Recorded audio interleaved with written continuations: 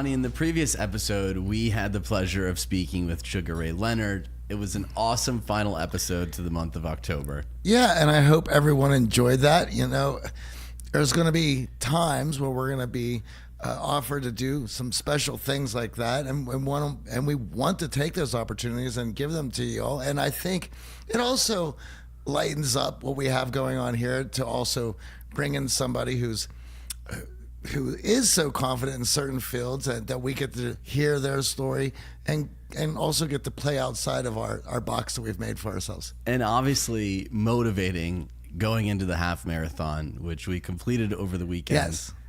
Wow, what an experience. Definitely had the pleasure of hearing Sugar Ray Leonard in one ear and this month's guest, upcoming David Goggins, in the other ear, yes, cheering us on, pushing us outside of our comfort zone. I know that both of them were in my ear at certain parts of that race, and I couldn't help but laugh. And what a great month we had, where we had got the opportunity to interview them both in the span of a week. Two elite athletes, up to our own pushing ourselves physically. It just worked out so well. And I think the best part about it was having an opportunity now, moving into the month of November, to really focus on rebuilding confidence. As we've gone through the last few months, we've really focused on honing those social skills. This month, we're going to dive into the mindsets necessary to be successful in life. And a lot of us have found our confidence shaken for some reason. And in those moments where we have some self-doubt, we take on some criticism, and now our confidence is taking a hit. How do we rebuild that? And confidence is our bread and butter here at The Art of Charm. Building confidence and social skills is the main reason that thousands of people have joined us in our coaching program over the last 12 years. And at the same time, we're often confronted with huge misunderstandings and myths around confidence and how we build what that confidence is. Lastly, we want to start the month of November and the theme of rebuilding confidence by addressing 3 specific myths we hear all the time in our boot camps around confidence. And bear with us here, because this episode is laden with a lot of scientific studies. As you know, listening to us, we love understanding the science behind why we do what we do and how we can use that to our advantage to become more successful, both socially and in life in general. So you're going to hear some studies, cutting edge behavioral and social science, that we're going to drop in this episode. So stay tuned, get your notepads out. We are excited to dive into rebuilding confidence. And I just want to preface that as well with the idea is, if you're listening to this and you think, well, I haven't had anything happen to me lately where I need to rebuild my confidence. Let's not get too high on ourselves. Understand that it's coming, right? Those moments in life that you're going to get shaken up, they come for all of us, and there is plenty of loss in everyone's future, and you need to be able to withstand some of those beatings that you're going to take, that the damage that you're going to sustain just by living, period. Right? It doesn't going to come. So not only rebuilding confidence, but this is about how you're going to go about strengthening your confidence and getting ready for those moments that you will be shaken up. So this is for everybody. Absolutely. And I know that we, over the last decade plus, have gone through those moments, those gut checks, those, wow, I got my feet knocked out from under me. How am I going to get back up, dust myself off? And we use this exact science to rebuild our own confidence personally. So we're going to be sharing some of those stories as well. But we're going to jump right into the very first myth when it comes to confidence, and that's the idea of feeling confident first. And when we talk about confidence, a word that hops to everyone's mind is self-esteem. The concept of having high self-esteem is so prevalent in the self-development field that many of us work on improving our self-esteem in the hope of creating all these other benefits in our lives. And we always see successful people as having high self-esteem. So immediately we're like, I need that. I just need to have more self-esteem and I can become successful. The idea here is if I build up my self-esteem, then I will naturally be successful. That is the first confidence myth we want to talk about today, because science does not back this up. No. And I know Johnny and I are both children of the self-esteem movement. Yes, we are. Johnny, you had some pep rallies around self-esteem in school. Absolutely. And I remember these fondly. And we have a guest next week, Stephen Hayes, who's going to dive into this in a very in-depth conversation. However, I do want to state that, yeah, we used to go to these pep rallies, and they were like every 2 months. And I remember specifically asking, why are we doing this? And I remember it being centered around self-esteem, and my teacher telling us how important it was for us to have high self-esteem. And, you know, in these studies, it shows that it has quite the opposite effect. And one of the other things is when you're being told this, and as a kid, you haven't been through much in life where that sort of gets shaken, right? You're growing. There's a lot ahead of you. So I think for the most part, a lot of children feel really good if they have a healthy home. They're excited. School can be fun. They have friends. They want to go play, and so they haven't had too much mess with them. So when you continue to be told that you need to have self-esteem, and that you're doing these pep rallies so that you can feel this way, you start to think, well, I feel good. My buddies feel good. Who are we going to these pep rallies for? Right, who doesn't feel good? Who doesn't we feel got to good? pick on them. Yeah, so then you start to see other children who you think, well, that kid, he needs self-esteem. And because we're doing these types of activities for him and the likes of him, then he gets singled out, he gets targeted. And we all understand when it comes to bullying, the science has come back that it was never about having some abnormality that people can zero in on.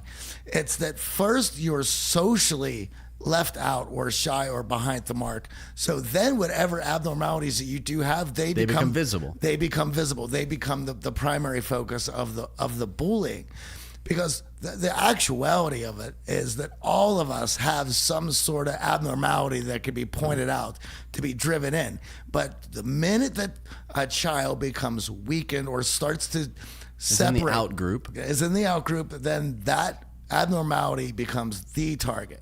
And I think this is a classic case of science getting ahead of itself and realizing that correlation does not always equal causation. So this idea that successful people have high self-esteem, therefore we have to artificially inflate self-esteem, has led us down the wrong path. There's a very fascinating study done by Roy Baumeister and his team that was published back in 2003, and you'll find the link in our show notes. The study is titled, Does High Self-Esteem Cause Better Performance, Interpersonal Success, Happiness, or Healthier Lifestyles?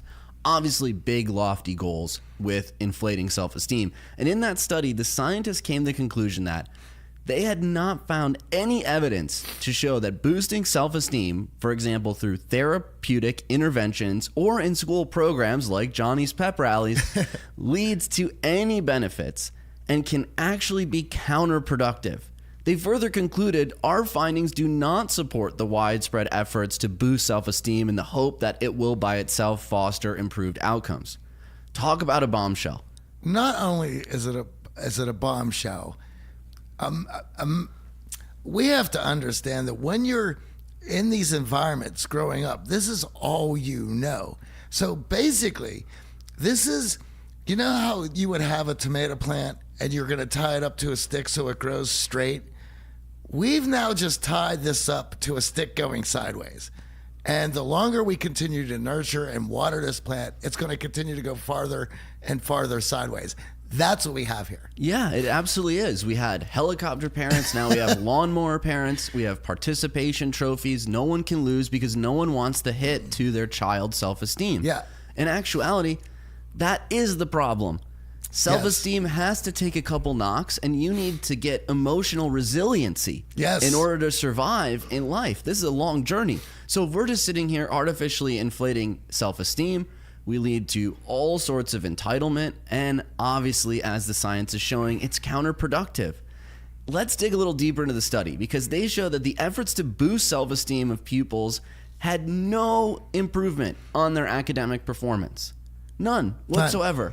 You inflate self-esteem, that doesn't lead to good grades. Well, and once again, we talk about the how wrong it is, because now the child feels good that they don't need to get good grades. Well, I'm good. I have high self-esteem. The grades, that doesn't matter. And now we have, these very confident, dim-witted people. Overconfident idiots walking around. Here's another one. Job performance in adults seems sometimes to be related to self-esteem, but the direction of causality is actually not established, and it might be the other way around. Meaning, yes, when you start to perform well at work, your self-esteem gets a boost. It does not work the other way around. You get a self-esteem boost, and all of a sudden you start leaning in at work. And self-esteem has not been shown to predict the quality or duration of relationships. So artificially enhancing self-esteem, focusing on pumping up and boosting self-esteem has been counterproductive. And let's just tie this self-esteem movement into a narcissistic tech world that promotes you being super and awesome and badass, and your curated Instagram that shows how amazing you are, and now you have this self-inflated esteem to go along with it. I mean, holy cow, we have a country full of blowhards. Sadly, we've put our focus and energy on the wrong things. And here's the end. The end of the evidence shows that living a successful life leads to high self-esteem. Shocker. Yeah. Right? We don't need science to tell us that. It's pretty obvious from the results. The problem is we've been trying to draw too big of conclusions based on sheer high self-esteem, and it's led us astray. Now, don't get us wrong. The science clearly shows that high self-esteem is a good thing. We want to have it, but artificially inflating it and not building the emotional resiliency that life needs for us to succeed has worked against us. And something you said earlier, confidence, core confidence, and there's a process to that. And I also want to say that we're making fun of all this, and I want to make sure that everyone who's listening to this is clear that we are not saying that we're above this. We've been caught into this trap as well. In fact, it is because of the trap we've caught ourselves into. I'm asking questions of what happened. Right? I was on the right track. I was feeling really good. And then you get to this point and you're like, well, wait a minute. How come I cannot bring into my life all these things that I want with how I've been going about it? Well, because you've been going about it all wrong. And so you have to ask these questions, what is wrong? And then you start to find out that the story that you've been telling yourself, which we're going to get into in a bit, but also the procedures and how we went after those things were wrapped up in the self-esteem movement, which once again, it doesn't get us to where we need to go. Yeah, and everyone wants to celebrate the students with high self-esteem. I get it. I understand elevating them, but building resiliency, building emotional flexibility, that's where the magic truly happens. Because I know for me, when I finally had my comeuppance in graduate school and I finally got challenged and I was not the head of the pack, I was not elevated and celebrated like I was through my undergrad and even my high school career, that was a shock to the system. Yeah. And I looked around and I didn't have the tools to handle it. You know, we get these letters all the time. In fact, there was one that just came in this week about a young man who had to do a lot of questioning himself and everything that was going around him when he realized that he wasn't going to be able to play pro ball. Imagine that one. Once again, your whole entire life, you have gotten value and have been celebrated, and you've gotten attention, approval, and acceptance for this one thing, and then that becomes your whole life, and now you can't pursue that any further. What are you going to do? Yeah, we've had professional baseball players, professional hockey players, professional basketball players all sitting on the couch at boot camp. What's up? And their career is now in shambles, and they're no longer celebrated for the one skill set that they put all of their value in. That's a tough place to be. Talk about taking a self-esteem hit. Listen, you were there. I was there. Some of the guys on the couch were there. And this happens in everybody's life. We're just not the people who've been picked out. This happens to everybody. Now, what happens when you get into that point? You can start drowning those feelings out and ignoring them through booze, drugs. Right. A lot of people, even Sugar Ray last week talked about that. You put yourself in a situation where people elevate you beyond where you even find value or think of yourself as valuable. And all of a sudden it leads you to some dark places. And some people just sweep these negative emotions under the rug. I can't listen to that. I got to block that person on social media. I don't want to hear that. And I will also say that, let's say that you curb taking it through, like numbing that feeling, medicating, right? So let's say you go to a different route. So shopping, video games, food. There is so many ways. It will manifest itself in one way or another unless you decide to ask the right questions, get answers that you are uncomfortable with, and then lean into those answers, looking to rectify them. And of course, that's what we're talking about when we talk about rebuilding that confidence. And this is why our coaching programs all dig into this idea of the story action cycle. In fact, Core Confidence, our online group coaching program, talks a lot about this so that we can start to understand the stories that drive our lives. And we all have stories running in the back of our mind all day long, a narrative that we've built up. And sometimes these stories have been implanted and embedded from other people, strangers, teachers, coaches, and their behaviors around us. We've assimilated into this story, this narrative that drives our behaviors. And sometimes we're not even aware of this story. It's happening subconsciously. And thinking about it right now, how many of you even realize that there's a story driving your behaviors, leading you to listen to this podcast? So as we go through our day, in the background of our mind, it's going through this story. And it's basically our operating manual for living. Mm-hmm. It's how we run our day-to-day lives. And it is very effective because then we don't have to make constant decisions every single second of the day. Well, that's exactly why we have it. If everything is on a conscious level, you're going to be worn out. You're going to be beat up. You're going to have mass anxiety because you have too many options ahead of you. That's why the story gets built. The story gets built on patterns that you see, and you will even place those patterns where they don't belong in order for you to feel safe to move forward. And you can make decisions now subconsciously rather than consciously, because if you were making every decision of every moment of every day consciously, you would be a basket case. And this is why those people who tend to be super high on the intelligence bell curve tend to be neurotic. They tend to be a bit jumpy because they're aware of way too much. And of course, we know what that looks like to people who overanalyze things, don't we? Just a little, yeah. We've had a little bit of experience in that arena. Yes, we have. The problems start to happen when we don't like part of that story. For example, we might be sitting in a business meeting and we need to voice some concerns. Yes. Our boss is now telling us something that we disagree with. So what happens? Our mind starts to go through that story that we've had. Well, when I sit in a business meeting, I never voice any concerns, so I need to just stay quiet. And that's what we do, because that's our story. It's very hard to break from this story. Now, here we have a big problem, because we can't just take that story, tear it up, and overwrite it. There's so much that comes into play, because not only do you have a story, the people closest to you have a story about you, right? Because they have to put patterns to your behaviors so that they can feel safe with you in their life. And they start to get a little jumpy when you're not following their story. Absolutely. In fact, they can get angry. And this is what makes change difficult, because not only do you have to change your own story and your thoughts about how you're going to proceed about things, but then you have to also realize that it comes into play. We see it all the time of, if I change my story, if I start behaving differently, well, then what's going to happen to the friends that I have? Well, and we've talked about this. Some will not be too thrilled about that. In fact, they're going to be a bit angry and they're going to ask a lot of questions.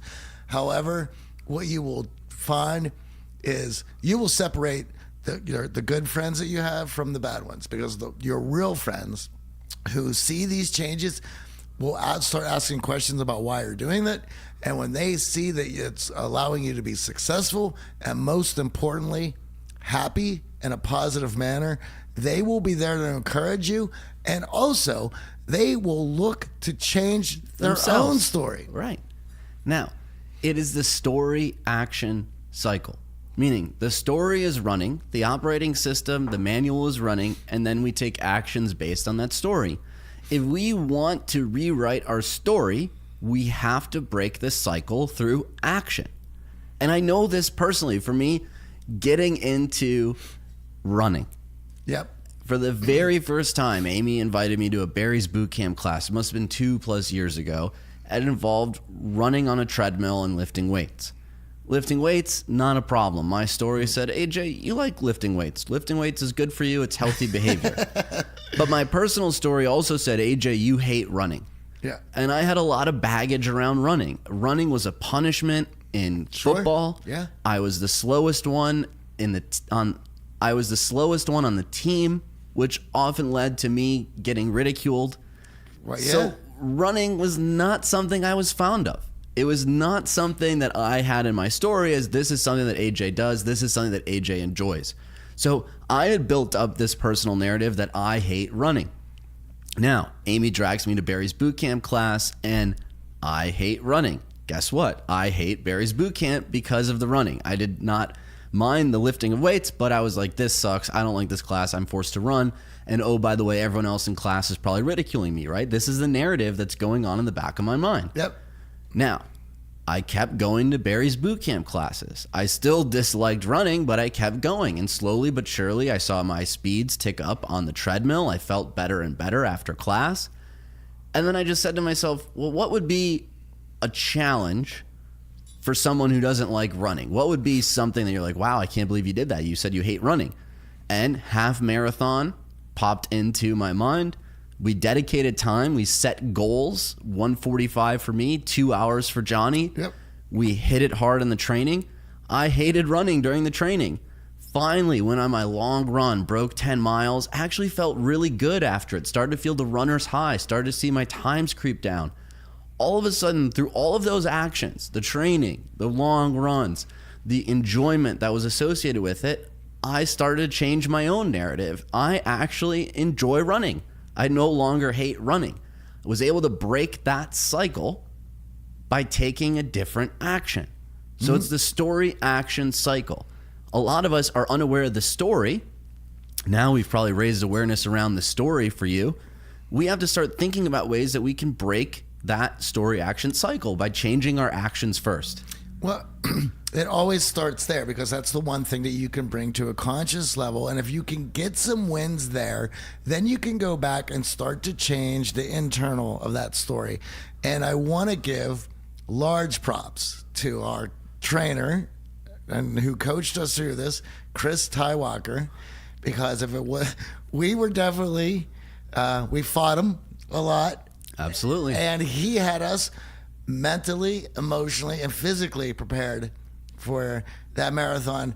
And though I was getting worked up leading up to it, I just knew that 2 hours that morning was running, and it was going to be painful, and there was going to be a lot of self-talk and challenging ourselves, and I was ready for it, and I know you were ready for it. And though there was still some apprehension going into it, which we're going to talk about, but we were prepared for how we were going to deal with any of those questions that came up while we were doing that. And 159 for Johnny, Yeah. 144 for me. We both beat our goals going into it. I want to say I also had a piss break at mile 6, so I could say there's a couple more Yeah, minutes. all right. Could have shaved a little more time off there. Yeah. We'll give you credit on that. Yeah. When we take action, we start to rewrite that story. It's not the other way around, which is what this entire myth was about, right? It's not, I need to feel confident first, and then I'll start acting confidently. No, we need to start acting more confidently to start building that confidence, to start changing that story. I need to start running. I need to start logging some miles before I can start to truly say, hey, I don't hate running. You know, and I think this is where people start to get a little bit nervous because people who are self-aware don't like imposter syndrome. We hear this question a lot, and I know that we'll be talking about it more in future episodes. And when you have to start acting outside the story that you've already written for yourself, it is going to feel weird. And we talk about this. It's B over A. We've already have a program pathways that are built up, which we call decision A, right? It's what we've always done. Right. It's wired in our mind. That pathway has been firing for years. It is this story that we're talking about. That's the story. And now all of a sudden, we realize that story is no longer able to get us to where we need to go. We've come to that realization. So that means the story needs to be rewritten. So therefore, I must choose path B, which goes against the story. And now, though I feel awkward, it is new. I'm acting at a conscious level because I have to bring it to a conscious level to make it that decision. And because this is all new and there's apprehension and I've never done it before, it might not go well.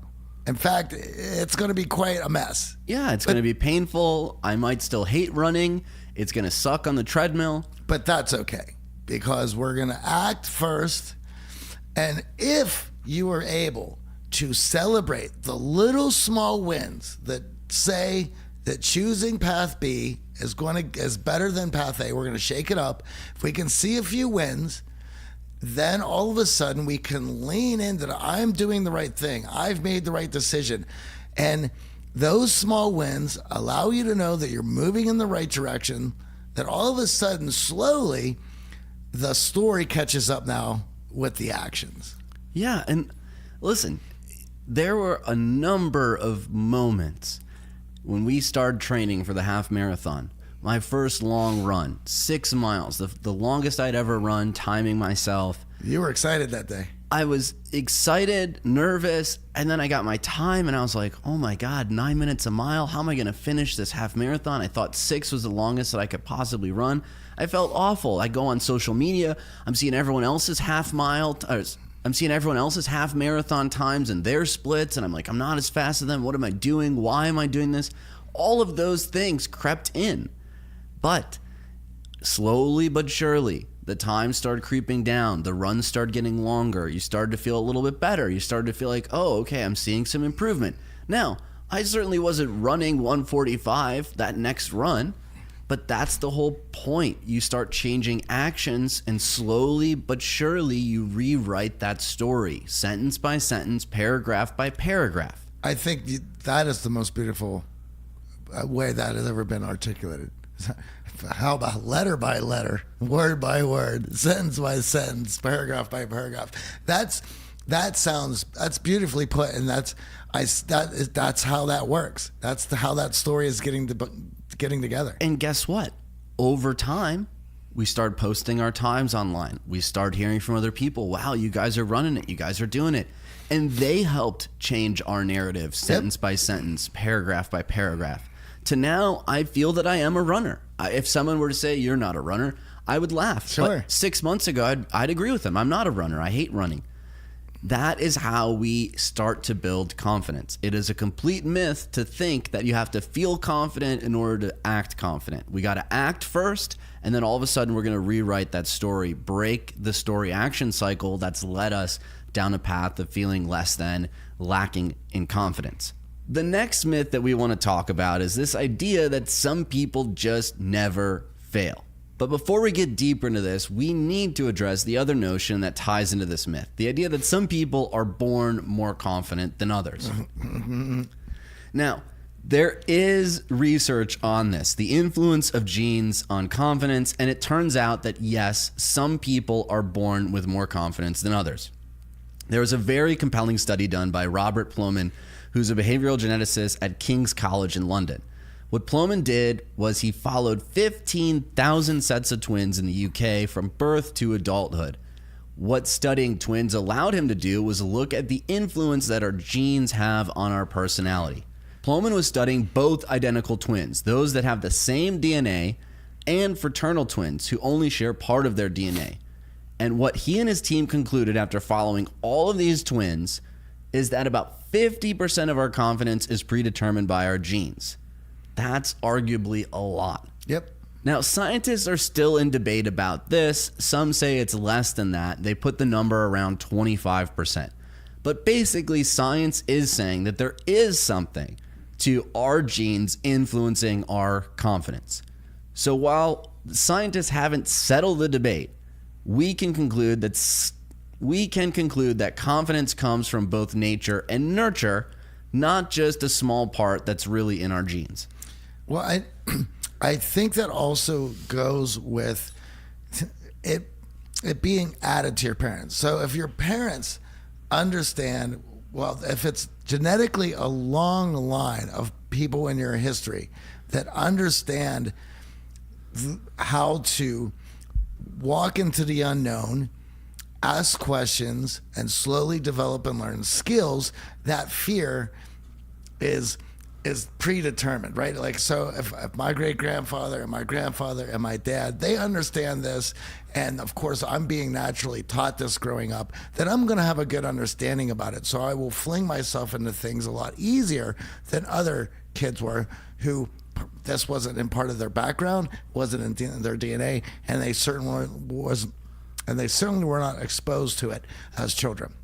Yeah, and I can definitely feel it from my own experience growing up, that there were some things that my family felt confident in doing, and there were some things that they weren't confident in doing. And guess what? I happen to pick up on those patterns too, right? Some families tend to have academic confidence. Some families tend to have athletic confidence. But here's the thing. We have to dispel this myth that you're either born with it or not, because that becomes a convenient excuse not to improve yourself. Well, I think you should look at it in the manner of confidence being a nebulous term. Right? It's you can't really grab onto it, and we're going to talk about this in a bit. But if it's a black box, and you going out and learning new skills allows you to venture out into the black box, be a little bit more aware, paint more of that black box in, well, that's slowly the confidence of that register that you get. But there's always going to be more unknown. It never ends. Right. So the only thing you can do is illuminate certain parts of this darkness at your in due time as you're going to go out and venture into it. Right. It's like those video games as a kid, right? You get the light, you get the flashlight, and then all of a sudden you're walking around the map and you're illuminating more of the map.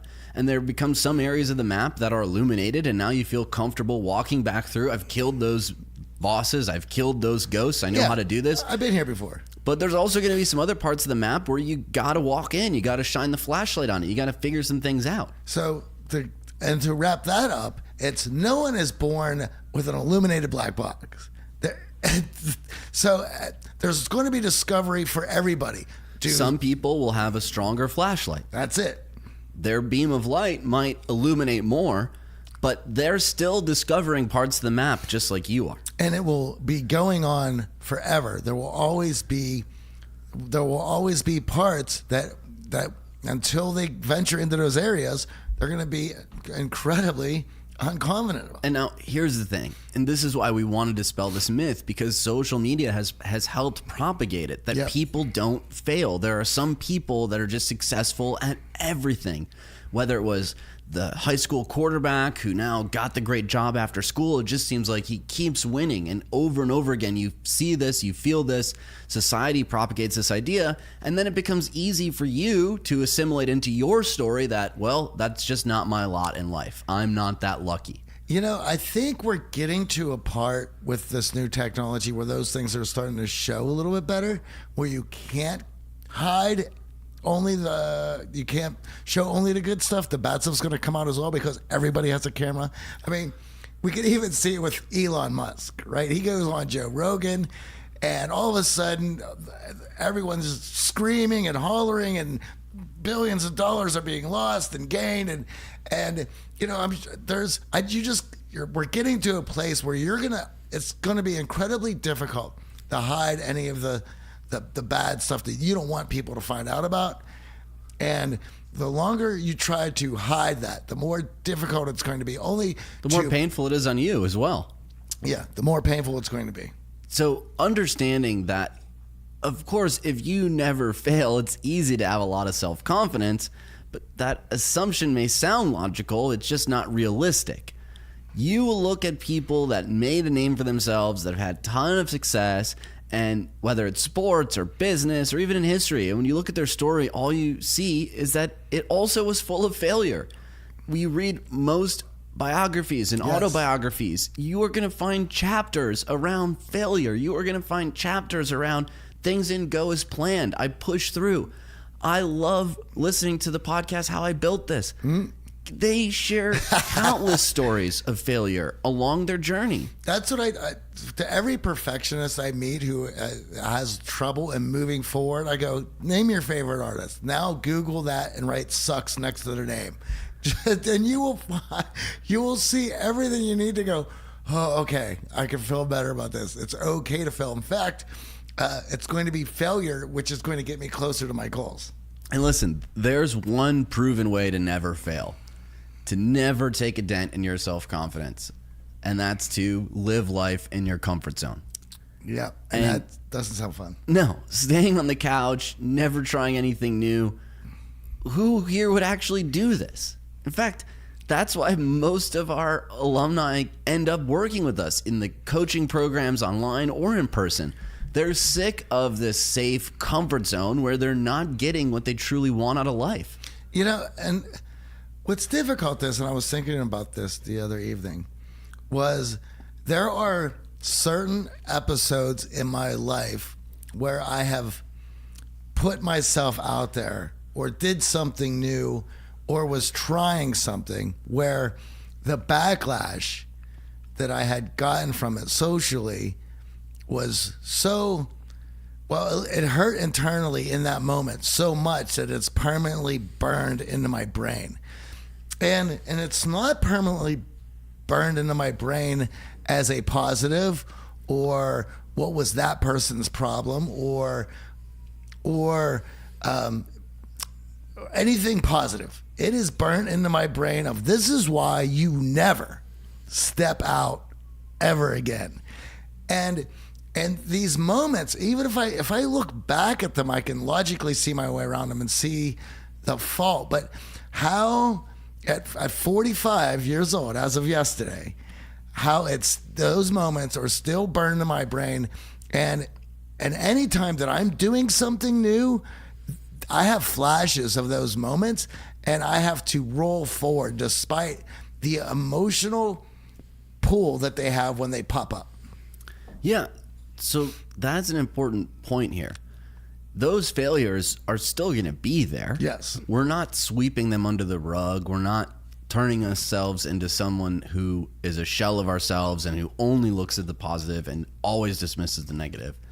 But it's choosing to act even if you're feeling that discomfort. That's what we're talking about. Yeah, well, even at 45, if I see one of those people post something on Facebook, I still at this moment get angry. I go, what is this asshole saying now?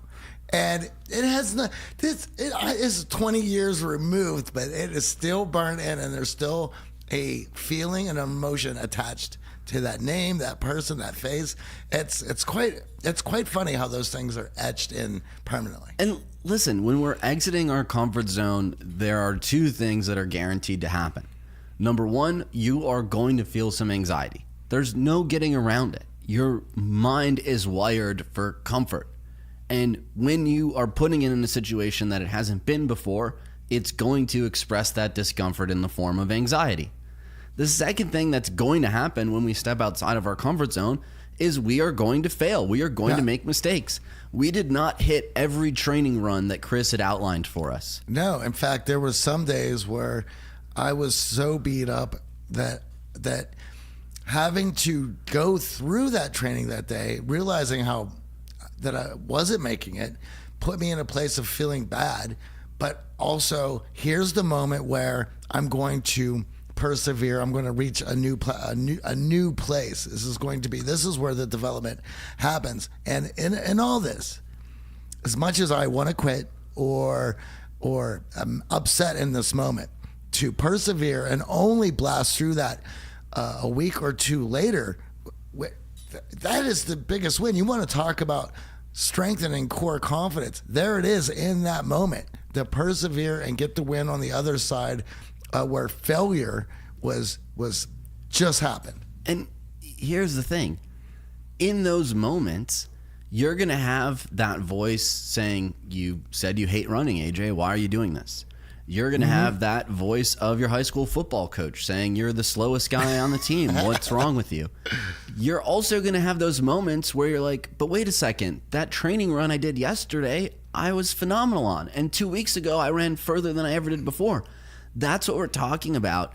Taking action allows you to drown out some of the negative voices with new experiences that show to you that you should feel confident in this area. And over time, those voices are going to drown out all of the negatives so that you feel even more comfortable moving forward. You know, we were laughing after the race. Man, I feel like I could have ran 15, 16, 17 miles. Why do we stop at 13.1? Yeah. Leading up to it, we were like, why does this thing have to be 13.1? So it's very easy for you to swing both ways if you are constantly pushing yourself outside of that comfort zone. Those training runs were outside of our comfort zone. They were the longest distances we'd ever run. They were some of the most terrifying terrain we'd ever run. Hills in Beverly Hills, going up and down side streets, dodging cars and traffic in Hollywood. Yeah, that was certainly the most difficult part for me in the training, is running on Sunset or Hollywood Boulevard at 7 in the morning. It was quite scary, and there was no way of putting in my earpods and zoning out and just cruising outside. I would have been racked. Now, let's talk about dealing with failure, because if we're trying to build confidence, if we're trying to rebuild our confidence, then failure is going to be something that we have to surmount to start building things. Now, first off, we are not going to try to tell you to suppress the pain or pretend that failure doesn't happen. That you're not going to hear that here. And science doesn't approve of that message either. You need to feel the pain of failure. You need to build the emotional flexibility and resilience to push beyond that pain. The second thing is, if you just took a blow to your confidence, well, yeah, there's going to be a healing process. You don't just bounce back. I'd love to run 10 miles today. My body's telling me, no, dude, not a good idea. You are going to have to heal up a bit. And lastly, you may feel a very strong urge to black out, block that out of your mind, not focus on that. Go to the other extreme, overindulge in self-pity. Yeah. I can't believe I'm such a failure at everything, and trying to turn that into your whole narrative and story. It may make sense in the moment, but it actually does not improve where you need to be. Putting your head in the sand and pretending that it didn't happen is not going to improve what happened after that failure. Yeah, and one of the things I want to talk about this is several different ways of looking at failure and diving into failure. For one, now that I understand the process and how it works, and I know that failure is part of the learning process, when I have the choice to walk into the unknown wanting and willingly, I can commit to the process, and I know what is going to happen. And so by committing to the process, I open myself up with a good sense of humor of how this is going to go, so I can laugh in the procedure and enjoy it for what it is, because there's some of the best laughs, some of the best moments, the best inside jokes that you're going to build with your accountability buddy in these moments. And we have many from this training. The other thing is, when you have a healthy outlook about it and you understand how it works, then you can partake in overreaching, which is a difficult thing. You don't want to, if you don't understand how this works, overreaching and coming up short can destroy you, can work in the opposite way. However, if you understand how the failure works, how the learning process works, you can subscribe to overreaching, because to push yourself in the farther than you ever been before, knowing that coming up short very well may happen, but it pushes you farther than you would ever have been in. And the only time that I would suggest Overreaching is when you fully understand how the learning process works and you're able to do that in a healthy manner. In fact, a lot of people, Bill Gates is one who supports overreaching. In fact, this is a guy who was selling software that he didn't even have because he loved that idea of going for something so extreme. But you have to have a healthy attitude about it in order for that to work. Yeah, and this idea of either, oh my God, have a great sense of self-pity or completely dismiss the failure, that is your brain trying to protect you from the pain, but it actually doesn't serve you. Oh. So throwing a self-pity party or pretending failure didn't happen is not a healthy way to learn that growth and learning process that Johnny was talking about in overreaching. Now, here's the other side of this, right? If our brain tells us that we're going to fail and embarrass ourselves, and then we do it, it's going to hone in on that. I told you this would happen. Yep. Don't ever do that again. So this is not how growth happens. And it's not how healing happens either. In order to be able to grow, we need to learn from the failure. And to do that, we first need to process the failure. And in order to heal, we need to accept the blow to the ego and then accept the feeling and move on. And here's some simple ways that we can do this. Now, number one, we're big proponents of journaling. And even in this race training, we used an app called Strava, which was journaling. Yeah. It was tracking our results, yeah, where we ran, what our splits were. And over time, it started showing us, hey, AJ, on that 6-mile run, you ran this 1-mile clip the fastest ever. Hey, AJ, you ran this 1.5-mile turn the second fastest ever. Oh, this was your slowest time on an uphill. In that journaling process, even in those days that, I felt, man, my times weren't where I wanted them to be, I could look back and go, well, holy cow, that first time I ran, that was a 9-minute mile. Yeah. So journaling allows you to, one, effectively process all of those thoughts and feelings and emotions that are inevitably going to come out of failure. And I think, to go along with that, when you opened up Strava and it showed your splits, did it say failed? No. It gave you numbers. It gave you data points. It didn't say failure. And you make with those numbers what you want to make with them. And we've said this many times. We don't use that term failure in class. In fact, we don't use it as people because we understand how bad that is. Now, there are times where we come up short. And the only question then is, well, why did that happen? And what are we going to do? What did we learn? And what are we going to do next time? Failure is out of the equation. It just doesn't exist. And people want to talk about social constructs. Well, that is the biggest one that you could put together. It's right there. I got a funny story. When we first moved to LA, we were trying to drum up business here in LA. We had strong following in New York.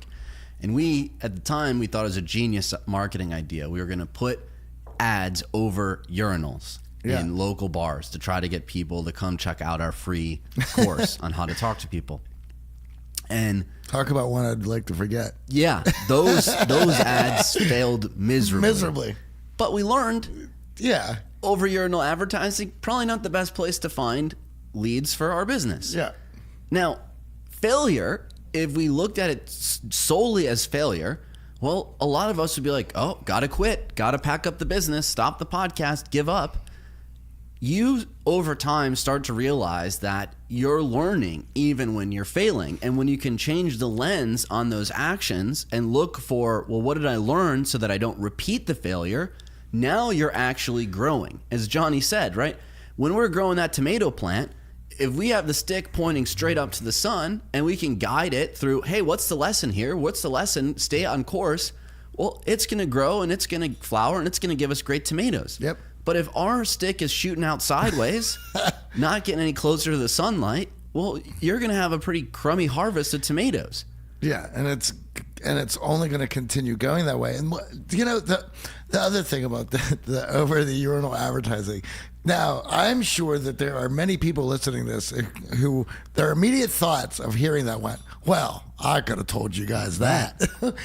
Yeah, and plenty of people have told us other things over the years about how to run the business. But here's the thing. If you don't do it, you just don't know for sure. That is now X'd out. But if you get into that mode where, well, I could have told you that, well, then that sort of, that will pop up, that phrase in a lot of things if you've leaned into it. And all of a sudden, that becomes your mantra. Well, I could have told you that. That's in the back of your head.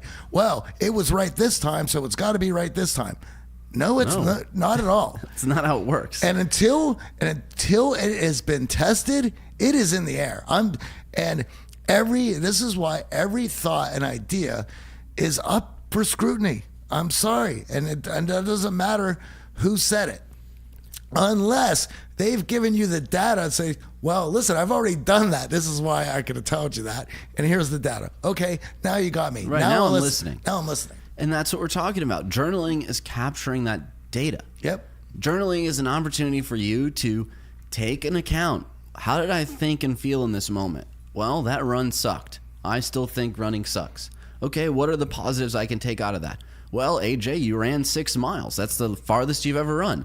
Okay, where do I need to work? Well, those were 9-minute splits. That's not going to get us to our 145 marathon. That's not going to get us to our 145 half marathon. Okay, now I can work to improve. That's the power of journaling. You have an outlet for your emotions and feelings. You have an opportunity to look at the data in a meaningful way, take the lesson, process the loss, and move on.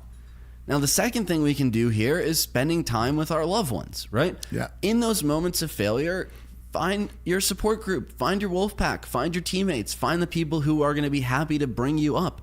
And listen, we know it's difficult to showcase failure. I know for ourselves here, as the business has had its lumps over the years, it's been difficult to say, hey, things aren't working. Yeah, things aren't going the way we want. Hey, we aren't getting the results we're after. It can be very tough. Your ego's definitely bruised. But guess what? When you're surrounded by people who care about you, they can allow you to see some things that maybe you weren't looking at. Maybe you weren't shining your flashlight on. I know in those moments where we've had some pretty colossal failures, it's been my friends and loved ones who've said, yeah, but you've been doing this for so long. Yeah, but this other thing you tried, it did work. So keep going. Those have been crucial moments for us to power through that failure. And what's funny about all of this, and the last tip that we're going to share actually comes from Dr. Sean Stevenson, a good buddy of ours. Ask yourself this: what's so funny about this? Right? When you look at failure through the lens of humor, when you look back at failure through the lens of comedy, yes, maybe it's not going to be easy, but what you're doing here is you're going to take that same experience and shift your focus from the negative into a more positive emotion. And who knows, you might actually get a good laugh out of it. I think this is also why so many movies that showcase dark humor are so funny to a lot of us, because though it's cringy to watch, we're able to laugh at it because we've been in those situations, and it puts us to a place where we don't want to have to go back to. But however, being able to laugh at it from that lens is the first step of you gaining from it. Now, the third myth that we want to debunk today is the idea that confidence is just a feeling. Yes, I know what you're thinking. What do you mean? Of course confidence is a feeling. Well, we all want to feel confident, and we think that once we feel confident, everything's going to be easy. And of course, we as coaches get this every time, people asking us how they can finally feel more confident. But let's delve into the etymology of confidence. The idea that confidence is a feeling is rooted in pop culture. Man, how poisonous is pop culture? It's utterly destructive. It really does. It poisons the mind. In fact, Russ Harris talks about the fact that this notion of confidence as a feeling has come into our Western culture only a few decades ago. And Dr. Stephen Hayes is going to talk about this next week as well. The original meaning of confidence, however, is quite different.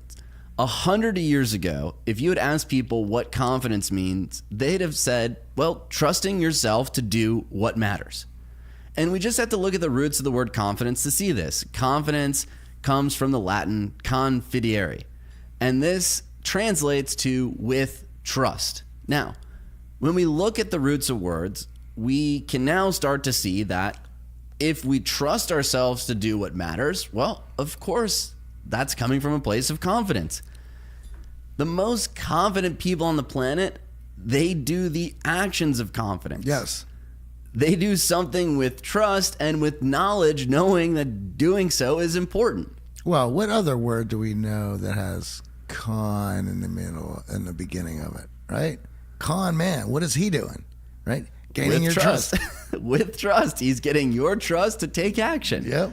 Now, we are guilty of this too. We always talk about feeling more confident just because this is how the word has been used in our culture. But we certainly believe that it's important to make this distinction. In reality, confidence is nothing more and nothing less than taking action and doing what matters. I know that in our Core Confidence group, our video-based group coaching program, the first exercise that our coach Michael does with the group is to ask the question, what would you do if you had unlimited confidence? And that's a wonderful question. I mean, what would you do? Think about that for a minute. Sure. Would you run a marathon? Would you jump out of a plane? Would you approach that attractive person? Would you run into the networking event and run the room? What would you do if you had unlimited confidence? And what comes of this, of course, is a long list of things like we just talked about. We can go to the party, we could talk to more people, we can go outside, we can have more deep connections with people, we can take on new challenges, mental, physical. If we are confident, we need to act with trust. Act with trust. Trust in yourselves and take action. And that is where I love the skyscraper analogy that you have, Johnny. Yeah, I've talked about this before, and we discuss it in class. And this is where the difference is. So we talk about how you shouldn't view it as a feeling, and that's the way pop culture has us viewing it. Great, fine. Then how should I view it? Well, this is it, right?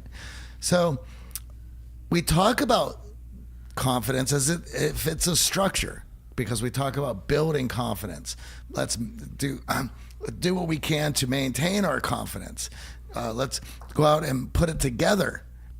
And so we're going to talk about it as if it's a structure. So if we're going to talk about it as if it's a structure, then we should view it as a structure. Now, anything that we build takes time. And we're going to use the Twin Towers here. This is a nice visceral visual. So how long did it take to build those towers? Obviously, that took years to put those things together. And your confidence is no different. It takes years and building it. Everything that you do is going to help maintain it and build it. But we also understand how easily we can bring those towers down. I mean, we've seen that happen. And in fact, your confidence, much like those towers, can be brought down very easily. And here's the thing. When we think about these structures, right? We don't just build a structure and go, oh, that structure is going to be around for 1,000 years. Exactly. We have a team of staff members who are replacing the windows, changing the floors, keeping that structure upright. Well, yeah, let's look at that. What if we were to build those towers and never ever touch them again? What is going to happen?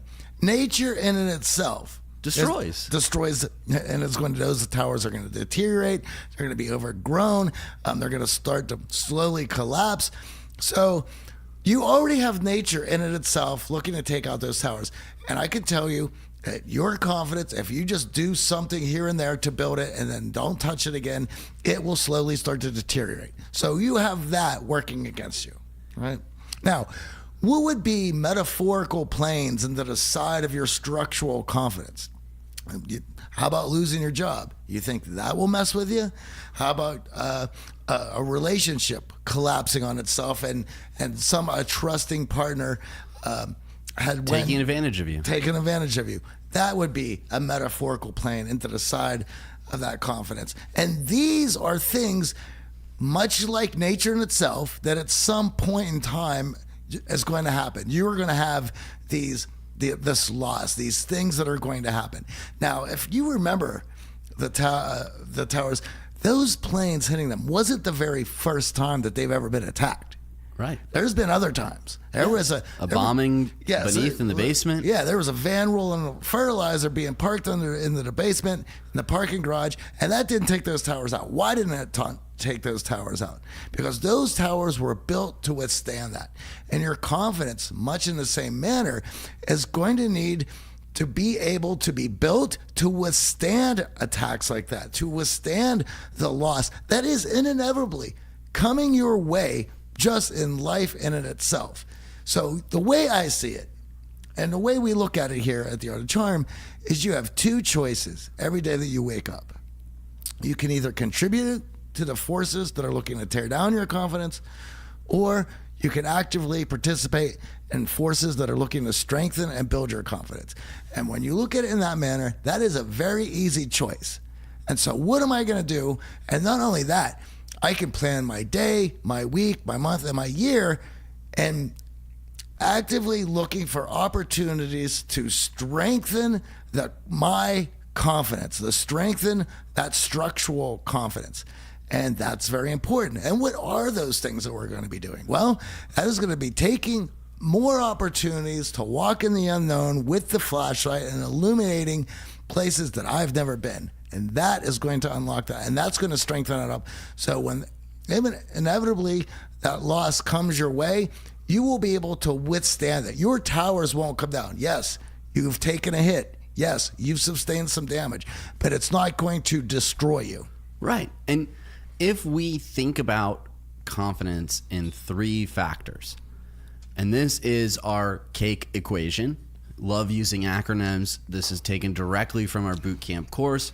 On day one, we talk about how to actually break down confidence into something that is not a feeling. Yes. And it's something that we can actively work on, as Johnny said, day in and day out. And when we think about this CAKE equation, the C in CAKE is confidence. It breaks into three factors: attitude, knowledge, and experience. And if you focus diligently on improving your attitude, gaining knowledge, and gaining experience in life, you are actively building that tower of confidence. Now, there are going to be many opportunities where your confidence is going to be shaken. Yes. And in those moments, you can look through this same lens and say, okay, was my attitude in the right place? Did I have enough knowledge going in? Or maybe I needed some more experience. And in all of those situations, whether it was a physical challenge, a mental challenge, an emotional challenge, I've come back to the same three factors. Was my mindset right? Did I have enough knowledge? Did I have enough experience? And when it comes to building confidence on race day, last weekend, why did we feel so confident? Well, number one, because our coach, Chris, focused on having the right attitude. Yes. Focusing on the right things, realizing that if we got in 10, 11 miles in distance, we could get to a place of 13.1. It's possible. The second thing is the knowledge of what to do on race day, right? This is the stuff you guys can expect. This is what is going to happen. This is how to prepare yourself. Well, and 2 weeks prior, we even went on a 5-mile race just to get a taste of what it was going to be, the energy and what was going on, so that we would be able to pace ourselves and not get wrapped up in what was going on. Because let's be honest, the training runs, you're on your own. Yep. You're not in a crowd. You're not competing with other people, jockeying, trying to catch someone else. You're running on your own. And lastly, that experience. All those miles logged leading up to race day, well, those three things came in to factor in our confidence on Sunday. On Sunday morning, I knew, based on my training, my knowledge of the course, and my attitude going in, that I was going to have a successful race. You know, for myself, on the 5-mile race, I got swept up in getting ahead, getting away from people. I had a bunch of adrenaline going. I forgot my watch, so I wasn't able to put Strava on, and realized how easy it was for me to get influenced and manipulated to race ahead, only to get caught up in my first mile being at 7:20, and at that moment realizing I can't keep this up, not at 40 years old. And of course, I was winded. And granted, yeah, I was able to do the 5 mile. We were well prepared for that. But that allowed me to know that on race day, in those corrals, amongst all of those people who were amped up and fired up, that I was how I was gonna go about it. I had a strategy, and it was won over from those 2 weeks earlier. Now, when you think about confidence with trust, it starts with your attitude.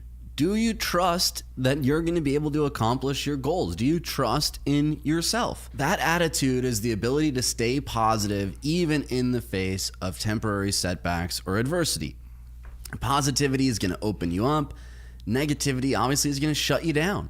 You know, it was funny. I was just doing a Facebook Live on the family page leading up to the race, and there was a few people that were going to be there cheering us on. And I let them in to know that in moments where I was questioning myself and I was having difficulty, and when you're doing something like that, it's going to be there, that in those moments, I was going to start smiling as best and as loud and proud as I possibly could. And if you saw me smiling in those moments, you know that I'm having an internal dialogue and I'm trying to have some fun with it.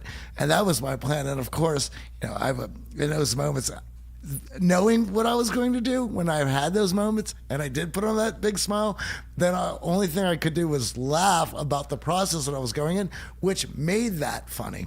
Absolutely. And when we look at the three factors, attitude, knowledge, experience, attitude is often the hardest for us to improve. I agree. Especially when we're lacking in confidence. So let's talk about the other two factors.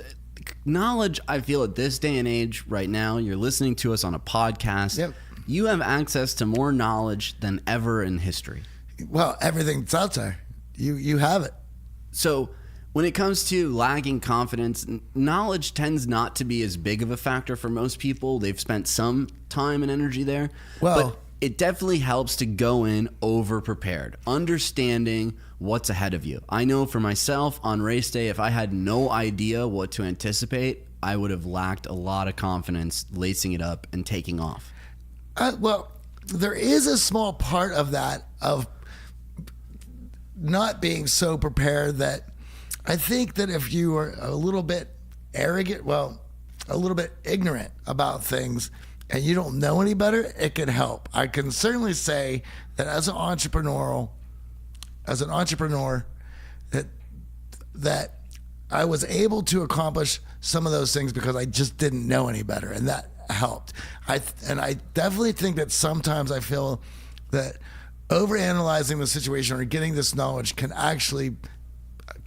definitely hurt at times. Well, that's the thing. Because it's the easiest of the three components for us to get, we tend to spend the most time there, right? Yes. It's easy. It's easy for me to go online and watch YouTube videos and read books and listen to podcasts. I mean, there are countless clients who've come through the boot camp, sat on the couch, and told us, what, Johnny? I read all the books. I read all the books. I watched all the videos. I've listened to every single one of your podcasts. I still can't approach that person. I still don't know what to say. I run out of things to say. My mind goes blank. And that is going to bring us to experience. But before we get to that point, the other one is, what happens if I get here? What happens if I get to this point? This is where everyone that I've read about has trouble. Well, why don't you worry about that when you get there, rather than not even trying, right? Because you're worried about this point where a lot of other people had trouble. You haven't even got off the couch. Why are we worrying about that? So that brings us to experience. Right. And experience is the one that is difficult to get, but actually can help you change your attitude, can help you take this knowledge and make it actionable. When we actually go out and run, not just watch running videos on YouTube and get all pumped up for the race, but when we actually log the miles, we're doing the hard stuff that builds confidence come race day. Yeah. Now, when you think of all of those areas of your life where you feel really confident, and most of us listening to this, it's probably in our career, well, we have these three factors firing on all cylinders. You went to school, you studied your balls off, you worked really hard, you got all the experience in the apprenticeship and the residency when you were making peanuts, and you worked under someone and you gained all of that valuable experience. And through those two things, you started to change your attitude. You started to believe that this is possible. I can do this. You know, to go back to something you were saying about watching all the videos, the day before the race, you watched a couple race documentaries to get amped up, to motivate you, to pump it up. Now, that was the day before the race. That wasn't before you decided to train for this race, to learn all about running and what you need to do.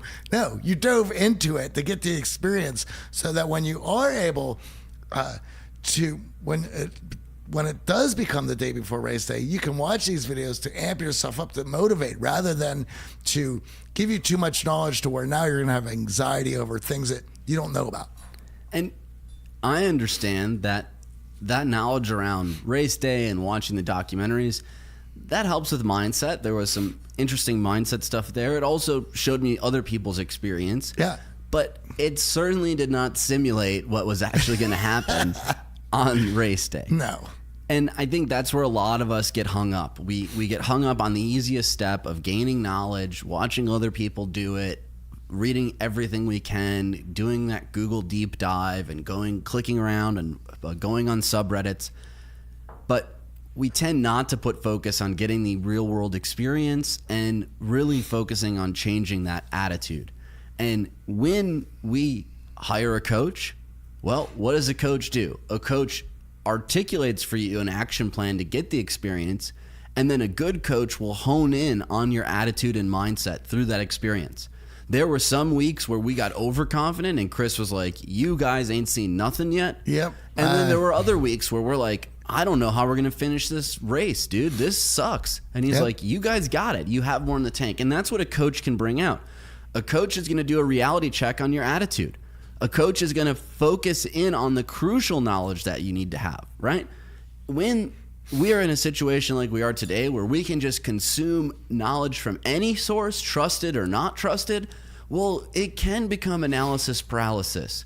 Yeah. We can have too much information for our own good. We can be pointed in the wrong direction because we took all of that knowledge into consideration. You know, how many movies, and there's one that comes up specifically, which is Heartbreak Ridge. It's a Clint Eastwood movie where he was, I can't remember the fight that they were going into, but here was this older, grizzled veteran who was going into the boot camp and training his cadets. If I use the wrong terminology, my apologies. And there was the movie was about his fight with the learned scholars of military and all the red tape. And basically it was this fight of, if you weren't there, you can't tell me what to do. And I think there was a lot more of this bureaucracy that came in as this knowledge comes out, where making these decisions from 20,000 miles away is not going to help when you're in it. Absolutely, right? Every movie we've talked about over the years comes back to that. You can have as good of a plan as you want, and everything goes out the window when you get punched in the face. I could just imagine, right? So here I am, I'm on mile 10, right? And previously, that was as far as both of us had run. So here I am walking into the unknown. I'm nervous. You know what I'm going to call? I'm going to get on my iWatch here, my Apple Watch. I'm going to call my mom and see what she's got to say, right? Mom, listen, I'm just past mile 10, and I'm not quite sure how I'm going to make this happen. And my mom could tell me, well, listen, I know you, and you're going to get it done. Great, thanks, Mom. And I'm off to finish the other three. It doesn't right. work. I wish it worked that way. Absolutely. So knowledge is easy for us to accumulate, but often we overlook those other two factors in building confidence. Changing our mindset, starting to believe that things are possible, is a step in the right direction towards feeling confident, towards acting with trust in ourselves. But ultimately, experience is where that rubber hits the road. And that's why in the boot camp setting, we focus on these three areas. We distill down the best knowledge around socializing, but also shifting those attitudes. And we focus on experience. Everything in the boot camp is experiential. It's immersive, so that you're not just passively taking notes from me and Johnny. You could do that listening to the show. Yes. We take you out in Los Angeles to get the experience to build that confidence.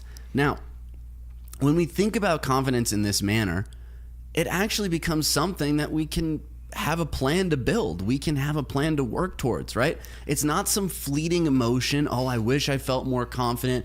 Oh, I'm going to think my way into acting. It doesn't work that way. Absolutely. And upon listening to this, you should feel, well, it shows that you have two choices here, right? Am I going to get up tomorrow and start actively working on these things?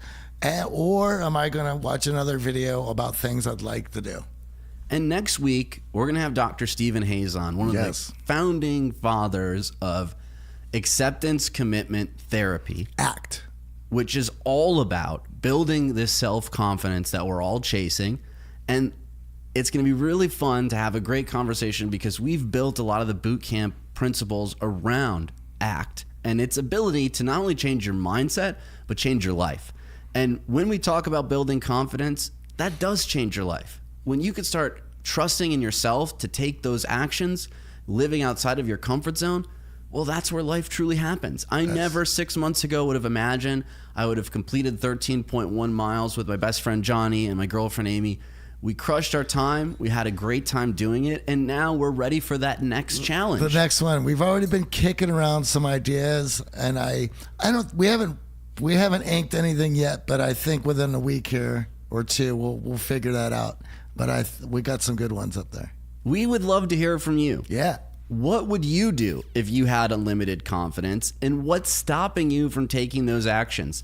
Let us know. We're always excited to hear from you all. You can email us at questions@theartofcharm.com. We're going to be taking your questions on building confidence this entire month, or through social media on Facebook, Instagram, or Twitter at The Art of Charm, or you can always send us a voice message and we might just play it on a future episode. Also, do us a favor and write us a review in iTunes or your favorite podcast app. It would mean the world to us. In conclusion, these were 3 myths about confidence that we wanted to debunk today to help you start rebuilding your confidence. Number 1, artificially boosting your self-esteem in order to become more successful in life is not supported by science. Instead, do it the other way around. You need to start taking action. If you do that consistently, then you will rewrite that story that you've been telling yourself about who you are. Yes, confidence is to a certain degree genetic, but no matter how confident or successful someone is, there's just no way to go through life without failing. And that's a good thing because it allows us to grow. And lastly, the myth that confidence is just a feeling. This is something that Western culture has been pushing for the last few decades, but instead it's a quality of action that you bring into everything you do. It's the idea of trusting yourself to do what really matters, and in the end, that's all that counts. Like you, be strong to hold the powers of the sun.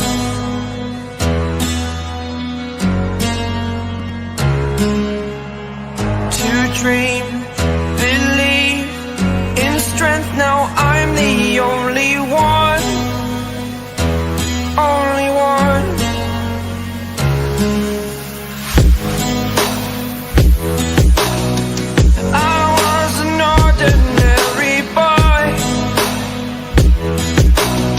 Until I broke the rules, my life destroyed. Life destroyed.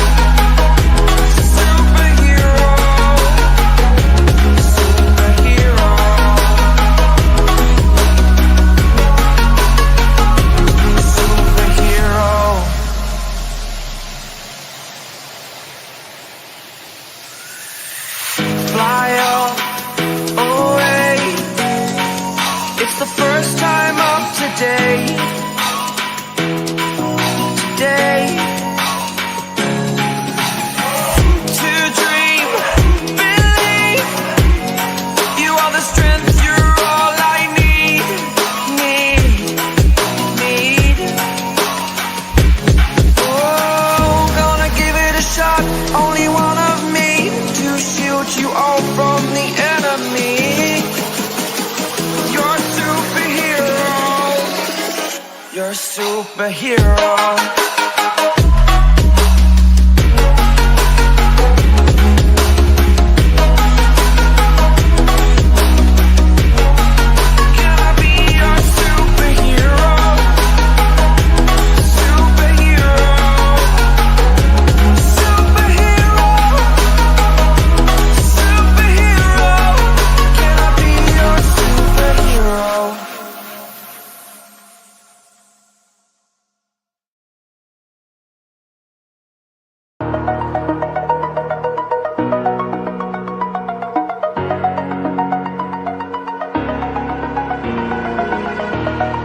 Over the edge, feel like I'm floating through the air. The pain I felt is paid for, all is said and done.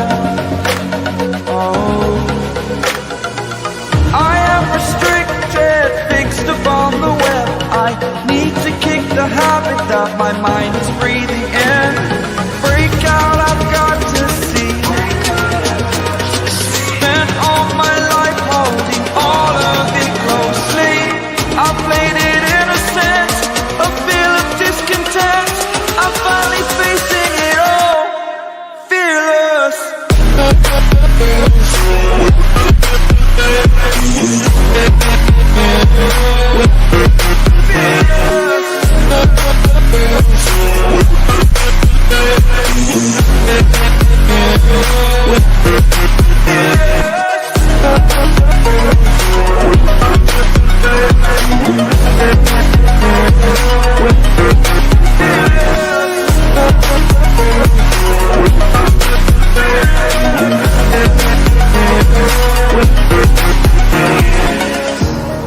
Burning the bridge that keeps us.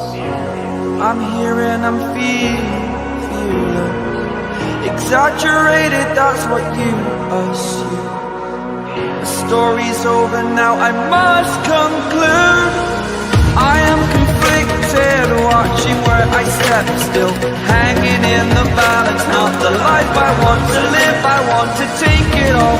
Standing tall, fear I've weighed the person you are. Oh, break out, I've got to see. Spent all my life holding all of it closely. I played it innocent, a feel of discontent. I'm finally facing it all, fearless.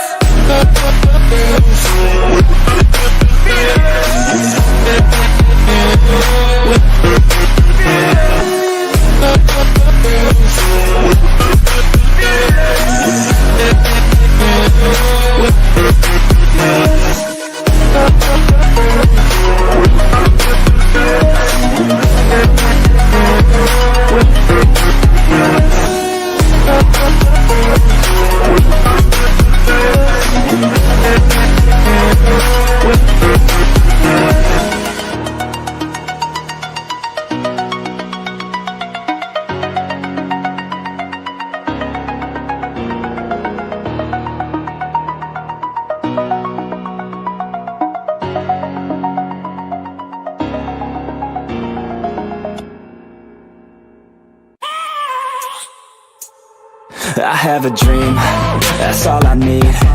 I'll make it happen with some work and belief. Know what I want, so I'll take it on. I've made mistakes, but mistakes make you strong. Let's break it down for a minute. I want the crown, I'm gon' get it. You hear me loud, man, I'm winning. Yeah, Charlie Sheen will be grinning. These ladies know that I'm sinning, and this is just the beginning. I'm closing in the night inning. There ain't no point in resisting. Living life like a dream, live it right, that's the thing. Every night got a team, I've been tied to the scene. Out on stage, here I'm screaming. Okay, it's a dream, and I pray as a team. One day it'll be me. If I want it, then I'll get it. Head down, don't regret it. Push myself to the limit. If I play it, then I win it. I'm just saying, I'm just living for today. For a minute, I don't stay, I just visit. Have no shame, I admit it. Looking right at me to see if I succeed, to see if I believe. They're looking up to me. They want want the best of me now, best of me now, best of me now, best of me. They want the best of me now, best of me now, best of me now, best of me. They want the best of me.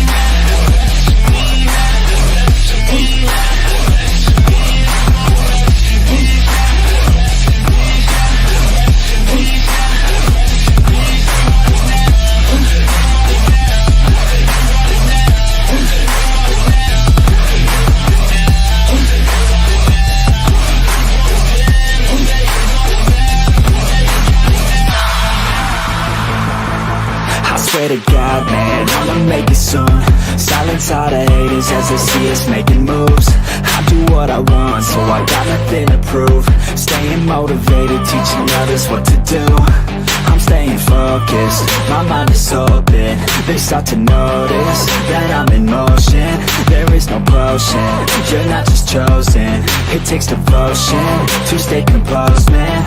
Never stop, there ain't no time to fall. Try to live, get it up, you got one life to ball. Thinking big, never small, cause you gotta want it all. When you finally get that call, you get ready, take it on. Need a handout, I already stand out. Starting to advance now, ready to expand now. You don't have a chance now, cause we're in demand now. Make it by the grand now, feeling in command now. They're looking right at me to see if I succeed, to see if I believe. They're looking up to me. They want the best of me now, best of me now, best of me now, best of me. They want the best of me now, best of me now, best of me now, best of me. They want the best of me now.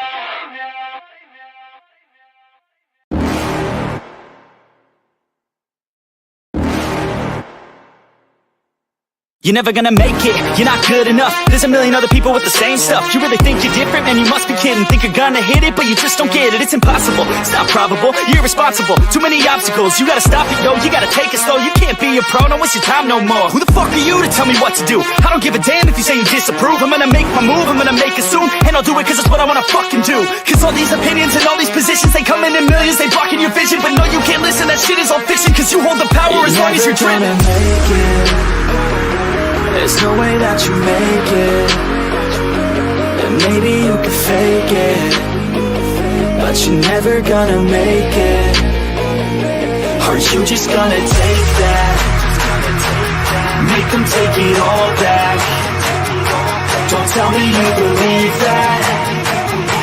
Are you just gonna take that? Or will you fucking fight back?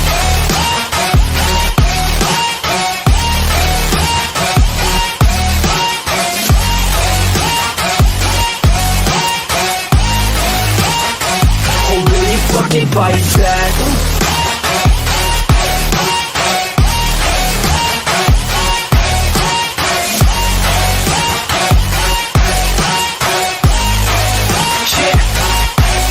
You ain't gonna make it, you ain't never ever gonna break it. You can never beat them and they're better than you face it. Thinking that they're giving them, you're not thinking straight, kid. No, they don't give a damn, you got what I'm saying? I'm not fucking playing, I'll give it to you straight, man. There's too many others and you're not that great, man. Stop what you're saying, stop what you're making. Everybody here knows that you just faking. Nah, I don't wanna hear it anymore, I don't wanna hear it anymore. All these fucking thoughts, they are not what I need anymore. I'm about to shut the motherfucking door on all you poor ass haters with your heads in the clouds. Talking out loud so proud, you better shut your goddamn mouth before I do more speak out. It's about to head south. You're never gonna make it. There's no way that you make it. And maybe you can fake it, but you're never gonna make it. Are you just gonna take that? Make them take it all back. Don't tell me you believe that. Are you just gonna take that? Or will you fucking fight back?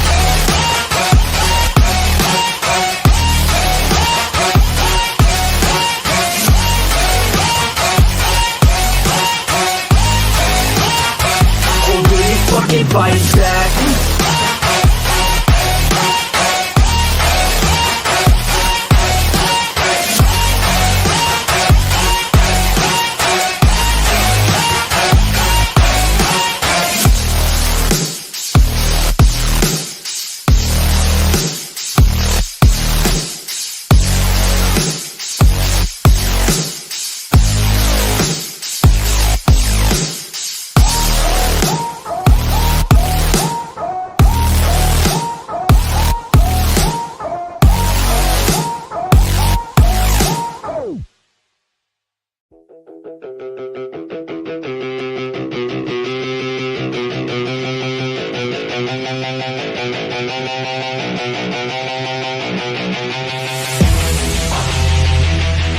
Yeah, straight out of the 949.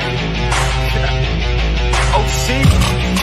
Yeah, you can't stop this show. It's fucking chronic, yo. It's fucking toxic like an alcoholic logic flow. It's catastrophic like a psychotic erotic code. Cause even though I wanna quit her, man, she kinda dope. I gotta go. I never slow down, everybody knows now. We the best to throw down, parties in the SoCal. We getting so loud, party with the whole crowd. Kick the haters all out, taking away all now. I've been hella focused, never slow down. Put my shit out in the open, so you know now. Everybody's taking notice, there they go now. Yeah, welcome to my show, bitch. This my hometown, I'ma get it right. Focus, never slow down. Put my shit out in the open, so you know now. Everybody's taking notice, there they go now. Yeah, welcome to my show, bitch. This my hometown, I'ma get it right.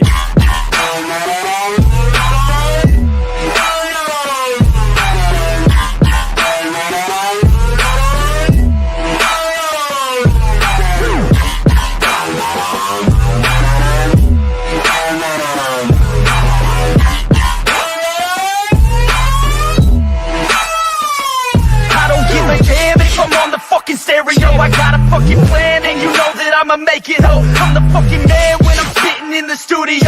Feeling hella slam cause I'm fucking down these fluids, yo. I'm about to throw down, I never slow down. From the bottom to the top, I fucking grow now. Chris Bryan in this bitch, I'm fucking pro now. Hitting home runs at every single show now.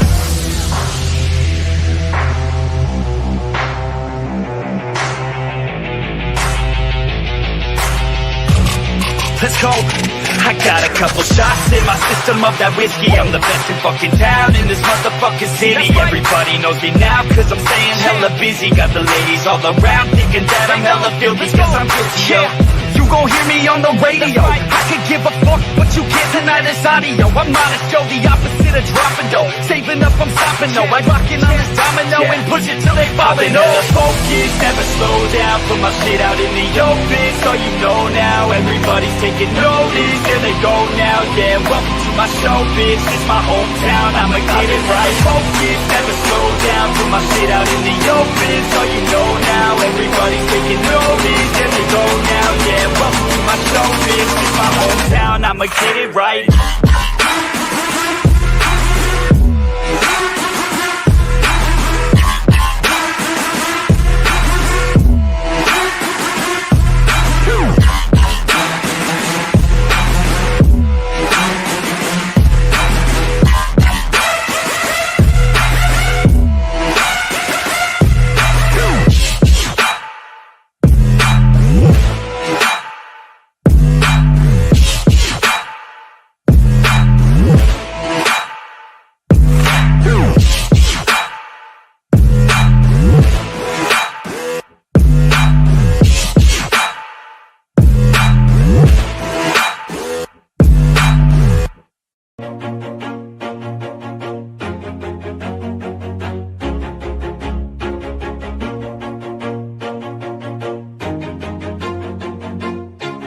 Always do it on my own, so I gotta get through it. And the only thing I know is to love what I'm doing. Never give up, never slow, till I finally prove it. Never listen to the no's, I just wanna keep moving. Keep my head up when I act, head up, that's a fact.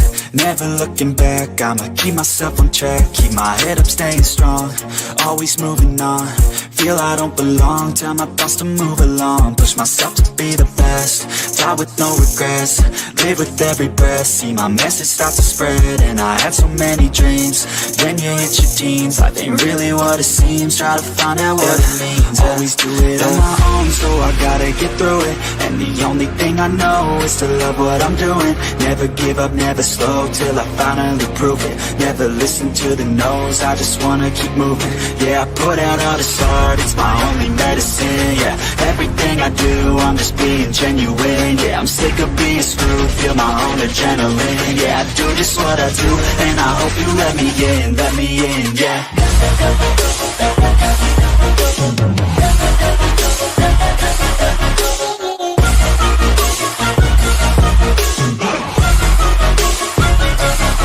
I'm grateful, oh yeah, able, oh yeah, I'm stable, oh yeah, no label, oh yeah, you know me, I have only a path, I'm lonely, but damn, I'm going to win. I don't want no fake love, I want the real stuff. Everybody listen up, cause I'll only say it once. I'm gonna show you all the path, if you want it bad. I'm gonna show you where it's at, yeah, how you can get it back. Yeah, cause I ain't never done, I'll be number one. Working hella hard until I get just what I want, yeah. Rises like the sun, yeah, fatal like a gun. Shooter's gonna shoot and I'm gonna shoot until I won, yeah. Always do it on my own, so I gotta get through it. And the only thing I know is to love what I'm doing. Never give up, never slow, till I finally prove it. Never listen to the no's, I just wanna keep moving. Yeah, I put out all this art, it's my only medicine. Yeah, everything I do, I'm just being genuine. Yeah, I'm sick of being screwed, feel my own adrenaline. Yeah, I do just what I do, and I hope you let me in, yeah.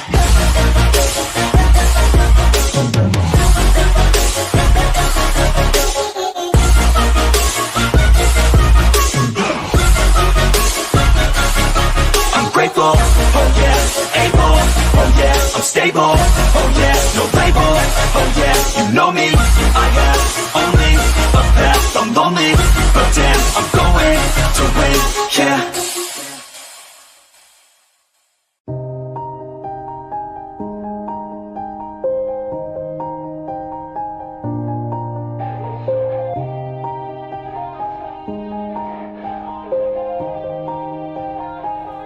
Yeah, everybody knows that I'm breaking down. Everybody knows I ain't faking now. Everybody knows my heart's vacant now. Yeah, she hates me now, I made mistakes but now I don't ever wanna be alone. I don't really ever feel at home. On my own, in the zone, that's the only way I know. Feeling low, about to blow back up. Here I won't ever let the doubt creep in. Gotta pop a couple more aspirin. I don't think I'll ever let you in. Easier to break it off as friends. I don't really understand myself, I don't really understand, need help. I don't wanna be left on the shelf. Couldn't even hear me if I yelled. It's so cold outside, I'm alone, I'm alright. It's so cold outside, I'm alone, I'm alright. It's so cold.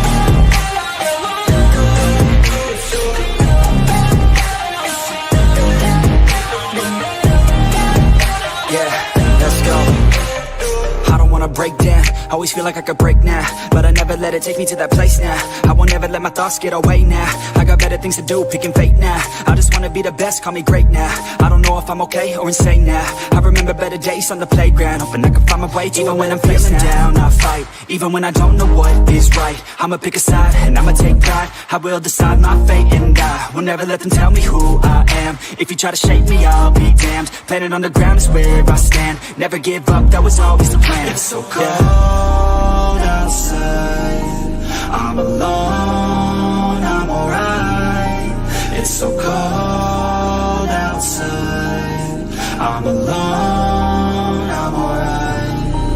It's so cold outside, I'm alone.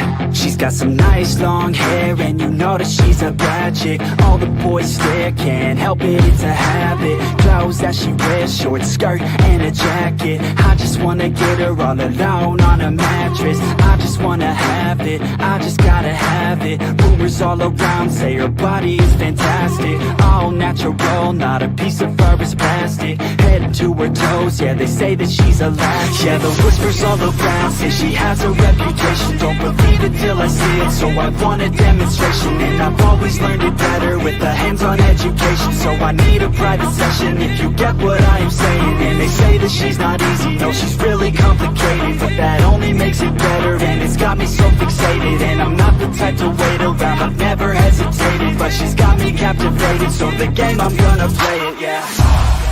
She's got a body like a coke thing, she likes to keep the party going. These rumors got me feeling lonely, I want that body, baby, show me. She's got a body like a coke thing, she likes to keep the party going. These rumors got me feeling lonely, I want that body, baby, show me.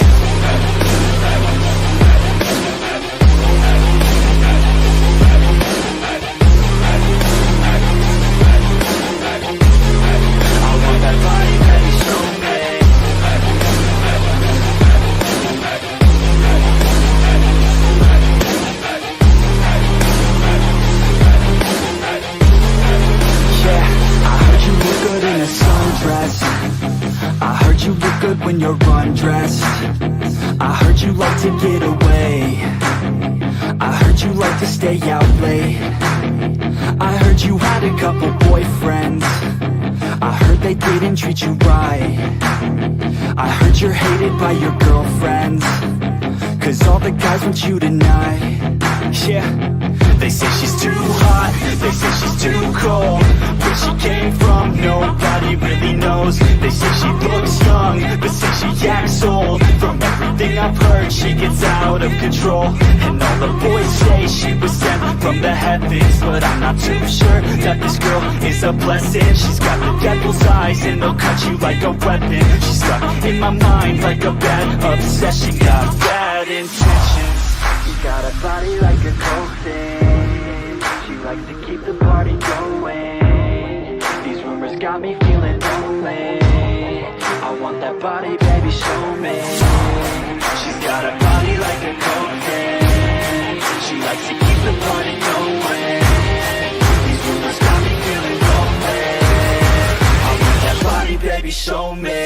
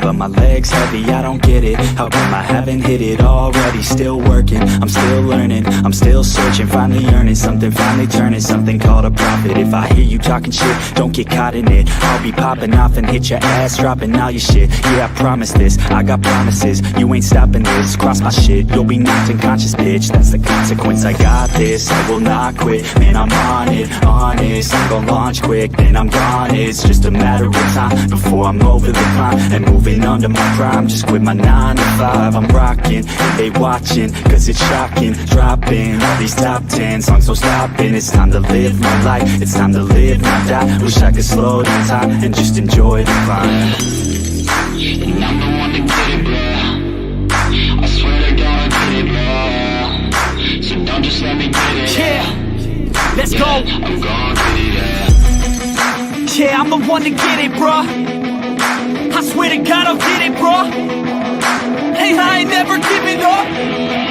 Said I never give up. I got this, man, I got it. I will not quit, I'm on it. Never rock it. Got the block lit, I'm toxic. Spitting logic, make them nauseous. Honest, can I stop this? Never cautious, drop it. I'm the hardest. Dark, bitch, watch it.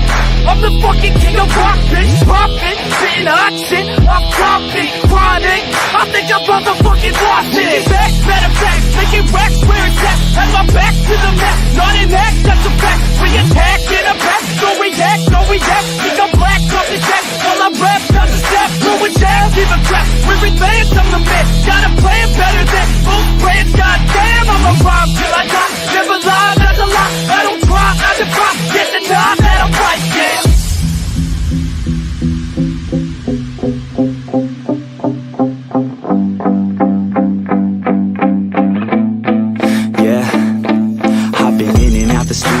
Like a student though, working on a movement, yeah, I'll do it cause I'm in the zone. And you know that I'm ready for the shows. How it goes, I don't know, but I'm waiting till I'm chose. Front row, here I go. All these people wanna know what you think of them lately. Do you really love me or do you really hate me? On a scale of 1 to 10, what would you grade me? All this social media has got me going crazy lately. Everything's inflated, mainly everyone's invaded. Privacy is naked, man, I really hate it. God, I really hate it. I just wanna make it through all this fake shit. Living in the real life, living for some real times. Talk about the real climb, passionate in real rhymes. Steal time back from my 9 to 5, taking back my fucking life. I just wanna feel alive. And I'm the one to get it, bro. I swear to God, get it, bro. So don't just let me get it. Yeah, let's go. I'm gon' get it, yeah. Yeah, I'm the one to get it, bruh. I swear to God I'll get it, bruh. Hey, I ain't never giving up. Said I never give up. Fake it till I make it. Motherfucking take it back from these haters. Playing tracks for the traitors. Got the passion in depth when it happens. Factions take action. Drafting their captains. It's happening. I'm raising my status. Facing the madness. I'm out gaining traction. Avoid the distractions. I'm snapping. No captions. Attracting reactions. Adapting. Attacking. Commanding the masses. I'm practicing habits. I don't fucking ask this. I just fucking grab it. I am never static. Massively active. Expanding. Backslid. Planning to have it. So I will go after it. And I'ma stay after it. I'm gonna fucking master it. Put them on blast it. They will never last it. Don't be so dramatic. Not my demographic. This shit is democratic. They won't affect, yeah, bitch.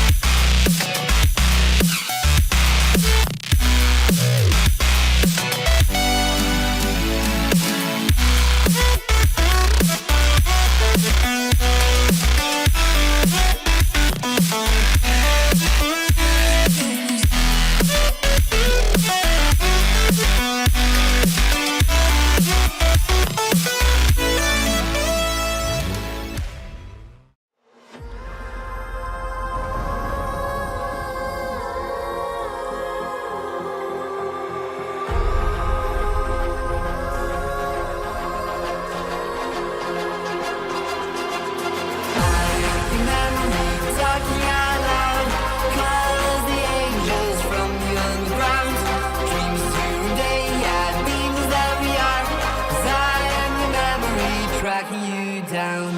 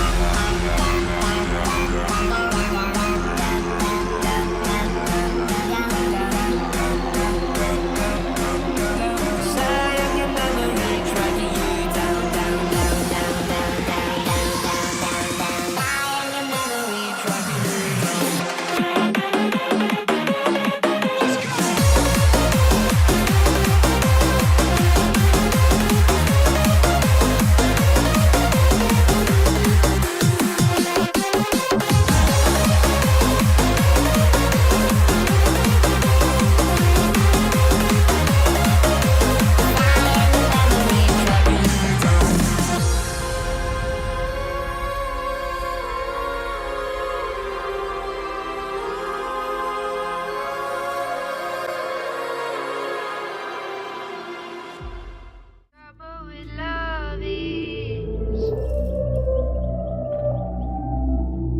What a trouble with love is.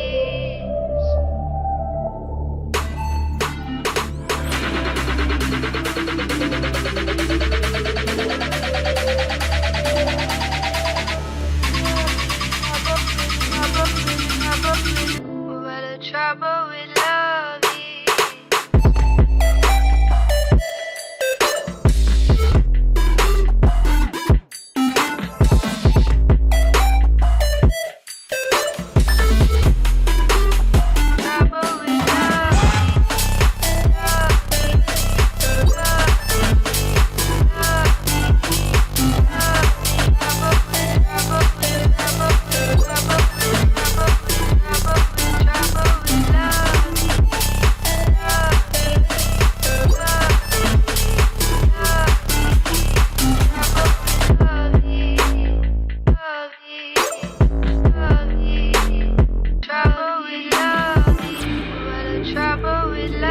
is.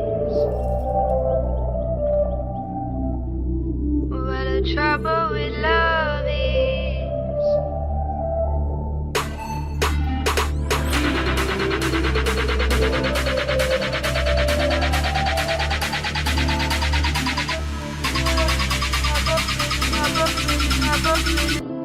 Trouble with love.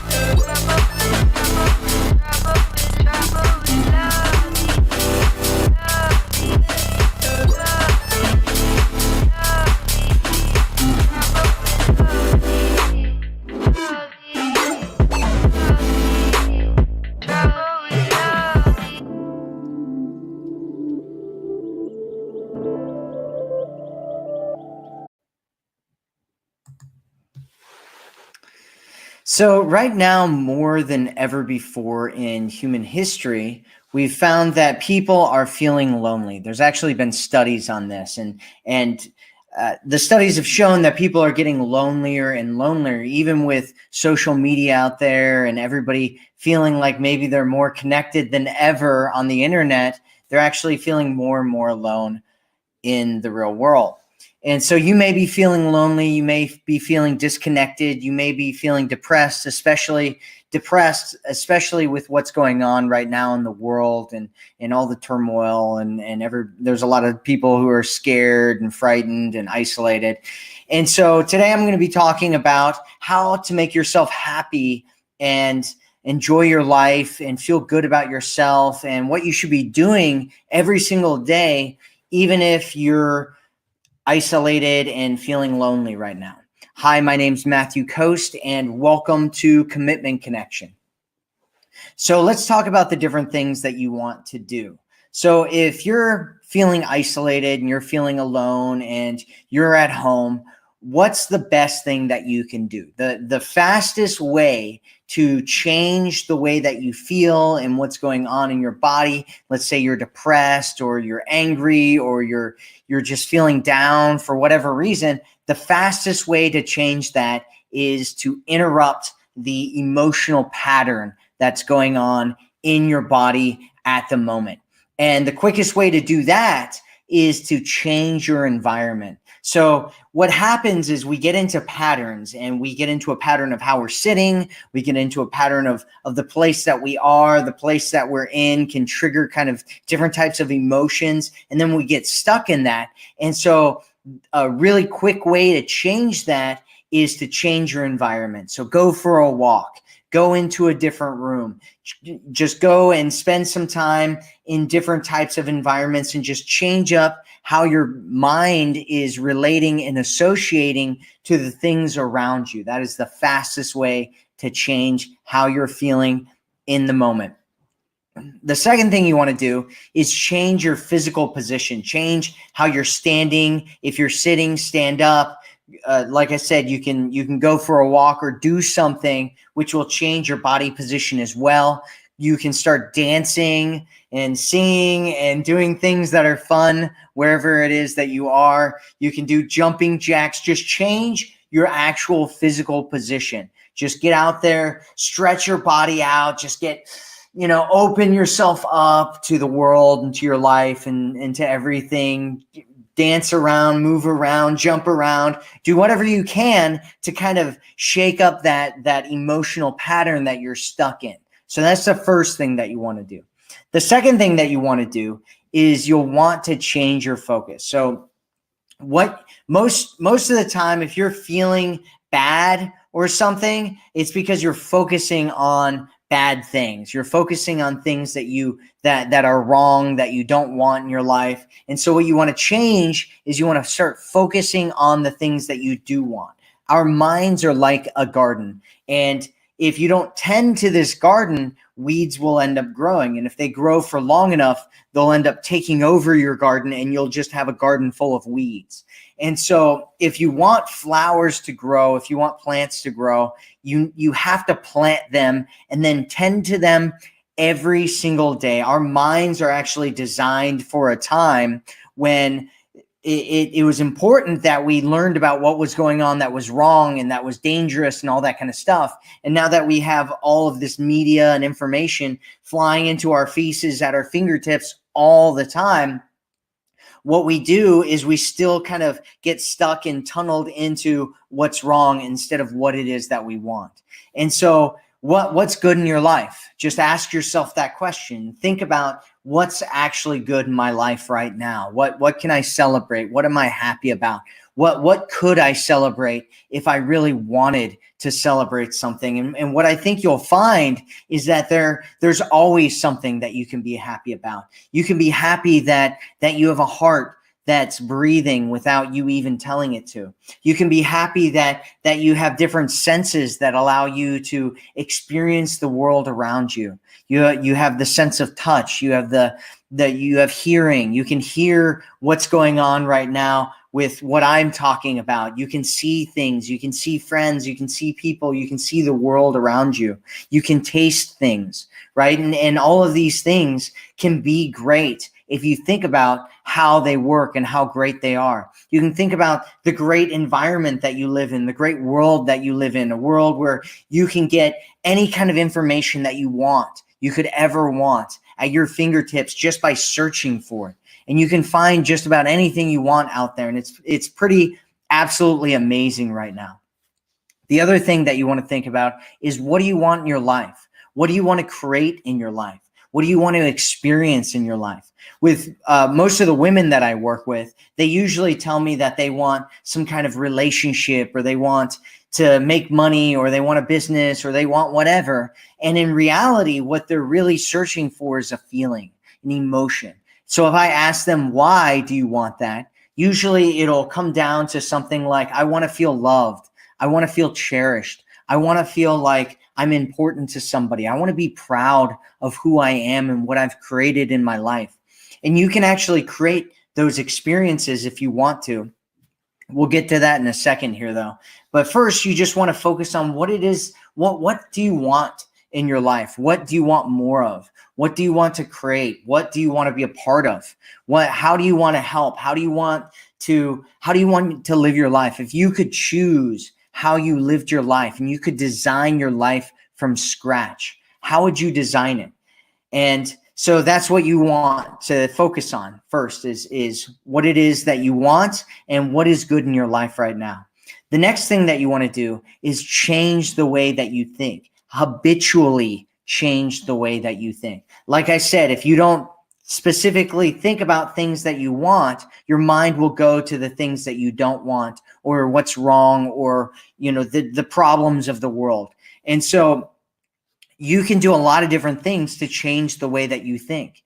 One of the things you can do is listen to inspirational music. Listen to things that inspire you, that make you feel good, that make you think about good things. You can listen to inspirational programs, or read inspirational books, or however it is that you like to consume content. Do more of that and spend more time getting in a habit of doing that every single day, even if it's for 10 minutes or 15 minutes or 30 minutes. Just spend a little bit of time every single day. Carve out a little bit of time to read and learn about something that inspires you, that makes you want to be bigger and better and greater in your life. Next, what you want to do is start putting pictures or images or symbols around you that lift you up and inspire you. So your environment that you're in actually determines a lot about how you feel. And if you put things around you that inspire you, that make you feel good, that are like your goals and the things that you're working on and the things that you want to create, you'll look at those even with your subconscious mind, and it'll make you feel more alive, more like you want to go after those things. It'll remind your subconscious mind what you're doing in your life and what you want to create. And so find different pictures and images that or symbols that make you feel alive and make you feel the things that you want to feel, that remind you of the things that you want to feel, and get rid of any kind of images or pictures or things that make you feel bad about yourself. Next thing that you want to do is shift your belief systems. And so I've talked a lot about this, especially in my program, The Forever Woman. And if you want to shift your belief systems, what you have to do is figure out, what do you want to believe, right? My suggestion is that you believe that you're somebody who's worthy, somebody who can have what it is that you want in your life, somebody who deserves what it is that you want in your life, somebody who's amazing, somebody who can create what it is that you want to create, who's worthy enough to receive the things in that you want to receive and you want to come to you in your life. And so these are really important things that you experience and that you do on a consistent basis. So you want to change the way that you think and your belief systems, and put things around you and inspirational music around you, and read and go through programs all the time, so that you can change the way that your mind works on a daily basis. And if you do that every single day, you'll start to get in a habit of it. And if you start to get into a habit of it, you'll start to build momentum. And it's amazing how you can shift your entire life if you're depressed, right? So the next thing that I want to talk about is changing the way that you feel. This is the last one. If you really want to change your life, change the way that you feel on a consistent basis. Depression is really it's just recognizing what's wrong in your life, recognizing what's wrong in the world, and focusing on the things that are bad all the time, and then getting into a habit of doing that over and over and over again. For most people that have depression, that's the reason for it, is because they're constantly focusing on what's wrong, what's missing, what they don't have, what they should have, how the world should be, how politics should be, how life should be, how things aren't fair, and how much they've lost. And if you do that, if you're constantly focusing on those things, no wonder you're going to be sad all the time. And if you're sad all the time and you keep stacking those negative emotions on top of each other, next thing you know, and you do that on a daily basis, next thing you know, you're depressed. And then you're wondering why you're depressed. And then you're taking medicine for that. And it doesn't work any, because you might be changing your physiology a little bit, but you're not actually changing your focus and changing what you think and feel on a consistent basis. And so you need to change the way that you feel on a consistent basis. And what's the fastest way to change the way that you feel? It's to change what you're focusing on. So your focus determines your emotions. And so if you're focusing on something, you're going to feel something based on that emotion. Let's say that you're trying to lose weight, and you focus on the fact that you're too heavy, and that you're too big, and that people don't like you, and that men aren't attracted to you, and all those things. Of course you're going to be depressed. But if you're focusing on the fact that you're making progress, and that you're working towards your goals, and that even though you messed up one time, you're still moving forward, and you're focusing on that body that you want to have, and the way that you're going to feel once you experience having the body that you want to have, all of a sudden you'll start to feel a completely different way. And if you do that over and over and over again, you'll eventually start to get into a habit of feeling a certain way, and then it'll be easy. Right? The way that we feel is actually, it's like imagine a field. And in this field, there's like different trails that go into different directions. Well, some trails are really beaten down and they've been walked on over and over and over again. And it kind of creates this path, right? Maybe you've seen this in the real world, and there's like a field and there's a path that goes through it, and it's really beaten down and it's really easy to walk through. Well, if that path goes somewhere that you don't want to go, but it's really easy to go down that way, you might end up finding yourself walking down that path, even though you want to go in a different direction. And so what you have to do is start creating a new path, start creating a path towards the emotional experiences that you want to have on a consistent basis. And if you do that over and over and over again, eventually the old path will start growing grass and weeds and stuff, and making it more and more difficult to go in that direction. And the new direction that you want to go into, the direction of feeling good and experiencing great emotions, will start getting more and more beaten down, so that it becomes easier and easier and easier to walk through, until eventually it becomes like a street, because it's so beaten down. It's so easy to walk through, and you can just take anything through there if you need to.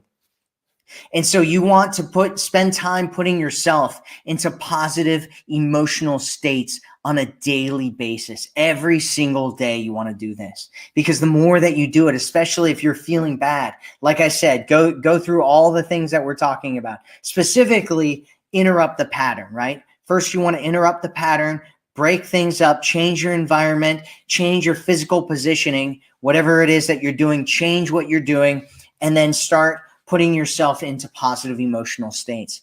And so here are some positive emotional states that you might want to get into. The first one is getting excited about your life, getting excited for what's coming, getting excited for everything that you've experienced and that you want to experience in your life. Right? And just think about the things that you could get excited about. Even if you're not excited right now, what could you be excited about in your life?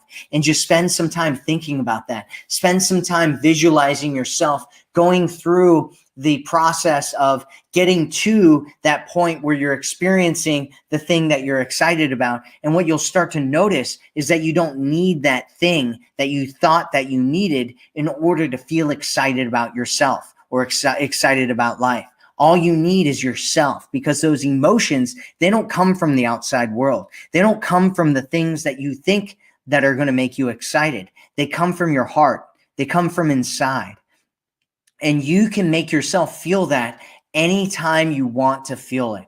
And all you have to do is think about the things that make you excited and just feel them and think about them and imagining yourself getting into them and having them and creating them. And that can make you excited in and of itself. Another thing that you want to feel is feeling your own love, right? Feeling the experience of love. And a really easy way to do this is to just think about a time when you felt loved. Just think about a time in your life where you felt loved and really get into that experience, that time when you were feeling so loved. And what you want to do is get a hold of that feeling that you had. And remember that feeling, and remember how you can make yourself feel that way anytime you want to feel that way. And then what you can do is you can say, you can start changing your questions up and start asking yourself things like, how can I experience more of the love that I already have for myself? And when you start thinking questions like that, all of a sudden what you'll do is you'll start coming up with answers. And your answers will start coming out. Oh, I can recognize the fact that I'm taking care of myself. I can recognize the fact that I'm focusing on programs or watching YouTube videos that really make me feel alive and inspired and better about myself. And that's really part of the love that I have for myself. And you can start connecting to that and start realizing that you have a lot of love inside of you already, and that you can experience that love anytime you want to. And the last thing that you really want to spend time feeling is the feeling of gratitude. So being grateful. And so a lot of times I'll talk to people and they'll be like, oh, well, I'm not, there's nothing to be grateful for. My life is horrible and everything sucks, right? And that's fine, right? What if you could be grateful? What's something that you could be grateful for? And we've already talked about some of the things, like the richness of life, right? The senses, all the different senses that you have, and whatever senses you do have, and your ability to connect with the world. It's what allows us to connect with the world and connect with each other and connect with food and with drink and with friends and with everything, right? Just the moment to moment basis that we have in our lives, connect to ourselves. And so what else can you be grateful for? You can be grateful for living in a time where you have all this amazing information at your fingertips. And a lot of times when I start talking about these things, sometimes women will start saying, oh yeah, but this is going on and but that's going on. And all that is your mind trying to hang on to what's wrong and what you don't want, because it's got that clear path, and you got to just stop yourself at that path and create the new path, right? Create a path that empowers you, that makes you feel alive, that makes you feel powerful, that makes you feel love, that makes you feel excitement, that makes you feel like you're happy on a daily basis. And you can do that. And I'm just, if you guys have any questions about this or situations or anything that's going on in your life, let me know in the chat and I will go over everything. I'll go over all the questions that you have here in a minute. So I want to go back over everything that we just talked about. So the first thing that you want to do, if you really want to be happy every day in your life, even when you're feeling isolated and lonely, what do? First thing you want to do is interrupt your pattern. So change your environment, go for a walk, get into a different room, just change things up, create something different around you. That way you're not kind of stuck in this static pattern.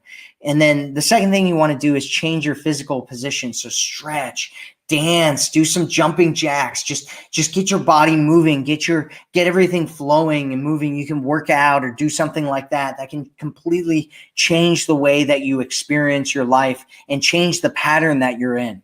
And so the next thing you want to do is change your focus. Focus on what you want instead of what's wrong. Remember, our mind is like a garden. What is good in your life? What do you want in your life? Next is consistently change the way that you think. Listen to inspirational music, listen to or read inspirational programs. You can watch inspirational programs too. Like I've got, put pictures, images, and symbols all around you that inspire you and lift you up. Shift your belief systems. Change the way that you feel. Remember, depression is actually a habit for most people, and you don't have to fall into that habit. Start asking yourself questions that make you focus on positive things and the things that you want. Spend your time in positive emotional states. You can create those positive emotional states anytime you want to. And if you create a habit of it and you do it every single day, next thing you know, you'll have a ritual and you'll constantly feel good and happy and like you're excited and that you love your life and that you're grateful to be here and to be around all this world that you're in and all the things that are going on in our world. So think of the things that are right, not the things that are wrong. All right, let's see if anybody has any questions in here. Bunny Bunday says, hi, cutie pie. Hey. Sue says, hi, how are you doing? From Sue. Hey, I'm doing great. Yep. Joanna says, change your state, change your life. That's right. Tony Robbins.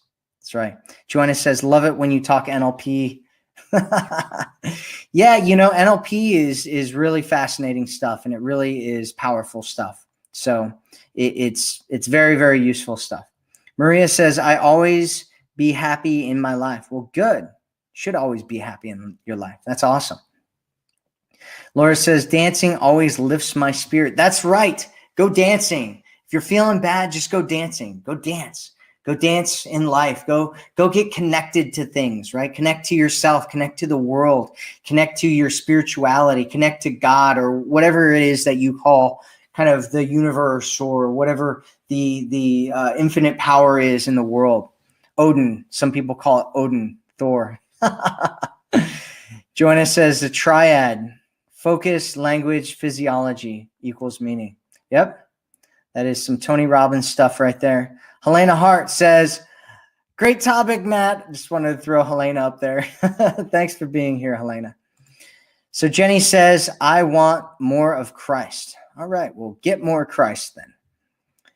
So Aisha says, hi, Matt. I love your videos. I'm at a very complicated state with someone I like. He's sometimes very friendly, then suddenly he ignores me a lot. What does this mean? It could mean a whole bunch of different things. So it sounds like it depends on what's going on and how long you guys have been seeing each other. If you've been seeing each other for a while, it says, I'm a very with someone I like. Okay, so it sounds like you guys aren't even actually dating or anything like that. It sounds like he's a friend of yours and you like him a lot and you want something more, but he doesn't even necessarily know that you want something more. Well, I mean, most guys, if I were you, I'd assume that he's attracted to you. I mean, if he's, if he's very friendly and then ignores you, it's like he's not pursuing you. He's not moving forward with you. He's probably attracted to you, but he feels like there's something, he feels like there's something a little bit missing there, which is why he doesn't pursue you and go after you or try to get you on a date or something like that. And so you just want to be aware of that and realize that that's what's going on. And what you want is a guy who pursues you and chases you and asks you out on a date and values you enough that he's willing to do that and has enough confidence and self-worth in himself that he's willing to go and do that with you.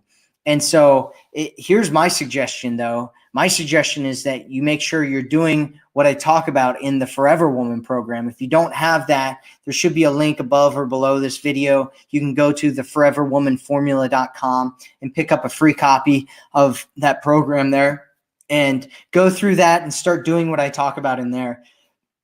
And then some guy that you like but isn't pursuing you and ignores you, that's not going to be one of your highest priorities if you're doing all the things that you should be doing in there.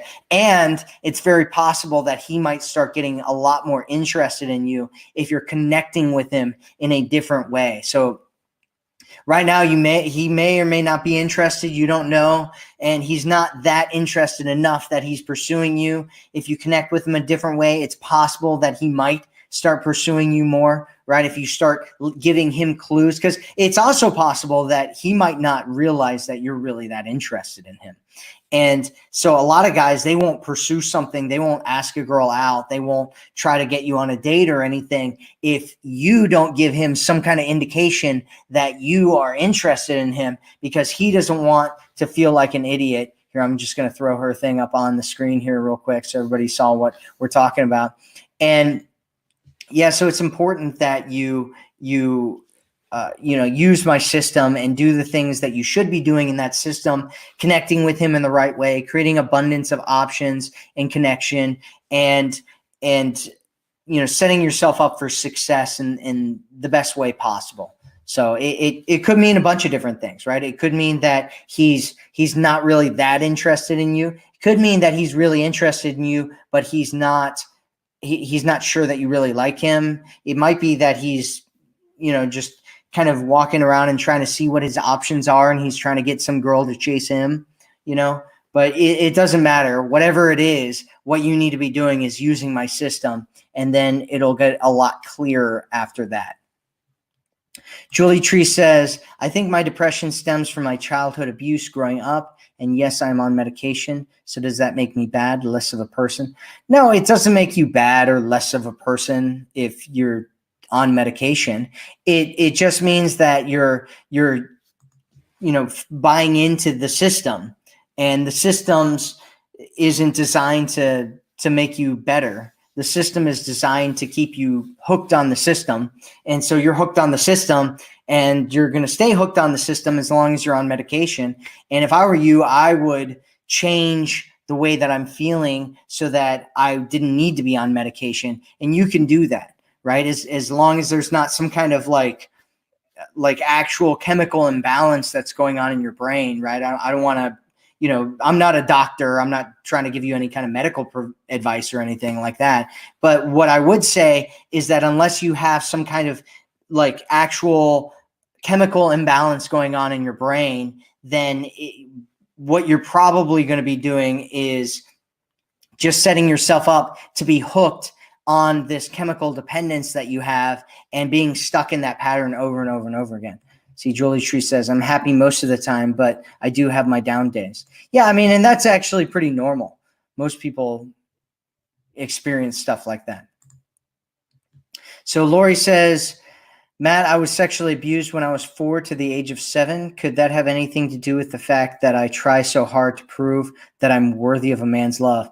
Absolutely. And that's actually a really, really common thing is so depending on what happened to you early on in your life, depends on how you'll kind of interact with people and situations later on in your life. And so if you were abused sexually or physically or emotionally or something like that when you were younger, depending on what kind of meaning you created out of that depends on what ends up happening later on. So if you create meaning that says that you're only worth kind of these certain things because that's what somebody used you for, then what you might end up doing is trying to prove that you're worthy in other ways, and you just continue to try to prove. And you have to break that cycle. You have to break that pattern that you get into, and you have to change the way that you look at your life and change your story, change the way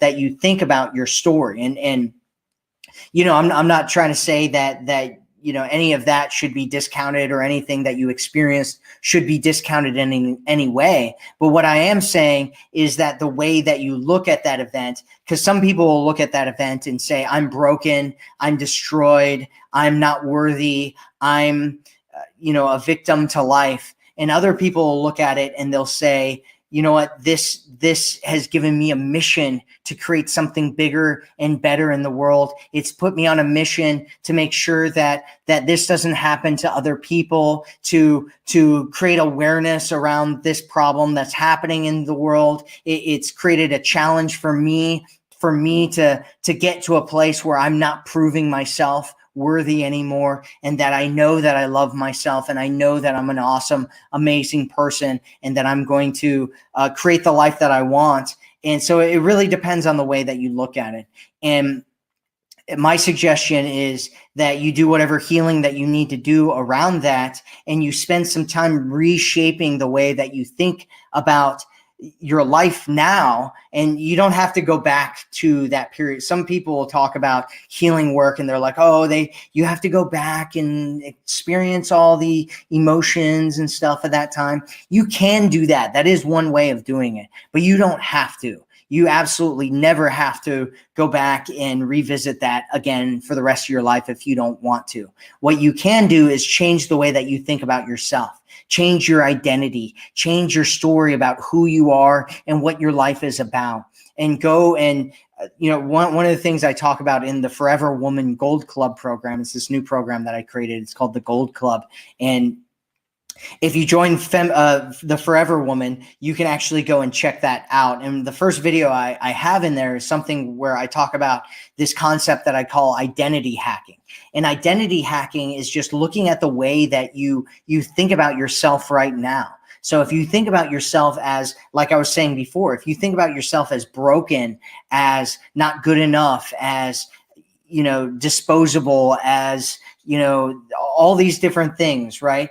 That those things will define how you experience your life and how you interact with different people, especially men, and relationships in general. And so what you want to do is figure out who you are at your best. Who are you when you're living your best life? Right? What characteristics do you have? How do you act? How do you behave? How are you being when you're being your best? And I guarantee it's not, being a victim or getting all woe is me and all that kind of stuff. Again, not to like discount anything that's ever happened to anybody.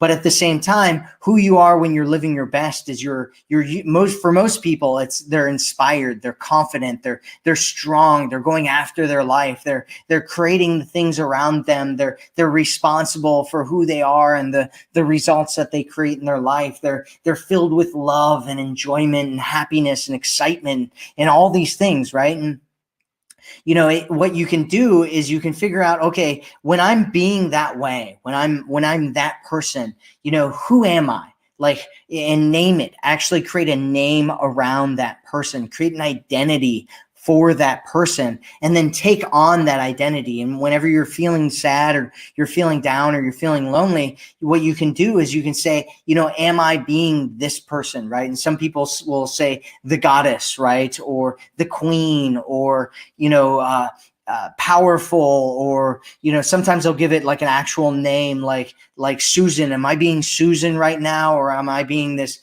other person that I don't like being? And so what you want to do is you want to get into that person that you're being at your best as much as you possibly can, and really integrate that inside of who you are, and try to get into that person on a daily, habitual basis. And eventually, like I said, what you'll do is you'll start creating a new path. And that new path will make you feel inspired and powerful and strong more of the time. I think I answered your question. Yes, I did. Okay, so Jerry says, right on. Life is so beautiful. It starts with you. Love you, Matthew. Thanks for all you do. Well, thank you for saying that. I appreciate you being here. So Emmy says, facts. Whoa. Facts. That's what I say too. Facts. Julie Tree says, I'm grateful, not hateful. That's what I'm talking about. Be grateful, not hateful. Facebook user says, I'm excited to get my house cleared out of stuff I do not need. It is a good feeling. I'm excited to be able to relax and read and draw and get back to my creative side. I am grateful to be alive and healthy and being able to continue and learn and grow. Thank you, Matthew. Awesome. That's what I'm talking about. Whoever you are, anonymous Facebook user. That's exactly what I'm talking about. There you go. Be grateful. Find the things that you're grateful for, and don't just talk about them. Really feel them. think about the people that are in your life, the things that are in your life, and really try to get into the experience of feeling like your life is blessed. Like you have all of this abundance of resources and things that you want in your life. That's what I'm talking about. That's awesome. So thank you for sharing that, whoever that was. Lale says, I'm so down now. I've been depressed for decades. Yeah, well, do exactly what I talked about. Try it out, physically take action and do something different and see what happens when you do that. Joanna says, are you familiar with the Dickens process? Great for making changes. Yeah, I think the Dickens process, I have to go back to look at what exactly the Dickens process was. I think it has to do with going to because the Dickens is from that Christmas movie, right? Where he has the ghost of future past and the ghost of future present and the ghost of future. I don't whatever those three ghosts were, that's I'm pretty sure that's where it came from. And thinking about, I think it's about thinking about how your life would be or something if you you know what, I'm just going to butcher it, so I'll just stop right there, Joanna. I've heard about it. I don't think I've actually used it before, but it's a good thing to think about. So Well Kept says, am loving this, so positive attitude. I love this. Awesome. Tiffany said 3 hand sanitization protocol when you leave the house. Okay, then you'll be fine. Yeah. When you leave the house, make sure you sanitize your hands. That's true. You definitely want to sanitize your hands. Denise said, I like to go for a hike or get into a house project. There you go. That's what I'm talking about. Yeah, I mean, if you're on here right now and you have ways of breaking your own pattern and getting yourself into positive emotional states, share it in the chat and I can talk about it, and then we can share all the ideas with everybody that's here. So thank you for mentioning that, Denise. Linda says, do I need to lean back in a committed relationship? I'm bringing him to Canada, but he has become cranky and cold. I'm trying my best to be a goddess, just hurts. Do I tell him that? And then, so you're bringing him to Canada. I'm not sure what you mean by you're bringing him to Canada.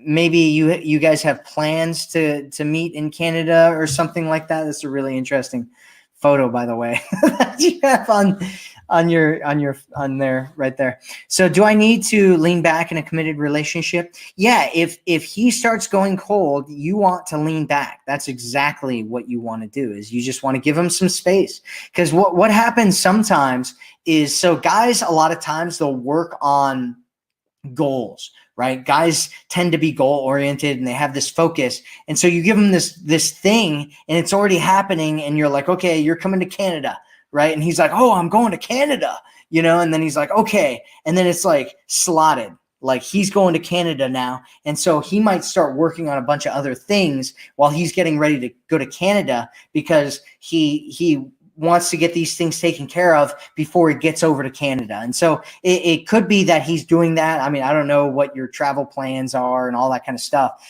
but yeah, absolutely. You want to lean back anytime, right? This works, whether it's a new relationship, an old relationship, committed, friend with benefits, casual, any of that kind of stuff, any kind of relationship that you might be in. I don't know where the relationship is in relation to me, but wherever it is, what you want to do is, if he goes cold, you want to lean back, right? So lean back. So anytime, and I call this mirroring, and you do it anytime and it'll keep you out of trouble. If he's leaning forward, you can lean forward and you can kind of do anything you want. If he's got forward momentum and he's doing things with you and he's connecting with you and all that kind of stuff, then you can lean forward and connect with him and do all that kind of stuff. If he starts leaning back and getting cold and stuff, you want to lean back as well and just mirror his interest level in whatever it is that he's doing. And that way, when he's leaning back and he starts getting cold, he'll start thinking about you and being like, man, I want to talk to and hang out with her and, have these conversations with her again. Whereas if he leans back and you start, moving forward and trying to get all over him, he's going to feel smothered and like he can't miss you, right? He can't miss you if you're always there. He can't miss you if you're always there. That's it, right? I'm trying to keep my hands in the video here. He can't miss you if you're always there, right? That looks a little weird, so I'm not going to do that again. All right. So Janet says, I'm excited to get my house cleared out of stuff I do not need. It is a good feeling. Yeah, I think you already said that one. But yeah, awesome. Get your house cleared out of things you don't need. Pam says gratitude list. That's right. Gratitude list. That's what I'm talking about. So Denise said, this is a great topic for people to hear. I wish everyone was listening to you right now. Great job, Matthew. Well, thank you. I appreciate that. It feels good to be doing a great job. So I appreciate you telling me that. I think everybody should be watching this too. Anonymous Facebook user says, thanks, Matthew. Your video is very inspiring. Well, I'm happy that this is inspiring to you. Tijana says, hello, Matt. I've been seeing this guy for about 2 years, and I feel like he want me. Then I feel like he is seeing others, and he doesn't make enough time for us, but he tells me I am all he wants. So there's a whole bunch of different things that could be going on here right now, Tijana. And you want to, one thing that I haven't heard is whether you guys are actually in a committed relationship. He might tell you that you're all that he wants, but if he's not pursuing a committed relationship, you guys have been seeing each other for 2 years, are you trying to get married one day? It doesn't sound like he's kind of moving in that direction. Are you guys living together? Are you guys, still hanging out and hooking up? Like what's the situation here? And it sounds like there's a lot of weird things going on there with him and what's actually going on. And it concerns me a little bit. This concerns me, Tijana. I'm concerned. This is my concerned look. This is my concerned face. So whenever I have this face, you know that I'm concerned, and I'm concerned about your situation. So think about that. All right. Adrian says, hi, Matt. Great topic. Good to see you. Well, it's good to see you too. I'm glad you're here, Adrian. It's good to see you. I don't think we've talked in a while. So thanks for being here. Constance says, I take a solitary walk every day and listen to music to get in touch with my design. This is what I'm talking about. Constance, you are exactly what I'm talking about here. Thank you so much for bringing this up. This is exactly what I'm saying. And she's doing it. She's already doing it. I mean, how much better can you get than that? So CJ says, what about someone wanting attention or demands attention all the time, every day, and then gets upset when I don't respond to his messages on time or constantly nagging a bit, LDR? Yeah, I mean, what that usually says is that he's insecure and that he might have an anxious attachment. And so it's one of those things where you're going to have to get used to this, right? If this is something that he's doing now, he's going to be doing this forever. And so you got to realize that that's what's going on. And you have to decide whether that's something that you want to deal with forever or not, right? That's what it is. That, like a lot of women come and they're like, okay, this guy's doing this, what should I do? And it's like, he's going to be doing that forever. There's no way to stop him from doing that, right? He has to decide that he has to do some healing or some, worthiness stuff in order for him to feel like he doesn't need to, constantly get all of your attention. And if he does that, then he can be in a healthier spot and you can have more of a regular relationship with him. But if he doesn't do that, which he probably won't if he hasn't already and hasn't started doing already, then you have to decide whether that's something that you want to deal with all the time. And there are other issues that might end up coming up because he does that. And it's only going to get worse. It's going to get worse before it gets better, if it ever gets better, which it probably won't. It'll probably just keep getting worse, because what you're going to end up doing is you're going to start pulling back and leaning back and being like, whoa, I need some space and all that kind of stuff. And if he's getting angry about that, it's just he's going to get more, he's going to lose more and more power in the relationship. And you're just going to gain it and gain it and gain it. And he's going to think you're the most amazing woman in the world. And then he's going to start getting spiteful because he's insecure and he's not confident in himself. And then next thing you know, he's going to be blaming you for things and he's going to be angry and stuff. And so if I were you, I'd probably get out of that situation and get into a healthier situation with somebody who's got a better attachment style and who has more confidence and security in himself, because that's not going away anytime soon. So Denise said, yes, music is the best. Always helps to uplift my spirits. Music and cooking, or sometimes a fire and candles, or a good movie. Awesome. That's awesome. That's what I like to hear. I like to hear that kind of stuff. So Aisha says, thank you, Matt, so much for your great advice. It gives me a step to think that I'm worthy and not to overthink him. You're such an inspiration. Well, thank you. I appreciate that. Really appreciate that. So anonymous Facebook user says, exactly, whatever might have happened in your childhood, you do not have to continue living as a victim for the rest of your life. Exactly. That's exactly right. Irene says, if he is an introvert and loves his solitude, should I let him initiate the text all the time? Well, you should. So first off, what you should do is go get the Forever Woman program. I cover this topic in depth in there, as well as a lot of other topics. And it's not one of those things where he should be texting and initiating the text all the time. It's not all the time ever, right? You don't ever want to be in a situation where he's just doing everything and you're doing nothing. You want to be contributing to the situation as well. You always want to be contributing to the situation, and you want to make sure that he knows that you're interested in him continuing to contribute into the situation. And, for the most part, what you want to get to is somewhere where there's him initiating contact most of the time. And so sometimes it might be kind of an 80-20 thing. It might be a 70-30 thing. What you don't want to do is go past the 50% mark where you're initiating contact more than he is. Because once you start getting into that realm, what ends up happening is that you start feeling like you're doing everything. He starts leaning back and doing nothing. And then next thing you know, you're in a situation where where you don't even know if he's interested in you anymore, because he's just leaning back, letting it happen, and you're doing everything. And then you stop doing stuff, and you'll need to find out what's going on. So no, you don't need to not ever initiate contact. You can totally initiate contact as long as he's been pursuing you and he's been initiating contact some of the time, most of the time, a lot of the time. If he's been doing that, then yeah, you can reach out to him and say hi and what's up and how you doing and all that kind of stuff. Is he planning dates? You can reach out.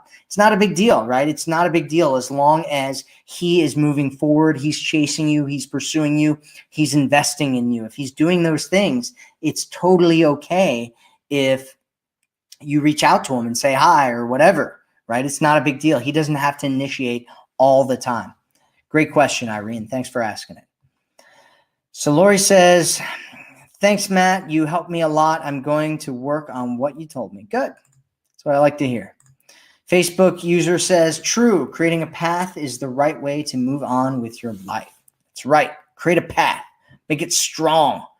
Make it a path that you always want to go down. Going down. Uh-oh, I'm singing now. I'm singing, guys. I'm singing. All right, what do we got? B. Randy says, I'm about to turn 42, and you're talking about changing about 37 years of abandonment issues and abuse. Yep. It's so daunting to change my thinking. I seem to always get triggered to the dark place. Yeah, and it's one of those things, like if you need help, you should get help, right? If it's really difficult for you, you can get help, and it doesn't have to be like therapy or psychiatrists and stuff like that. There's a lot of programs out there. I think Joanna was talking about Tony Robbins. Tony Robbins has some great programs out there that can help you kind of reshape the way that you look at yourself. I'm a big fan of Tony Robbins. I go to lots of his events all the time. I love his work. He's great guy. And so, yeah, absolutely. You can, it can be really difficult, especially when you have 37 years of abandonment issues and abuse behind you. It can be very, very difficult, and you might need some serious kind of work and some serious leverage to pull yourself out of that and get into a better spot. But you can do it. You can absolutely do it. Anytime they say that you can't teach an old dog new tricks, you can absolutely teach an old dog new tricks if you get enough leverage. I'm not saying that you're an old dog. Not saying that at all, right? All I'm saying is that you can change. If an old dog can change, you can change, you know. Amazing, young, spry, you know, got a lot of pep in your step woman like you can definitely change if an old dog can change, right? Am I getting myself into hotter water here? I get myself into hotter water. Okay, I'll just shut up now and move on. Okay, Yolanda says, hi, Matthew. How are you? I'm doing amazing. Thanks for asking. I am fantastic. Thanks. Denise says, I want to find a guy like you. You are awesome. Well, thank you. I appreciate that. So Irene says, what should I do to stop guilt trip him again? To stop guilt trip him again? I don't know. What do you what do you do? Are you guilt tripping him, Irene? Well, just stop doing that. Why are you guilt tripping him? You just replace it with better language and creating a better connection. Get my program, The Forever Woman, theforeverwomanformula.com. Go pick up the program and learn how to talk to a guy in a way that makes him want to connect with you more instead of feeling like he's being guilt tripped. Absolutely. Vivian says, hey, Matthew, Durban, South Africa, you are amazing. I'm loving the social isolation. It's a real gift, but thank you for all that you share, all that you share. Uh-oh, got me singing again. Got me singing, Vivian. Stop it. Stop doing that. Don't want me singing on camera here. Am I crazy? Does anybody think I'm crazy? All right. So Janine says past, present, and future. That's right. Tiffany said, girl, you can't bring him to Canada now. They just closed our border yesterday. Yep. Oh, sponsorship. Somebody's doing a sponsorship. Okay. So Janine says from San Francisco, has been working on her amazing home. Awesome. Marriage. Oh, you get married, Linda. That's awesome. So Pam says, found that my passion for riding motorcycles has made me extremely happy. Yeah, riding motorcycles is awesome. I love riding. It's one of my favorite things. What kind of bike do you have there, Pam? What kind of bike do you got? Yolanda says, hi, I want to know you more. He, he, he, he, he. Well, watch my videos. You'll get to know all about me. Well, Kep says, I start by loving myself, being grateful. I feel good at giving as it gives me more gratitude. That's like a amazing G's in that sentence. So you're really good at putting G's in a sentence. I feel good giving as it gives me more gratitude. Wow, really, I don't know if I could put that many G's in one sentence. I go for yoga, horse riding, make my favorite meal, and other times I will put clean linen in my bed and cover myself and sleep and wake up feeling super relaxed and happy. That's awesome. Do that. Yeah, I mean, whatever works for you is really what you want to do. CJ says, like he's smothering me every day when I want to take a break. Yeah, exactly. Yep.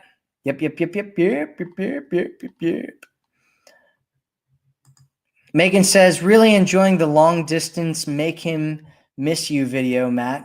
Well, thanks. I'm glad you enjoyed that. And if anybody is in a long distance situation right now and they need to get some help, I have a program. It's called Long Distance Allure. You can get it at my website. I didn't put the link on here, but maybe I'll put it on later. But you can check it out. It's called Long Distance Allure. Go to my website and go to my programs, and you will see it as one of the first programs. Just came out with it recently. It's a great program. You can, if you're like, hey, I'm struggling with this long distance relationship thing, I give you exactly what you need to be doing in a long distance relationship to make sure that not only do things work, but that he craves you and that he misses you and that he can't wait to see you again. Molly says, are you single? The answer is no, I'm not. I'm taken. I'm in a relationship. I'm not available to anybody. I'm not available. All right. Okay, so Pam says, how do you tell your guy what you want and need without sounding needy? Well, there's a whole bunch of different ways to do that, actually. One is to have a real conversation about it. Have you ever heard of the love languages? I actually talk about this in my long distance relationship program. It's called Long Distance Allure, again, if you're interested. And basically, one of the conversations that you can have is a conversation. So one of the things that you want to do is do the love languages thing and find out what your love language is, find out what his love language is, all that kind of stuff. It's a great book, 5 Love Languages. Don't remember the guy's name at the moment, but it's a great book. Next thing you want to do is you want to find out exactly what makes him feel loved, right? What makes him feel like, he is feeling loved, or what he appreciates, what he likes. And you can just ask him that. And usually guys might be like, oh, and if he's like, oh, I'm not really sure, what you can do is you can tell him, you can go first and just talk about what it is that makes you feel loved. And then you will be telling him, and you'll let him know, right? But you can't rely on that. You can't rely on that. Unfortunately, you can't, right? Because guys, what happens when you tell them things that are important? They go in one ear and out the other, right? This is what happens with a lot of guys because they're, I don't know why. It's just something that happens. I'm really bad with birthdays. So if you have a birthday coming up, you got to put it in my calendar if you want me to remember it. I'm sorry. It's just really difficult. I've been trying to remember my brother's birthday for years. Every year I call him like 2 days afterwards and I'm like, hey bro, was it your birthday already? He's just like, dude, I hate you right now.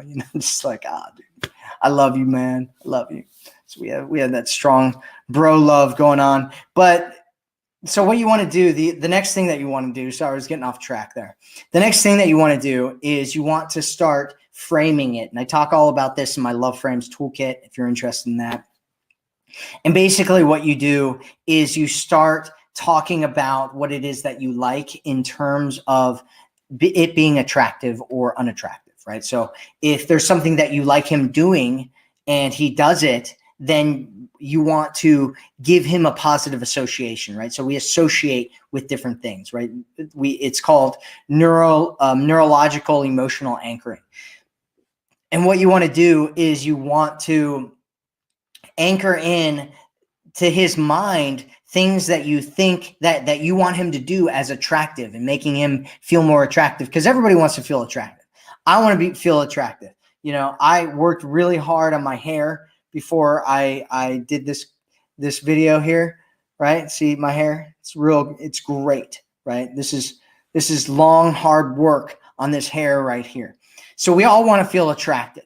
And if you want him, and so what you want to do is you just want to, if he does something that you like, you say that you find it attractive, right? You think it's hot, like, oh, it was so hot when you did that. It was so attractive when you did that. It was so sexy when you did that, right?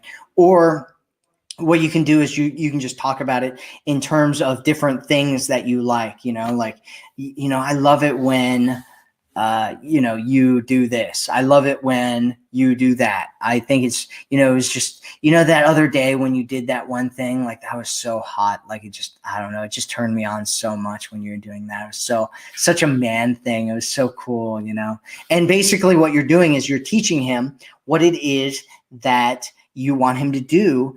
And so you just do that over and over and over again for different things. And eventually he'll start associating it, right? Because he'll be like, oh, she thinks that's hot. You know, she's getting turned on. Oh, I love that, right? And I want her to be more turned on more often. And so he will start getting excited, right? That hits his emotions when you tell him that. You're like, oh, that was hot. And he's like, whoa, she thinks that was hot, right? And so next thing you know, he's thinking about it in that way. And so you just do that over and over and over again. Or you can have that conversation where you talk about those things. There are other ways to do it as well. I talk about it in some of my programs. But okay, so we're in a world right now where there's this world of like the hookup culture, and most women who come to me, they want to attract a man who loves them and sees them and absolutely cherishes them into a committed, lasting relationship.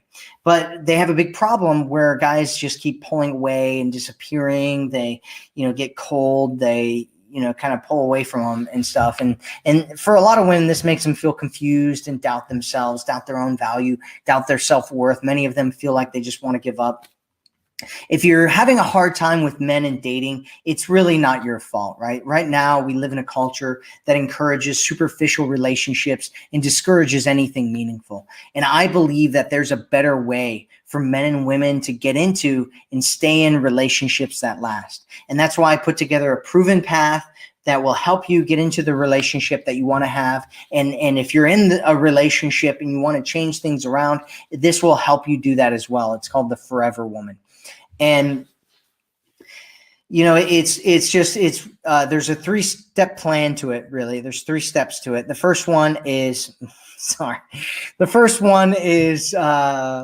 believe in your own value. Maybe I should start with this one. The first one is that you believe in your own value. The second one is that you position yourself in value. And the third one is that you communicate your own value. And so if you're interested in getting my program, you can get it for free. It's helped a ton of women change their situations. Many of them have used it to get married, get into great relationships, to turn their relationships around, to turn their marriages around. And so there should be a link above or below this video where you can go and check that out. If not, go to theforeverwomanformula.com and watch the video on the next page and then sign up for the program for free. And if you get it, you'll attract a man who really loves you and cherishes you. He'll pursue you for a committed, lasting relationship. You'll do less work and feel more appreciated and valued by your man. If you don't do it, you'll just continue to get whatever results you've been getting. You'll end up staying stuck in your problems and whatever your challenges are with men. And you'll feel like you're doing everything in a relationship only to be taken for granted, have a guy pull away and eventually disappear on you. And you'll wonder if you'll ever get into the relationship that you want to get into. And I don't want that for you. I want you to feel valued. I want you to recognize the amazing woman that's inside of you, the goddess, the queen, the woman that deserves all the great things that she wants in her life. And you can have that. All you need to do is change the way that you think, position yourself in value, and start communicating in a way that makes sense with men. So thank you so much for being here today. I really appreciate everyone being here. I'm so grateful that you would have me and allow me to be a part of your journey to attracting and getting into the relationship that you've always wanted to have. So thank you so much for all of your encouragement. Thank you, women who are in our community. I really appreciate it. I appreciate you being a part of these live streams. I appreciate everything that you're here with me right now and being a part of this. And I will. Staying Alive UK. Share your story. Hi, Faris. How are you today? Hi, Michael. I'm really good, thanks, and great to be on this podcast. Thank you for coming on the podcast, and thank you for being so patient, because I know you booked our interview back in January this year, and we're now in June, listeners. We're now in June, which is great, and thank you for being so patient. I'm very interested to hear your story, very interested to hear about your business, and the background about the name and everything. I won't say what it is yet until later. But let's start with like a really open question. And the open question is, tell us about your story And how did you get to where you are today? That is a great question. It reminds me actually of a very similar question I ask people when I used to interview them for companies. Would just say, tell me how you got here today. And not only do you learn so much, but you see how they tell the story. And I'm sure your people you've had on your show have told their stories in countless ways. And do you know what? The joy of booking in January but not doing this till June, it means I've got 6 months more of stories to tell you. Yeah, true. That's true, right? So yeah. So brilliant. So look, my story is both very similar and very different to everyone else's. Everyone out there has a unique story. I think my story, if we go right back to the beginning, but I'll give a really précis. Grew up in South London. To my parents who are Palestinian immigrants to the UK, and so there was a strong Arabic culture, strong Palestinian culture, and I've got ties back to Palestine. We'll touch upon those in my story. And went to school in South London. Let's pick it up after school. I studied the sciences. I studied a bit of maths. After school, I decided I needed a bit of variety, and I went completely random and spent a year living in a village in Nepal. Where I did development work and taught English. And that was really, really a formative year for me at the age of 17 to have such a different culture. And I can tell you a lot of stories from that time. But then it was back to university. I did a maths and economics degree. And I guess partly inspired by the experience of having worked in Nepal, but also it was the dot-com burst. There weren't a lot of graduate jobs. So I came up with the radical idea of going and becoming a teacher in Latin America. And I moved to El Salvador, where I taught at the British School of El Salvador, maths and economics for several years, and then came back to the UK and continued teaching, and became a bit disillusioned with it. It wasn't quite the same in a British school where all I was doing was taking knives off kids and dealing with a lot of difficulties. It was more kind of, there were more challenges then. And I began to think about pivoting my career and moving into the corporate world. And I could only do that through graduate schemes. So actually, I reinvented myself and joined a graduate scheme, which was to be for an energy company. So I ended up joining a big energy company here in the UK. In the meantime, I had time to kill because graduate schemes don't start. They only start once a year. So I took myself off to Palestine for a year, where I taught in a university and worked in a university in the West Bank. Wow.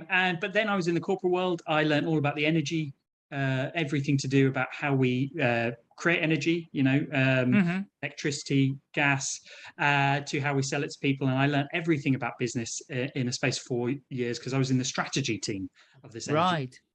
And after 4 years there, I got approached to join consulting, which would take up the next 12 years of my life, working for big consulting firms. Michael, the likes, some of your listeners will have heard of EY, Carney, a few others.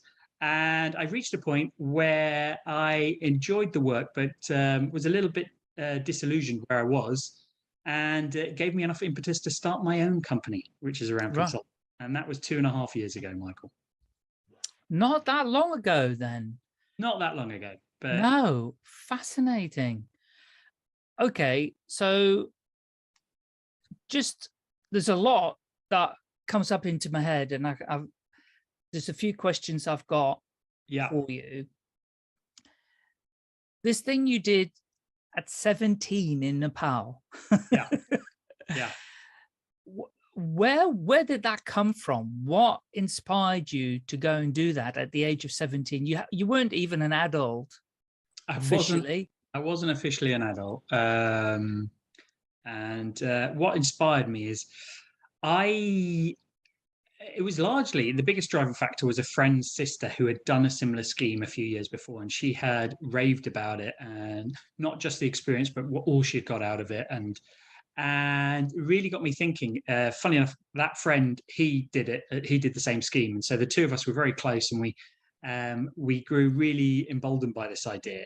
That we would get so much out of it, having spent the two of us spent 10 years in the same school, and we felt we'd had a great education, but it had all been very spoon-fed. And we were, as you say, I don't think I had the self-awareness to realize that I wasn't really an adult, but I was conscious that I'd only had a very sliver of a exposure to the world. So this seemed like a perfect way to do it in a fairly safe environment because it was run by an organization. And look, my friend was doing it. So it made a bit of an easier sell to my parents, who were initially quite resistant to the idea. And to be honest, I didn't fully appreciate what the year would involve. No. But I am immensely grateful that I did it, and it's still to this day probably the best year of my life. And what did it involve? Well, on a practical level, what it involved was 2 months of training. They taught us how to be teachers, how to teach English as a foreign language. Right. And they also taught us how to do development work. So still to this day, I know how to build a pit latrine for a family of 10 that will last 10 years. So that's, and we also learned skills like how to make stoves out of mud, how to build vegetable gardens, because they were sending us into quite rural villages to not only educate in English, but also to raise the standards of living and development. Right. So after 2 months training, we were then sent in pairs to our villages, where we would spend the next sort of 9 months working with building, working with the community, building relationships, and doing those twin tracks of work. Sporadically coming back to Kathmandu, the capital, but that was effectively our remit and where we spent most of our time. Incredible. Because is it quite high up in the mountains, Nepal? So Nepal's a fascinating country. It's got 8 of the 10 highest peaks in the world. But it's also got a basin, a terai, right, which is under sea level. So it goes from minus 200 meters to Everest, which is so it's actually got like jungle, it's got mountains, but predominantly it is mountainous, and we were living at about 3,000 meters. So put that in context, that's well above anything in the UK. I could see Everest every day. I mean, just how amazing is that, to every morning of my life for a year to see Mount Everest and to live at that altitude. And did this kind of adventure bug, because I mean, you've got to have a desire for some adventure. Did that come from your parents at all? Were they adventurous? I think they were. Well, they definitely were adventurous. I mean, they both emigrated from Palestine. Yes. But several times over their lives. So my dad's first adventure was in his teens when he moved to study in the States. He won a scholarship. So very, in a young age, he had a spirit of adventure for different reasons. But certainly I looked at the amazing things that both my parents had achieved, and it gave me confidence that years later to also try stuff for myself. Yeah,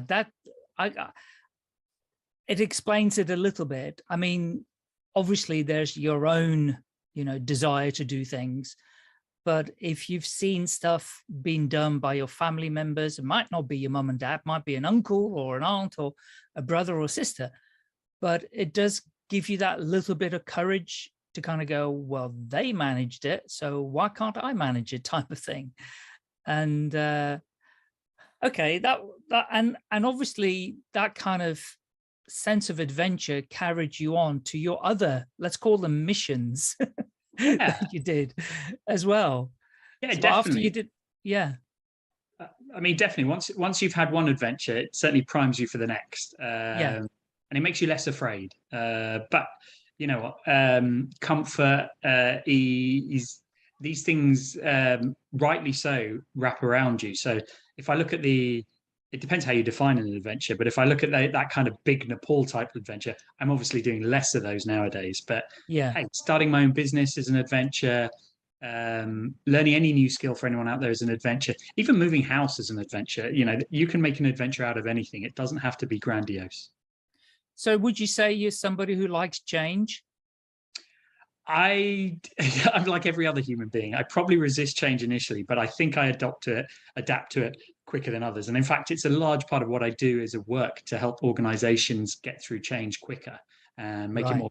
So I couldn't do that for organizations if I didn't keep applying change to myself. So I'll give you a good example, Michael. A few years ago, I used to own my own property. I used to own my own flat, and I sold it. And it was a long, arduous process to sell my flat. And when I did finally sell it, I came up with this plan. I was going to stay in London, But I thought, do you know what? I'm a renter now. Why not embrace this as an adventure and live in different random parts of London that I've never lived in? Because most of us just stick to one part, doesn't matter or wherever, and often it's not far from where you grew up. Now I thought, hey, I live in an amazing city where people pay thousands of pounds to come and visit as a tourist. Why should I, why not embrace that? So I came up with a plan to live in 4 different places I'd never lived and just got going with it. I didn't care that it was the hassle. I had to box up every year. I had to move. I saw it as what a great chance to experience different communities, meet a whole bunch of new people. And plus it was research for when I was next ready to buy. It totally explains everything about you, because the fact that you moved around when you were a youngster, that your parents moved around when they were young, and now you're doing it in adult life, you definitely embrace change. So much so that you seek it out by saying, I'm going to move in different locations. That's seeking out change, because it's a hassle moving house, right? Yeah. Providing you're a minimalist and I'm an aspiring minimalist, let's put it that way, nowhere near to it yet. But I would love to be able to just pack up and go, I'm going to live somewhere else. I've only got like 3 boxes to take with me, But I'm definitely not a minimalist, by the way. Okay, but that does explain, and what amazing thing that you're helping people with change in companies. Yeah, I mean, change is a fundamental part of life, is definitely a large part of business, and it can be the difference between successful businesses and unsuccessful businesses. So it's a great privilege to be able to help. And actually, I don't specifically only focus on change. I focus on getting teams working better together, getting people to buy into ideas. Now, obviously, change is a large subset of that. But really, it could apply to anything where there is a difference of views, teams are not aligned, companies are not aligned. That's really my forte, where I come in and help, and me and my company do. People in organizations resist change. There's no doubt about it. And that's where you get friction. Relationships inside companies is always difficult. People don't gel, they don't get on with each other, or they don't like the look of somebody, or somebody rubs them up the wrong way. And that whole dynamic is a very difficult environment sometimes for people to work in, operate in. Then on top of that, you have the pandemic as well. Home working, people working from home, not getting the kind of treatment that they would like, being ignored. There's so many things that go on.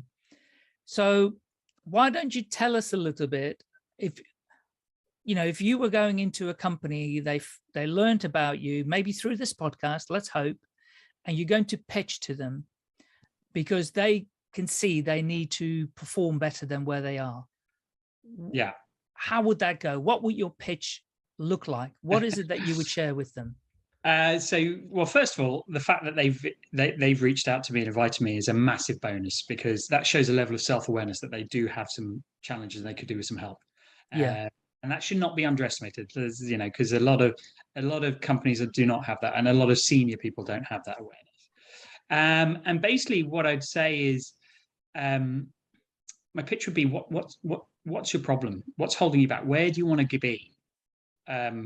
And why do you think you're not achieving that? Now, invariably, it'll be one of the things you've listed: people disagreeing, people being too busy, people not understanding. And say, okay, well, are you communicating to them in the way they like to be communicated? Are you, instead of assuming that, look, I'm just going to say this and everyone, they either like it or lump it, right? They listen to it and they buy into it. Or are you going, actually, maybe they didn't understand what I said. Maybe I need to say it in a different way. Yeah. Because if you haven't tried that, if you haven't adopted that latter approach, you're far less likely to be successful than if you had. Okay, because we all breeze through life usually operating in the same way, and this is why I like change. But actually that's not always the most effective way, because we'll always meet people who resist. Like you said, resistance to change is very common. And it reminds me very much of my very first day in consulting when I joined this consulting firm. And a very senior person gave me a slide, gave me a document that had written on it 28 ways people say no without saying no. Yeah. All right. And it's a great slide. I still use it today. And it's all the things you'll hear in any conversation, like, oh, that sounds great, but that won't work here. Or, oh, well, we've already tried that once, so no, we're not going to try it. Or, oh, yeah, that's just too expensive. So really... Oh, I have another one for you. But we're not really like anybody else. We're not really like anybody else. Of course not. Right. And we're unique. We're unique. Every culture may add ones on for their culture. But fundamentally, it's both. So, how do you get people to not look at things that way? Not from a cost, not from a unique lens, not from a. You've got to adapt, not expect them to do the equation in their head and go, oh, I get it now. So that would be my pitch. Like, how many of those? A lot of people focus on their broadcast ability. They don't focus on, is it being received? Right. So I can help you with the will it be received part. And I can teach you how to broadcast in different ways so that it's more likely to be received. And that's what I can add. And I can add it in a variety of ways. It can be around change. It can be around alignment. It can be around anything from strategy to problem solving.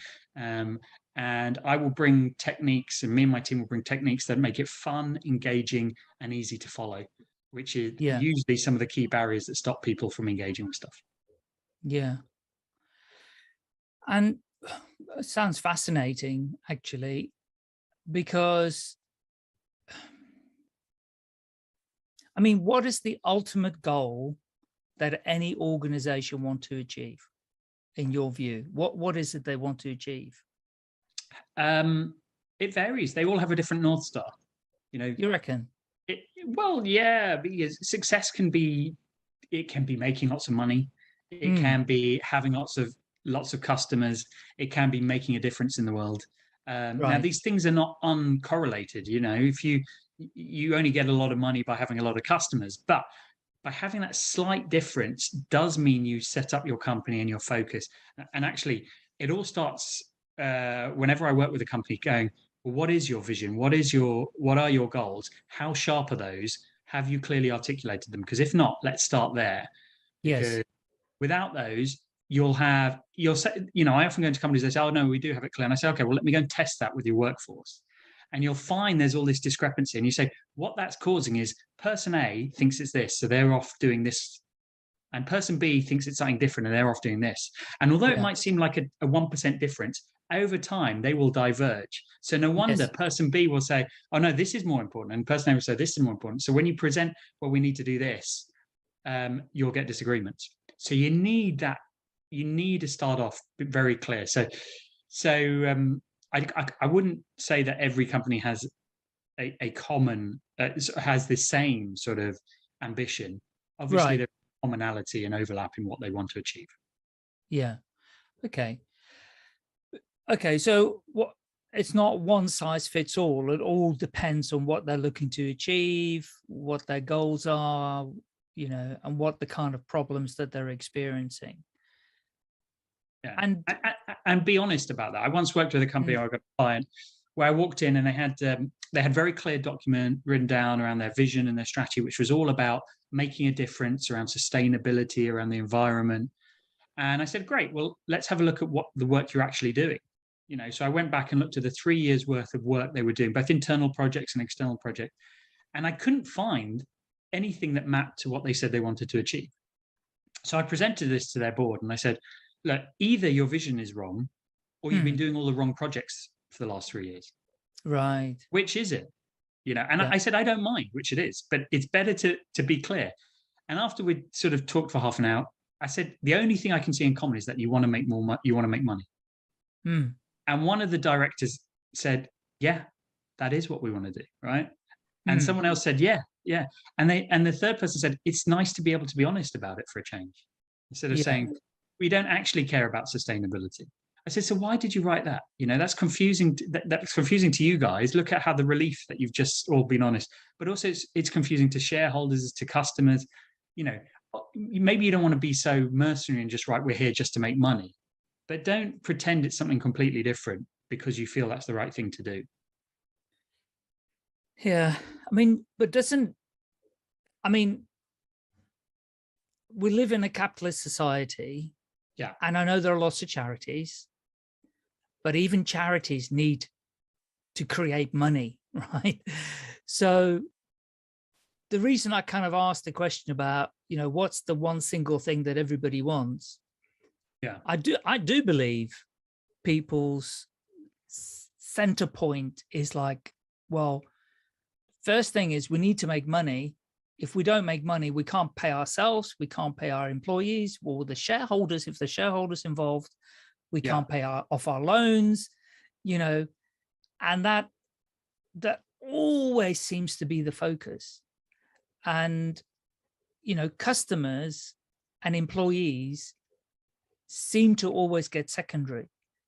And personally, I feel that money has to happen.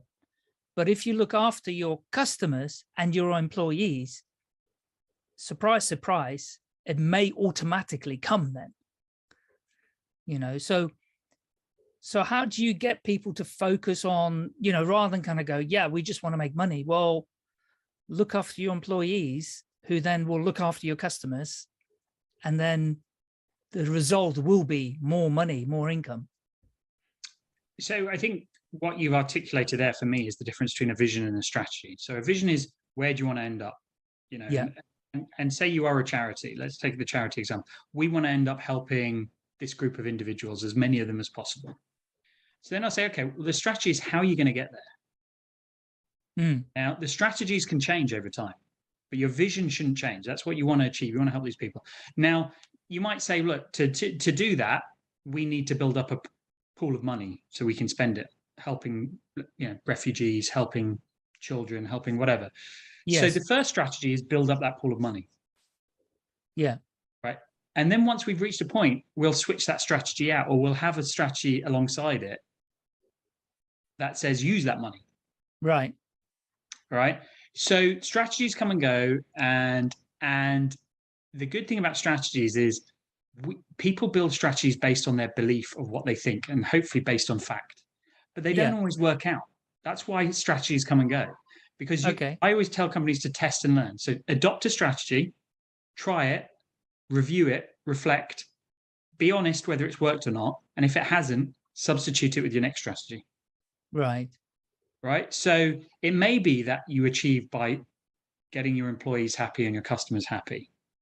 Right. Yeah. Go and try that. Give it your best efforts. Do all the things to do that. If it doesn't work, or it doesn't work as well as you hope to, review it and change something about it. Right.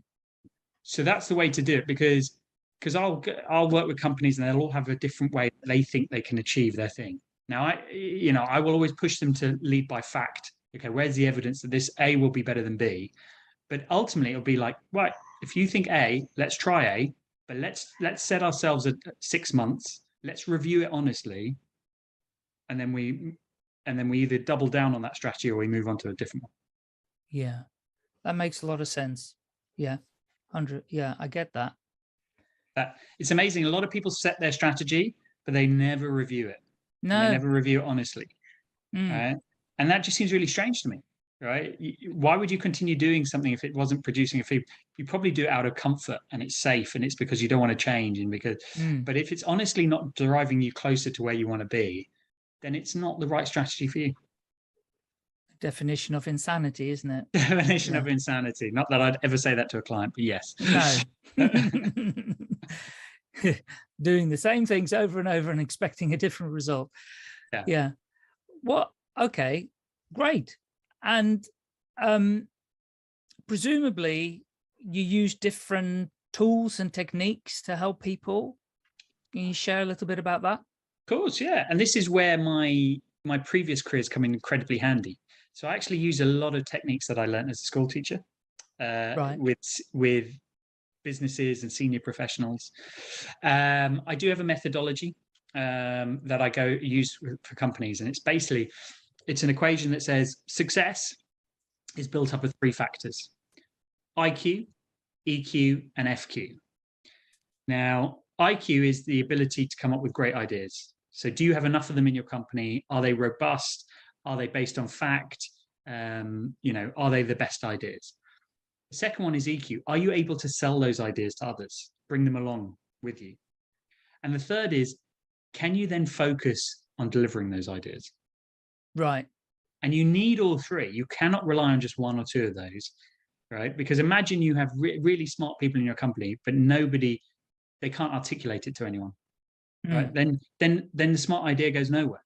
Or say you've got really smart ideas, you've got everyone bought in, but the company's trying to do 100 things and they just don't have the bandwidth to do that. Yeah. And it's not going to go in. So this is the kind of overarching. Now within that, I use some techniques, as I said, to either improve the IQ, either improve the EQ, or improve the FQ. And those can be a range of techniques and activities from actually facilitating myself, the groups, or teaching how to apply it around their company. So does that kind of make sense at a broad level? I mean, I can obviously give some examples. EQ, and FQ. FQ. And how do you measure that then? Do you go in and measure that in some way through surveys or questionnaires, or how will you know where the people are with their IQ, EQ, FQ? So I will often engage the clients and ask their opinion to get a thing, because here's the thing, right? In reality, companies could probably do with improvements across all three dimensions. So it's about where you're going to focus your efforts. Where's the biggest bang? So it's a combination of where do they believe, but also my observations. So I'll give you, for example, a time when I sort of applied my review. So I once worked with a company, and this was actually going back. This was before I set up my own company, and I was seconded in as a commercial director. And my remit was to try and find an extra 100 million pounds worth of sales for the which was quite a challenge, considering the company had only made about 70 million the year before. So it was more than doubling. And my boss, the MD, gave me 2 weeks to come up with an initial plan. And after a week, she pulled me into a room and said, "Look, I need to know the answer now. Where are you leaning towards?" And I said, "Look, 2 weeks." I said, "Look, I don't have a firm plan, but I tell you one thing we need to do immediately." She said, "What's that?" I said, "We need to teach everyone in this company how to run meetings." And she looked at me strange and said, "Why should we do that?" And I said, "Have you ever been to a meeting in this company? Right? People turn up 5-10 minutes late. There's no agenda, so nobody knows what they're really talking about. Everyone just has a nice conversation, sat on a bean bag with a cup of coffee. The meeting invariably overruns. There's no actions. There's no follow-ups. And people then just go to the next meeting." And I said, not only is it unproductive, it's demoralizing. It stops people from actually organizing meetings, and it just means everything is a nice chat and we don't actually get stuff done. And so she said, "Okay, yeah, that resonates with me. So okay, go ahead and teach these people." So we rolled out a 6-week course in how to run meetings, and you know what happened? Sales improved by over 2%. My God. So you wouldn't have thought of that as a natural place, but by having a bit more FQ, as I call it there, a bit more focus and structure, it allowed for other good things to flow. Now, I could have, it's hard to sometimes go in with a clipboard and say, "This will deliver this." And I didn't know it would lead to that increase in sales. But I did see there was a giant warning light going off saying, "Look, there is a massive lack of FQ here. Fix that and we'll see what good will definitely come from it." Now, I probably could have picked something else, maybe in the EQ, maybe the way people have conversations. I could have easily said, "Look, do you know what? People in this environment don't, they close down each other. They don't construct it. They're not constructive in their feedback. They're very dismissive, and let's teach people how to give feedback more effectively." And I'm sure that would have had a knock-on effect. Yeah. But the one that was just most obvious immediately when I walked in was around the meetings. So that's when I say that often actually you could apply your shoulder against lots of those different pillars, or actually a lot of my clients come already going, "I think it's this arena. Can you help us with that?" And I'd rather work on something that they're already sort of chomping at the bit to do than spend hours going, "Actually, do you know what? You really need to focus on this," and waste a month debating with them. Right. I'll tell you a little story. I worked for it wasn't a multinational, but it was a national textile group in Leicester. And we unfortunately had inherited an Australian businessman as CEO. He was not a nice man. However, he put in place some very, very good things. One thing was about meetings. If he was in a meeting that he was chairing and you arrived late, you could not join the meeting anymore. It's true. You kind of, he said, goodbye, mate. You know, you're late. Guess what? That guy never turned up late for meetings again. It just worked. It was just really simple. You're either on time or you're late. And if you're late, you can't come in the meeting. Yeah. You'll get the minutes, you know, but your voice isn't heard. Yeah. And it worked. It really worked. Oh, I'm not surprised. Yeah. Often, you say this is a combination of a couple of things that I often try and implement in companies. One is have clear rules or have clear decisions. Don't half. I always say don't half decide, because when you leave grey area, then that's where things. So it's very. And then the other thing is people learn. So when I run training courses, I have a strong belief that people learn through failure. Yes, they're more in tune to actually pay attention if they've learned. So if they failed, so the person who turned up late learned a very harsh lesson and changed their behaviors. Whereas if they turned up late but had been allowed in, they probably wouldn't have changed their behavior because there wasn't a consequence. So often when I try and institute change, I'll often engineer failure early on to create a shock to the system so that people are more open to change. And so, you know, there's a lot of good stuff. And do you know what? I love that story because I do a lot of wacky stuff with companies, and often they think, why are you doing this? You know, I've run meetings where if people turn up late, they're not allowed in, or you can only talk if you're holding an item, or you can only talk if you're holding a plank. Have you ever done a plank exercise? Yes. Right? It's a great one if you've got a group where people are talking too much with no real, they're just having a monologue without actually getting to a point. And that can be quite drastic. It's a bit of a laugh, but it really emphasizes, what am I trying to say? What is the point of my communication? What is the meeting? Yeah, I don't know if you've, this is totally off topic, but we might as well share it. Yeah, that's there's a new revolution going on in social media. It's called social audio. Yeah. Like Clubhouse were probably the pioneers. Now you've got Twitter Spaces, LinkedIn are going to roll out LinkedIn audio to the creators. Hopefully one day I'll get it. And I've listened to many audio meetings, like, you know, these social audio meetings, and they're fantastic. You can learn some amazing stuff from people, but oh my God, people are not holding planks. That's for sure. They just go on and on and on. And when they get the mic, you cannot shut them up. So, you know, I make a prediction. All of these, I think one of them already does it. It's a platform called Wisdom. They already have a counter where anybody that speaks, apart from the two hosts, if somebody comes in and wants to make a point, they've only got so many seconds to make their point. And after that, they're just cut off automatically. And so anyway, that's the equivalent of holding a plank, I guess. Yeah. So, and that's a big focus, improving your communication.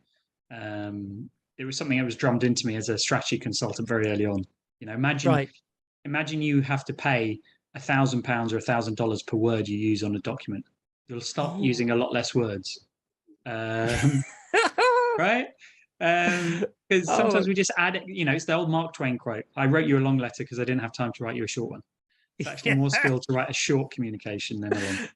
Yes, I like that. Love it. I wonder if you could do me a favor, because I understand IQ. Yes. Ideas. I understand FQ, focus. Yeah. The hardest one for me to get my head around a bit more, although I've heard what you said. Yeah. Could you go in a little bit more depth, EQ? Because for me, that seems to be the most grayish area to me. It can be a gray area, and for some people it's more natural than others, but it can be taught. Now, and everything I do is at a company level, but also an individual level. Let's talk at the individual level to bring this to life. Now, EQ is someone who's got great EQ is someone who's really good at being a people person. You know, think about the people you've met in your group of friends or your work. There is usually one or two people who just seems to galvanize people, seems to be in tune. Now, that for me is EQ. And I talked about, when I set up the equation, I said it's about the ability to take others with you. Yeah. Now, at the heart of it is being able to flex your style. Okay. Right. Is being able to see, are my words and what I'm doing now being effective on Michael? If not, I need to adapt and meet what Michael needs. Right. Okay. Now, this could be you go into a meeting and you realize that the other person loves numbers, loves facts and figures. Right. So the best way to communicate that person is bring in lots of facts and figures, bring in a spreadsheet, show them the numbers. Right. But you might be in a meeting straight after to talk about the same topic with someone else who hates spreadsheets. Yeah. They're a big picture thinker. They love pictures. They love talking. They actually don't want to see any document. So the onus is on you to flex, to communicate in the way they want. Right. And people give clues around how they like to be communicated.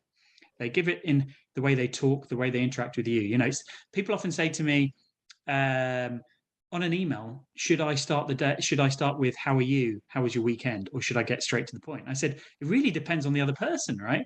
Some people hate it when you write because they're to the point and they're like, "Why are they asking me about my day? I couldn't care less about their day." But someone else will be offended if you don't write "How was your day?" And I said the clue is look at their emails. How do they start to you? You mirror them, right? So it's small things like that about being, you know, and so understand people around you better, find connections. There's a simple fact that when human beings find something in common with each other, they are more likely to have a productive relationship. Okay. So any meeting I run or any team event, I will start off with a little bit of an activity where people find out about each other. And it doesn't have to take long and it doesn't have to be onerous.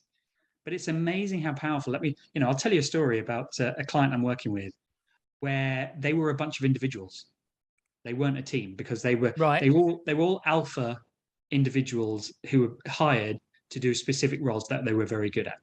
Yeah. But it just so happens that their performance went down as a team because during the pandemic, because they were no longer co-located, so they could no longer ask each other questions, which they didn't realize was actually part of teamwork.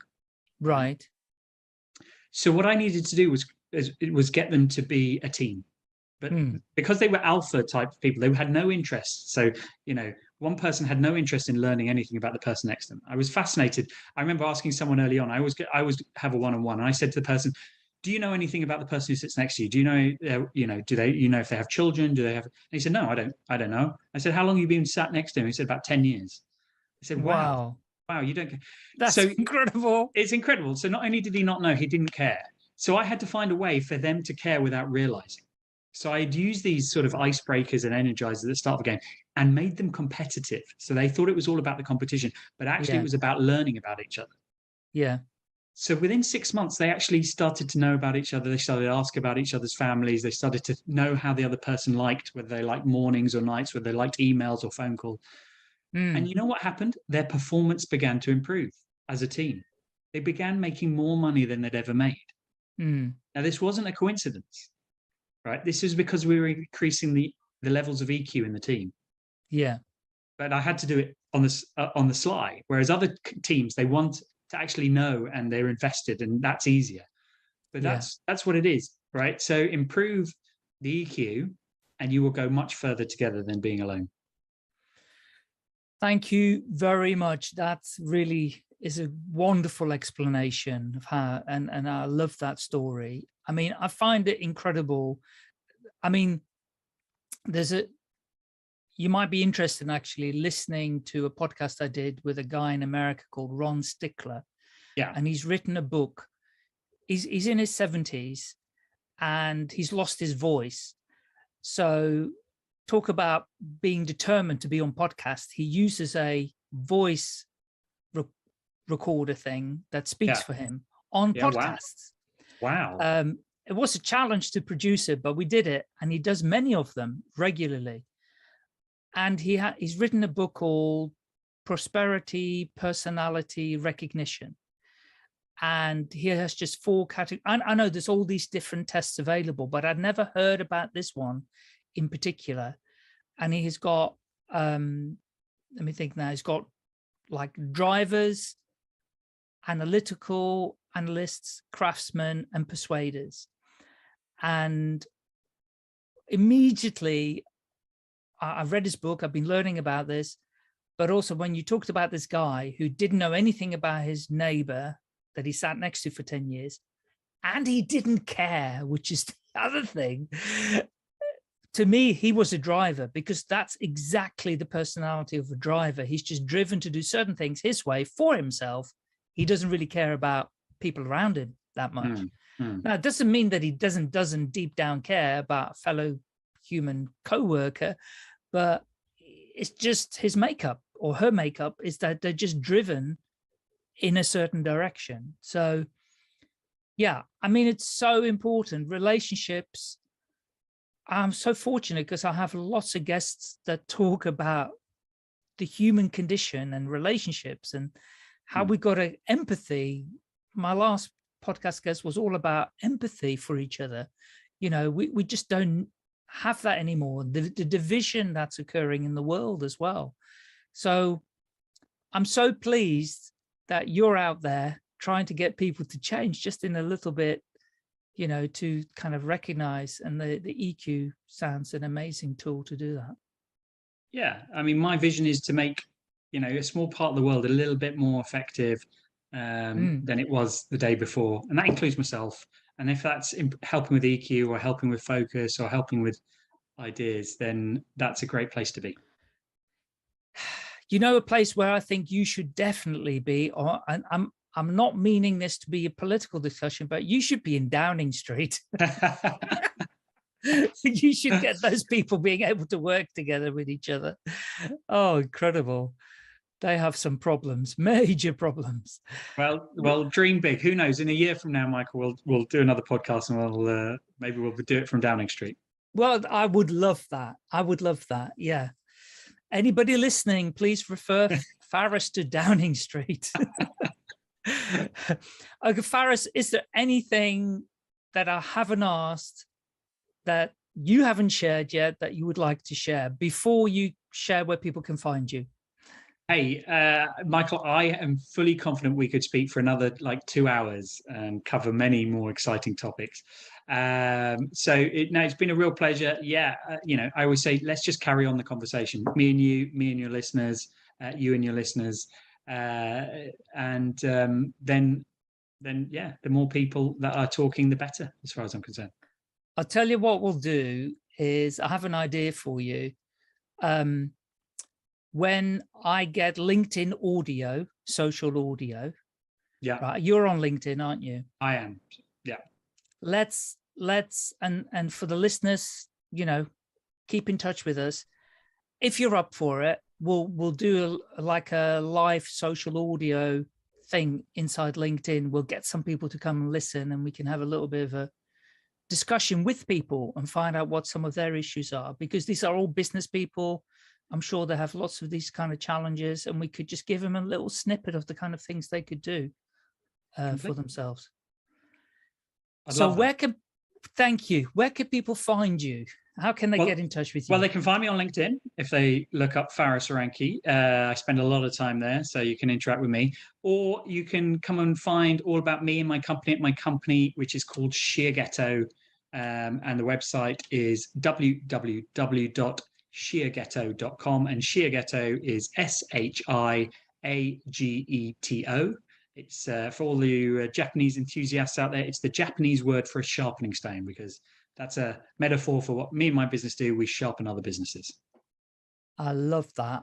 And tell us how the name came about. It came about because I was looking for a company name, and lots of the English ideas I came up with had already gone in terms of websites and were registered. And so I decided to switch languages, and I tried names in Arabic and Spanish. And I remember testing them on some friends. and particularly the Arabic ones, I got some honest feedback that the name sounded a bit terroristy in their own words, which is the kind of harsh, but the feedback you want from your friends before you build. And then one day I was making a salad with a knife that was dull, and I reached for my shear ghetto. I didn't know it was called a shear ghetto at the time, to sharpen my knife. And suddenly I had this light bulb moment. I said, hang on a minute, this is a metaphor for my company. Let's research what the Japanese word for a sharpening stone is. Wow. And eureka. But why were you looking for a Japanese word? Just because you wanted a different language? No, I was using I had a Japanese set of knives and a Japanese stone. And I knew the Japanese took it very seriously. And actually, I spent 4 hours researching, because the Japanese have 6 different names for sharpening stones, depending on their granularity and what they're used for. So this is how passionate the Japanese are. So I thought I would embrace that passion and pick the finest stone, which is the shear ghetto. Shear ghetto. I love that. That's brilliant. Okay, well, I'll make sure to share all of those details in the show notes so people can find you all across social and your website as well. And thank you so much for coming on the podcast. I loved it. Thank you for having me, Michael. Take care. I'll be in touch. All the best. Bye for now. If you've enjoyed this podcast, please rate, subscribe, and share at will. I'm always looking for more listeners and guests, so do get in touch, please. You can find me pretty easily by searching for Staying Alive UK. Thank you. Staying Alive UK. Share your story.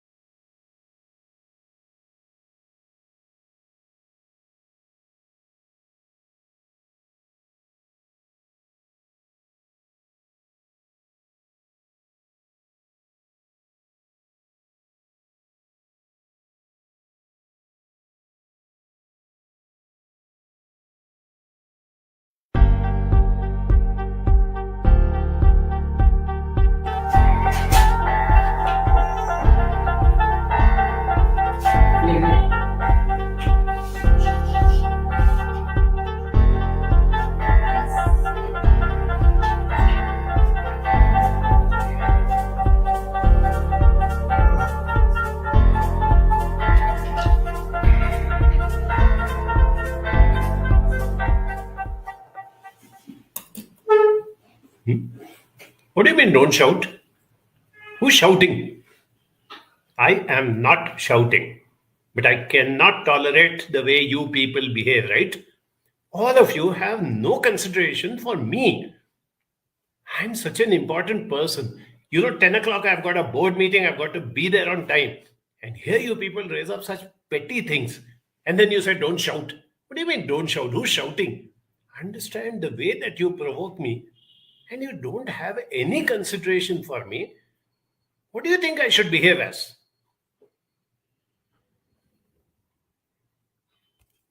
What is this, yeah? All the time telling me don't cry, don't cry. Obviously, I cry, right? Look the way you behave. Look at this. Even I have to go for work. I'm getting delayed. Oh my God, this unreasonable behavior. It's too much. I'm not able to deal with it. I don't know what to do about it. Okay. Taken you a little by surprise, but this is reality. There was this very famous book by John Gray, which says, Why Men Shout and Women Cry.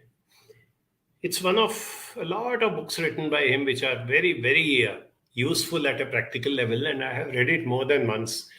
I have quoted from it. I have used it for helping, counselees and all that I've done. So at one point, when I was talking to somebody like this, it just struck me that I should also, try and see if I can convey that message in a more of an interactive manner, knowing how many of us nowadays read books. So I thought, let me put it in a more interactive and a more visual form. So that's why I took up this topic. Now, if you observed these two quick clips that you saw, first it was me, the man. Then it was Seema, the woman. What do you think happened? What do you think are the emotions? Dissatisfaction, irritation, being let down, feeling unwanted. The emotions were exactly the same to the man and to the woman. But did you see the outburst? Did you see the typical reaction, a male reaction and a female reaction? So what happens is that the women say, why do these men shout all the time? Can't they control their emotions? Why do they have to be so loud and brash and angry all the time? And surprisingly, I have so many men who come and say, I can't even carry out a decent argument with my wife. Anything I say and she breaks down and starts crying. That is her weapon. Now she starts crying, what am I supposed to do? I have to leave the place and go away. I have to stop the argument. Wonderful, isn't it? See how she uses crying as a tool to get the way that she wants. I can't even raise my voice. I can't say anything because she's got this wonderful tool, no? Breaking down, crying, whining. Now this is what I want to discuss today. Right. Firstly, let us understand that a lot of women feel men do not have emotions. I want to clear that myth. Men have as much emotions as women. This has been proven by research and surveys and whatever it is. You don't have to take my word for it. A fact like the soldier who sacrifices his life for the sake of his country. It is a purely emotional act. I will go to the extreme of giving up my life for my country. A man who slogs away to glory, works in a horrible job for years and years because he feels only then he will be able to give a good education to his children. He is governed by his emotions. A person who wants to achieve, by achieving career-wise, even a person who wants to win over the love of his girlfriend, it is purely an emotional act which makes him go out of the way, promise her the moon, do anything for her. These are all emotions, right? So, let us understand that men have as much emotions as women do. The only thing is the expression of those emotions comes out in a different way. I would not even say wrong way, I would say a different way. So there are innumerable instances, for example, where a man is so busy with his work, 24/7, he is at work, in office, or even when he comes home, he's on the laptop or he's on the mobile. And the family, particularly the wife, feels this person is so indifferent. This person doesn't love his family members. This person only thinks of his work. Now you ask the man, and like I mentioned a minute back, he says, I do it because I love my family. If I did not have a wife and children, I could stay in a one room or rough it out somewhere, and whatever I earn, I would have been very happy. But I've got this responsibility. I have to provide, I have to get a good house, I have to provide basic amenities, I have to give a good education to my children, I have to give them so many things, no? I love them so much that the only way to be able to fulfill what I want to do with them is to work harder and harder and harder. It's a highly competitive world out there, dude. You don't know. Unless you are on your toes and perpetually struggling, you will be left out. So that is what I do. So what I was saying is that the expression of love is in a different manner. And that is what they don't understand. Similarly, men who claim that my wife is perpetually nagging me, she's always correcting me, she's always making demands on me. She breaks down and she cries, she sulks. She points out so many fingers at me and she says, you're not doing this, you're not doing that. Doesn't she understand what I am going through? But now if you look at it from the feminine perspective, why is she doing it? Because she loves him. If she did not care, she would have said, okay, he is the provider. He goes to office, he works, he earns money and he gets the money and I enjoy myself. I will spend my time with my parents, my friends, my children. She could have given up, isn't it? Why is it that she doesn't give up? Because that is her way of expressing love. You are my life partner. I love you. I want to have a good, harmonious life with you. And that is why I am constantly behind you, telling you. Even a simple thing like, a wife telling the husband, don't smoke or don't eat rich food. Or, doctor was saying that your sugar levels are high, so don't eat sugar. To the man, it may appear as though she's perpetually nagging me and she's behind my back and she hates me so much that she doesn't let me live in peace. I come back home and all the time, this is what she is behind me. But to the woman, it is her way of expressing her love. The other factor, which I've spoken of earlier, but I want to reiterate the same point, is generally men are left-brained and women are right-brained. Mostly, not all. Now, a left-brained person is a person who is logical, sequential, analytical, mathematical, critical. These are the traits of a left-brained person. A right-brained person is emotional, intuitive, interpersonal, creative, literary. Now, when a person is right-brained, the habits, the behavior, the interests, the talents are different from a person who is left-brained. Nature has made, probably with some wisdom, that men should be left-brained and women should be right-brained, because only then they complement each other.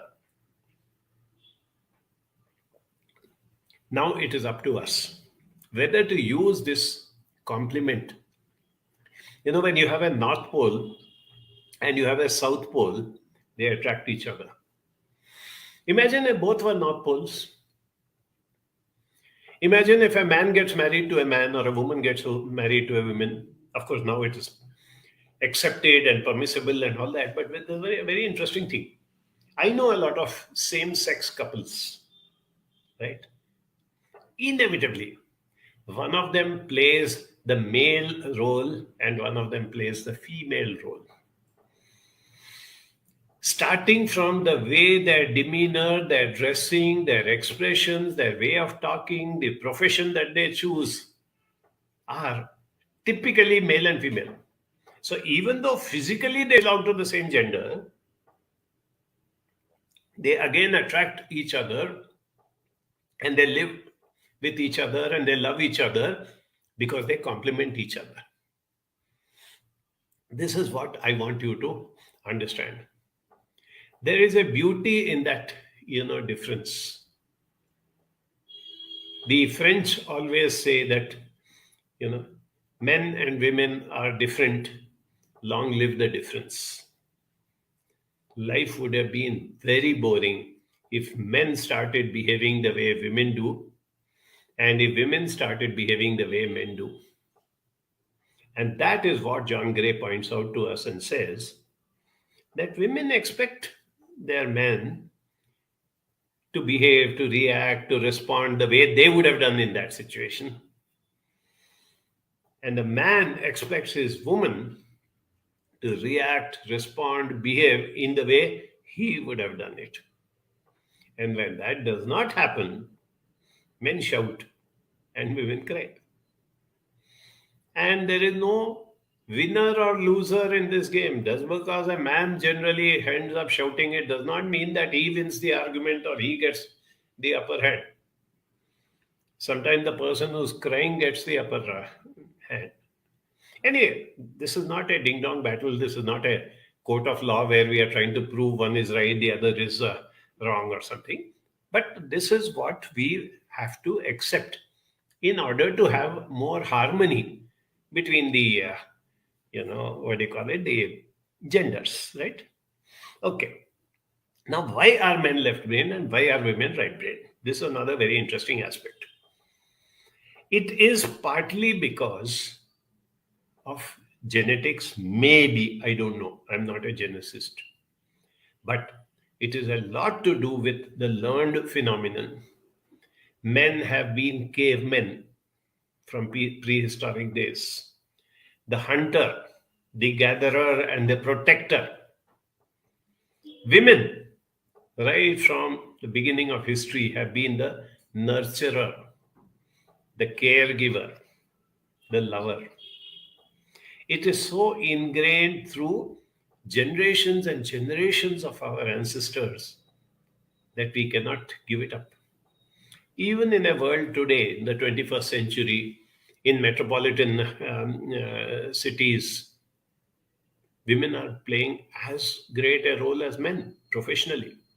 You'll have women CEOs, you'll have women engineers, you'll have women surgeons, you'll have women playing all sorts of roles which traditionally were restricted to men just a couple of generations back.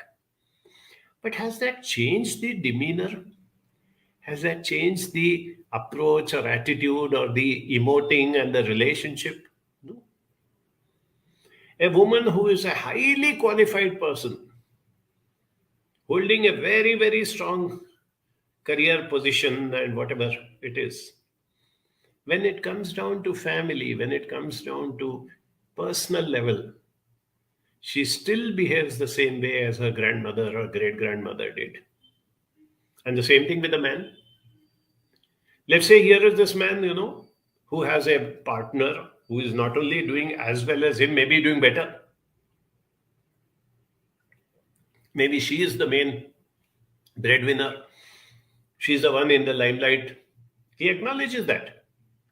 But because he's relegated to playing this role, there are men, for example, who are, nowadays I come across, who are doing a lot of cooking or taking care of children, which traditionally men never did.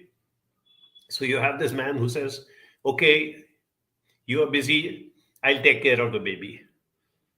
Or you are tied down with something else, I'll cook the food. So they are taking on feminine roles, right? But their demeanor, their expression, their behavior is not changing. When it comes to behavior which involves emotions, they still behave the way. Now, this is not going to change in the near future. If it has not changed in thousands of years, please don't have hope that it will change overnight or within this generation or even within the next generation. What we can do is, as far as the next generation is concerned, teach them a little more. Teach them to understand. I have a small little incident ingrained in my mind that I must have been 5 or 6 years old. I was running and playing. I fell down. And I saw small red spots on my knee. Some thing had grazed my knee and little blood was coming out. The moment I saw that, I thought I'm dying. And I let out a big shriek and I started bawling, crying. My father came running out and said, "What happened? What happened?" I pointed my knees. He went down and looked at my knees. He took his hand and brushed it aside so those red spots disappeared. And he said, "What's wrong with you? Why are you crying away to glory? Nothing has happened to you." I said, "No, I'm dying." He said, "No, you're not dying at all. Nothing is happening to you. Go wash your knees and this and that, and then go and play do whatever you want." And he said, "Don't cry like a girl," he said. At that age, daddy is the ultimate. He is the end all and be all. Whatever he says is the absolute truth, right? So this great daddy told this little 5-year-old fellow, that is me, "Don't cry like a girl." But daddy never told me how to cry like a boy. So what did I do after that? Anytime I had something disturbing me, I would make sure that I don't cry. And because of that, what happened? Emotions started getting suppressed, suffocated, stifled, till I came to adolescence. And when I realized that I'm a big boy, I have power, I have control, I have strength, I used to bring out my irritation, my disappointments by shouting. And daddy never said, "Don't shout like a boy." In fact, I vaguely even remember if mommy would complain saying, "Look at your son, how he is behaving. Why is he so uncouth? Why does he shout?" Daddy would probably laugh and say, "Oh, he is a boy, forget it. He'll get over it." So directly or indirectly, that thing was propagated, that it is okay for you to shout, but it is not okay for you to cry. Now, all the girls sitting out there who are listening to this program, go back into your childhood. When you were a small child, and if somebody did something to you, and if you picked up your fist and started boxing that person, what would your parents say? "You're a girl. Don't behave like this. What's wrong with you?" Even if you shouted, they would have said the same thing to you. That is how that indoctrination came in. But when you cried, what happened? "Oh, my poor baby. Come here, sit in my lap. Don't worry, Mama is here. No, we'll take care of you." So time and again, it was reinforced to the boys that you shout, and it was reinforced to the girls that you cry. Now, when you are 20 or 40 or 60, can you change so easily your entire basic demeanor? No, you can't. In fact, as I was mentioning to you about a girl, protecting herself or hitting or whatever it is, boys and men are made to believe that they are physically stronger than women. In many cases, it is true. A woman is built in a slightly smaller frame and a little more delicate demeanor and all that. But It is not always the case. I think yesterday or day before, what's that girl's name? Nikat, from a small town in Nizamabad, is now on the way to becoming the world boxing champion. So do you still think that girls are weaker than boys? If any roadside Romeo wants to tease her and she gives one box and that fellow will go flying 10 feet into the air. Okay, now you may say, no, she is one exceptional girl. But if you read her interviews, there's something very significant.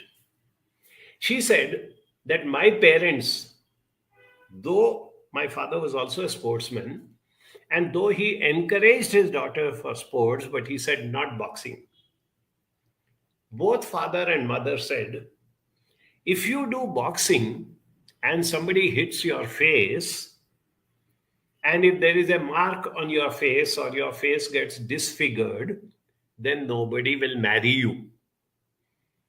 Imagine telling that to a little girl who's aspiring to become a great sportswoman. Have you ever heard a parent or a coach telling a boy, don't get into boxing because if somebody hits you and your face gets disfigured, then no girl will marry you? See the irony of the situation. I'm very proud of the fact that here is an Indian girl who, went against what was indoctrinated into her and has achieved something. Now, she's a good role model. Before her, Mary Kom was also a great role model. So many of them. But like I said, they are exceptions because the others succumb. And once you succumb and once you're made to believe that you're not physically strong and you cannot protect yourself and you should not protect yourself, the only way that it comes out is in the form of frustration, crying, whatever it is. It goes right up to the, extent where the girl grows up, becomes a mother. And now she is supposed to be all the time that great sacrificial mother. Whatever else she may do, she has to give first priority to children. One excellent example is this great lady called Indra Nooyi. She was the CEO and even the chairman of PepsiCo. PepsiCo is one of the maybe top 50 organizations in the whole world. Indra Nooyi, a girl born and brought up in India and in Chennai, migrated to USA.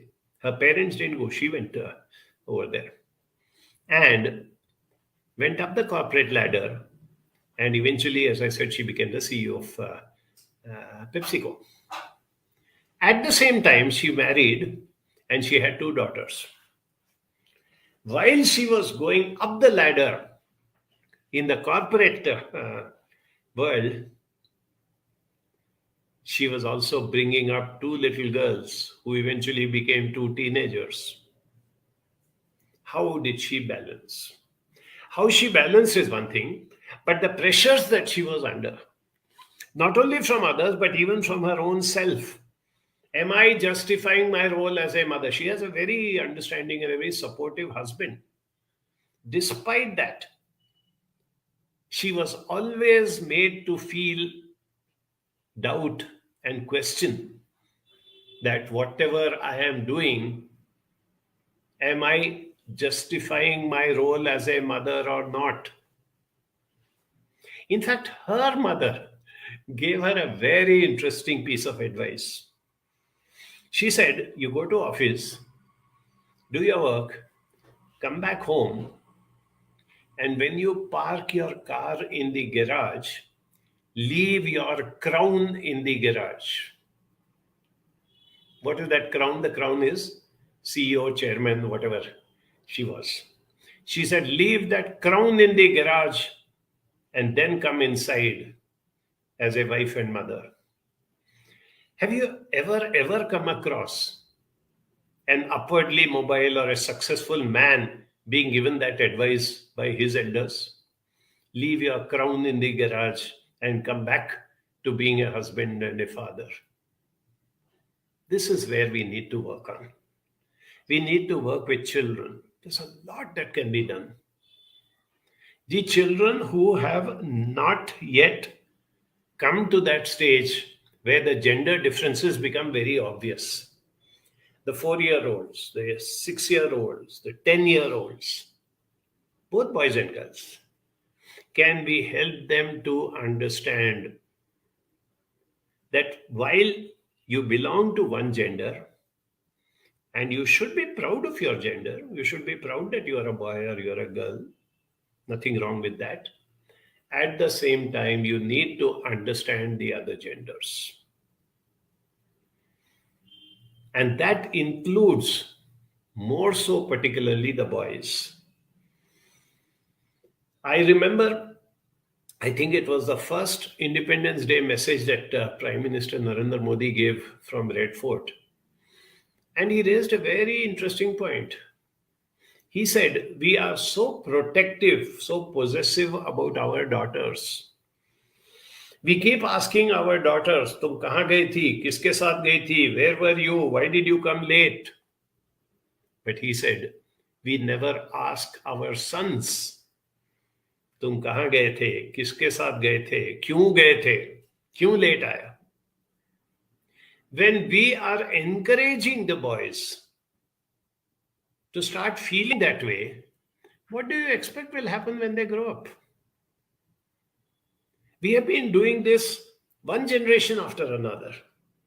At least now, can we put a break to it? You cannot change grown-up men, you cannot change grown-up women. Men will continue to shout. Women will continue to cry and say, "Kya karoon? Maa hoon na." Typical Bollywood dialogue. So there's not much we can do about it. But there's a lot that we can do with regard to the next generation. This men crying and women, men shouting and women crying, as I said, is not genetic. It is an inbuilt thing which comes out of indoctrination. It is based on the upbringing. It is based on the lessons and examples that are taught. It is based on the role modeling that we do with our children. Children growing up, particularly boys, watch their father shouting and their mother crying. And nobody seems to be bothered. Nobody points out and says, "This is wrong. Why can't mommy shout and daddy cry?" So what happens? He grows up thinking this is what life is all about. This is one strong message which I would like each one of you to please spread this little message after today to whichever adults who are concerned about the next generation. Please start changing that outlook, the demeanor, the attitude of both boys and girls. Don't tell a girl that you cannot do boxing because somebody will hit you and your face will get disfigured and then nobody will marry you. You're pulling down the self-esteem of the child. Don't tell a boy that, yeah, boys will be boys, it's okay, he will get all right, let him shout, let him get into brawls or whatever. That's not fair. So please take this message with you, and I need that 1 minute break as always. Seema has got something very interesting to share with you today. I'll be back in a minute.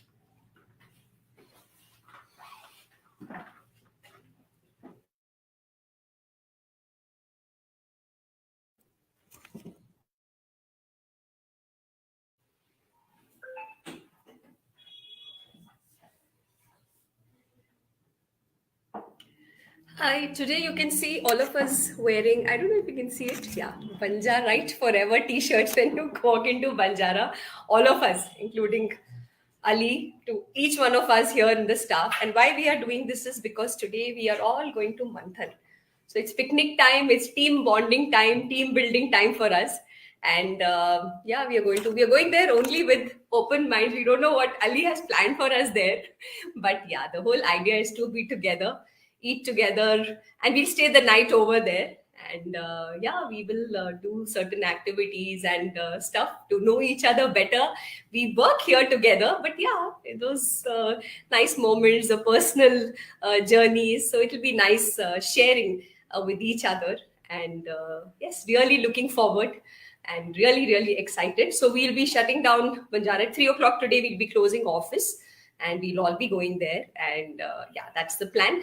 And we'll stay the night. Tomorrow, our friend Asra, she's opening a kennel called Off Leash in Manthan. So tomorrow is the inaugural. She's invited everybody, all the dog parents and dog lovers to come and spend the day there. So that's another thing we're looking forward to. So that's what's happening here. And of course, as usual, the place is bustling. Banjara is bustling with our new babies coming in DCS 23. We had a very nice program last Saturday and they were here and we interacted. It was nice. And every day we have, many of you coming here for inquiring about the program as well as for admission. So yes, admissions are going on in at full speed. So do come. 25th June is when we officially start.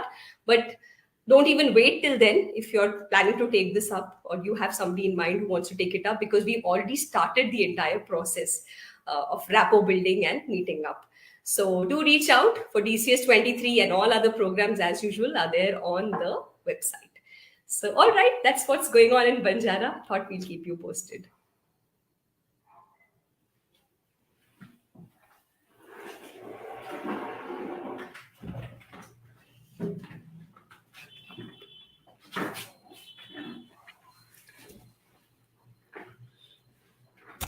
Manish just showed you a poster of an interesting program that I'm doing. Can't really call it a program because it involves 5 minutes of your time every day for the next 3 weeks. But if you're interested in something like that, do get in touch with Anis or any of our people in the office.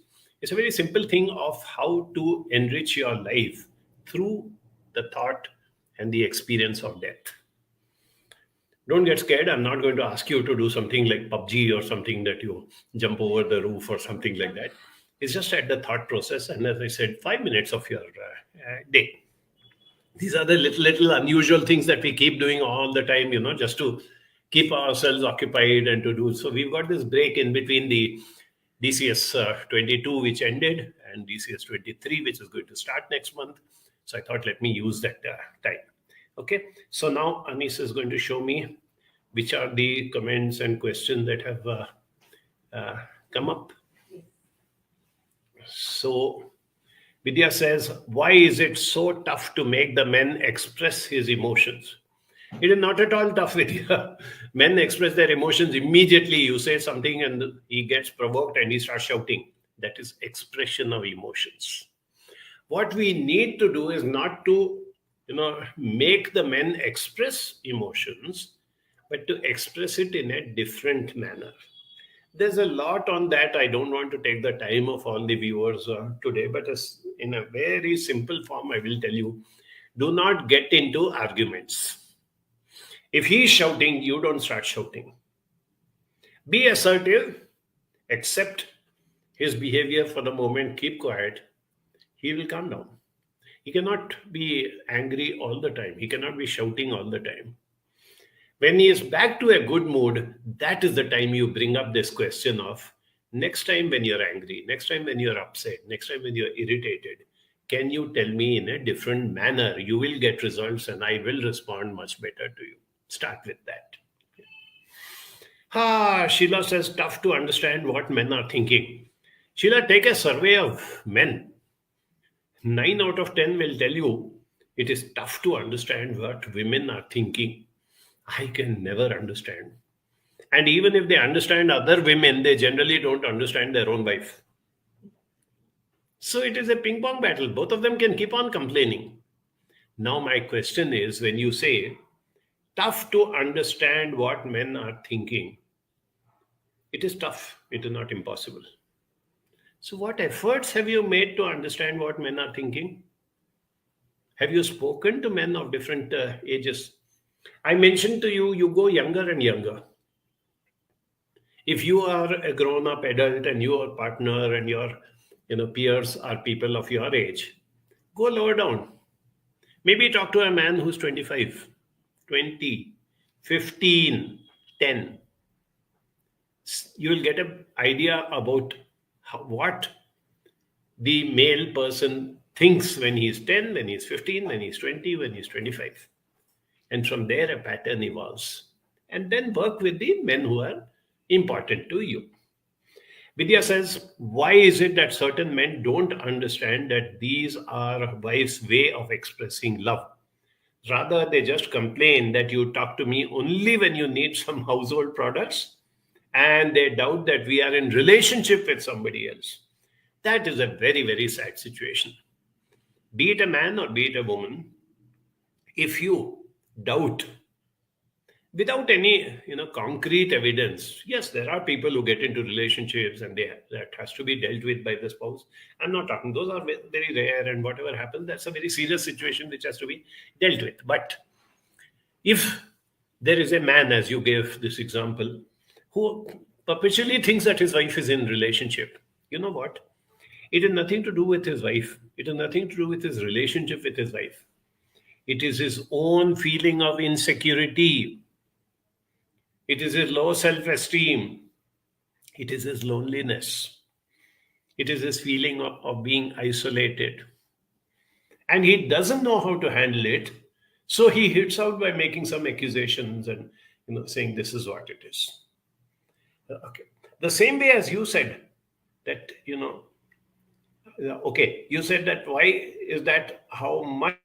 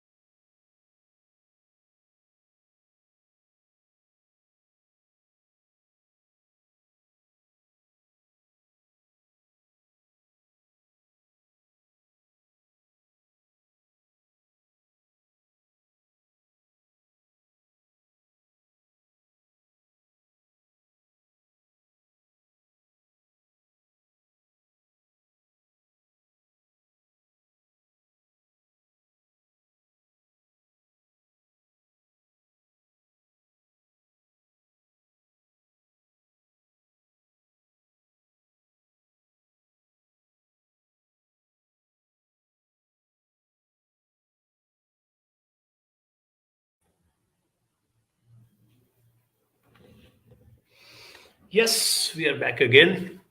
So sorry for the rukawat. Technology sometimes also behaves like human beings, throws tantrums. At least it doesn't shout or cry, but it makes life miserable for us. I was answering Vidya's question. Why is that however much a man shouts, it is expected that the woman should keep quiet? Now, when you say expected, who brought in that expectation? Please go back and reflect. It was your mother, your grandmother, your teachers. So many people told you that you are a girl and you should not shout. If they themselves have indoctrinated this into you in your innocent and vulnerable years, obviously it becomes part of your personality. And that was never done to your husband or your brother or any other male member of the family or in the class, right? Now, that is what I want us to understand that we are doing. And that's the reason why I said before we closed for the break that please work with the smaller men before the men become men, when they're still boys, when they still listen to you, when they look up to you, when they have this great regard and respect for women and for mothers and for elder sisters and all that. That is the time to help them to understand. If we start now, maybe 5, 10, 15, 20 years from now, we will be creating a generation of equality.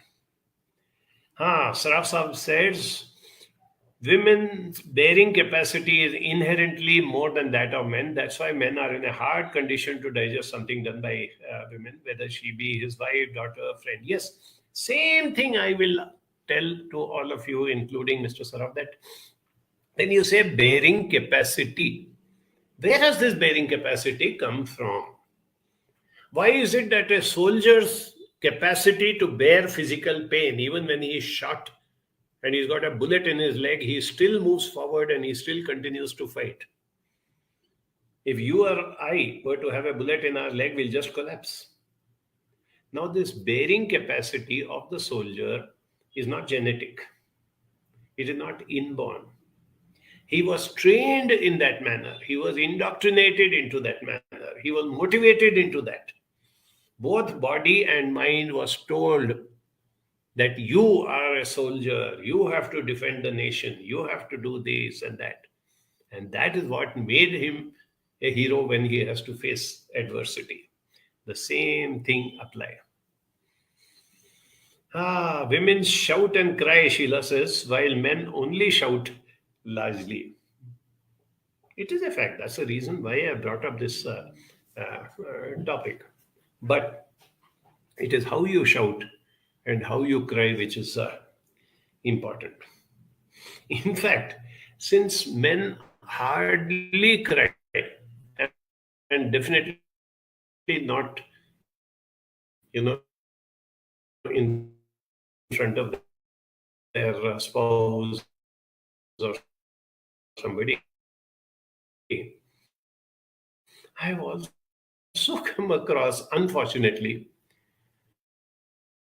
one odd, in a rare instance here and there, she tolerates, she accepts, she somehow, carries on, she gets fed up. And she says, more, I am going to take things in my control. And the moment she announces that, this man breaks down, starts crying. And the woman is so overwhelmed that she feels that nothing can be sweeter than this, that my man is crying and asking for forgiveness. And everything gets deleted and she goes back to be what she was. Please be aware of that. Roshan says, very lucky to get a life partner who never ever shouted at me and never did I cry. Fantastic. Congratulations to Roshan. And I also feel that while the partner may have had a good upbringing, hats off to his parents and elders, at the same time, it is also how the wife behaves with the man which makes a difference. What is needed in these circumstances is assertiveness. neither being aggressive nor being possessive. Giving away easily and becoming submissive. Assertiveness wins the day against people who unnecessarily lose their temper and who shout. Surekha says, how can we help our counselees help them behave in ways that their love and care reaches the partner? Here, one thing is very important, Surekha. You have to deal with in two different ways when it comes to a male and when it comes to a female. By the time this counselee has come to you, the person has grown up in a lot of indoctrination, behaviors and attitudes, and is also experiencing certain things, right? So we have to deal with the men differently and the women differently. With the men, if it can be made to understand that I understand your anger, I understand that you are very frustrated and you are pushed to a corner and that is why you shout or that is why you get so angry, but do you get results? If you do not get results, would you like to try out a different way instead of shouting at your partner or creating that ruckus? Would you like to try? With a female, you have to tell her that whatever the person is doing to you, do not get provoked either way. Don't break down and cry and show your vulnerability, and do not start countering and shouting and arguing. Be assertive. We have to teach women assertiveness. And that assertiveness, believe me, is directly connected to self-esteem. Innumerable Indian women suffer from low self-esteem because of the way they have been brought up. I am not capable. I am a girl, my own dreams. And I have to listen first to my father, then to my husband, and then to my son. We have to break that. Any girl who has good self-esteem and who is assertive can easily handle a father, a husband, a brother, a son who tends to get angry and shout. Over a period of time, the change can be brought in. Conclusion is seeking help or counseling. Don't wait till it comes to that exhaustion stage, and where you get so frustrated that you may actually do something which is very impulsive. Do it while you feel that things are little better. This is another thing which I have experienced with so many people. Let's say you have this man who keeps shouting all the time, and the wife is very submissive. You know what she thinks? No, if I am nice to him, then he will stop shouting. If I don't argue, if I don't present my viewpoint, and if I accept his anger and do as he tells me to do, even though I don't want to do that, slowly he will realize what a good partner I am, and he will start being nice to me. Sorry, it doesn't happen that way. You have to take it as early as possible. And this includes what Surekha has asked. Handle unresolved feelings from the past. This is something which, as you know, you will recall that I have been constantly striving on. Take this man-woman situation where the man shouts, the woman cries, whatever it is. Somebody has also mentioned the man always doubts his wife whether she is having other relationships. All this is based from the past. It starts in early childhood. And a lot of things from our childhood need to be resolved. Even if it is not currently an issue of shouting or crying or whatever it is, but a lot needs to be resolved. Our education system does nothing to help us learn life skills, to build up our emotional intelligence. But it's never too late. Even now it works. And this is something very, very heartening when Sheila says, being politely assertive has been working for me. I think we should give an applause to Sheila for not only believing in it, but practicing it. She's used a very nice phrase, politely assertive. Yes, I know you're angry. I know you've got meetings and you're very stressed out and you're a very important person. At the same time, I think we need to resolve this. I don't feel that I am going to give in at this stage. I need to do this. In whatever manner, whatever words, whatever expressions, but politely assertive can really go a very long way to help people.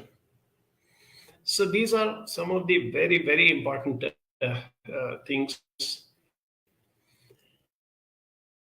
As I said, number one, we need to keep feeling frustrated because the woman cries all the time, or the woman is feeling frustrated because the man shouts all the time. It is not impossible, but it is tough to handle it, to deal with it, to try to slowly bring about a change to the extent that it is possible. Don't expect miracles. Don't expect overnight change from the person. But I can assure you that 10%, 20%, 30% more harmonious relationship goes a long way in making you feel contented. And it sets the ball rolling for better and better and better relationship. At the same time, look at the younger generation and see what we can do. Let us not be so selfish that we work only for our needs.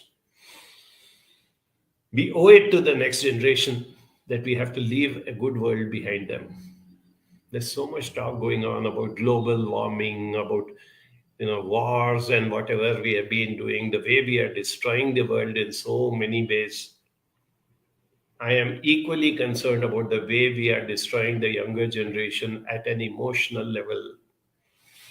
I have told this a number of times and I repeat again that emotional intelligence can be built up at any time. And what are the first two pillars of emotional intelligence? Self-awareness. Yes, right now I am getting angry, I'm getting irritated, I'm feeling very disappointed, cheated. Awareness. The second pillar is managing the emotions.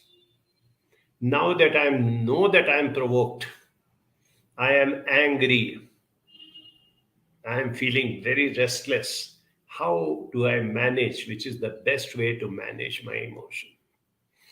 Roshan says, keep giving love and one is bound to get back love. No shouting and crying will happen.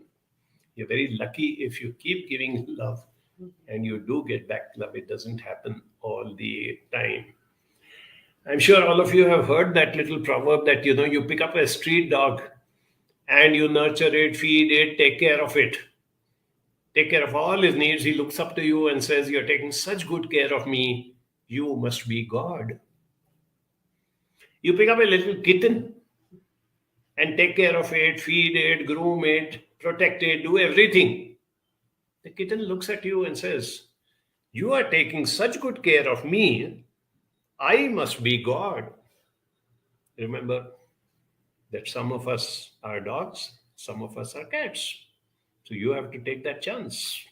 Surekha says, how can we work towards better emotional autonomy which prevents us from developing dependency? Yes, Surekha. Since we live in families, since we have to interact with people, I would suggest that we don't work towards developing or, working from, the dependency, work towards what I always call as interdependency. It's the same way as there may be a family where the man goes out to work and earns the salary and the livelihood, and the woman takes care of the house and the kitchen and the children. They are not dependent on each other. They are interdependent. They are complementing each other, and men and women complement each other in 100 different ways. So learn to enjoy that aspect of it. That is what is needed. It can be done. It requires some time and effort. And it can be done if you decide on the next Saturday's topic, that is, don't grow old. I'll be seeing you next Saturday, where we will be talking about how, while the numbers pile up, you ensure that you remain young till the last day of your life. So have a nice, wonderful week. I shall see you next Saturday. Bye-bye.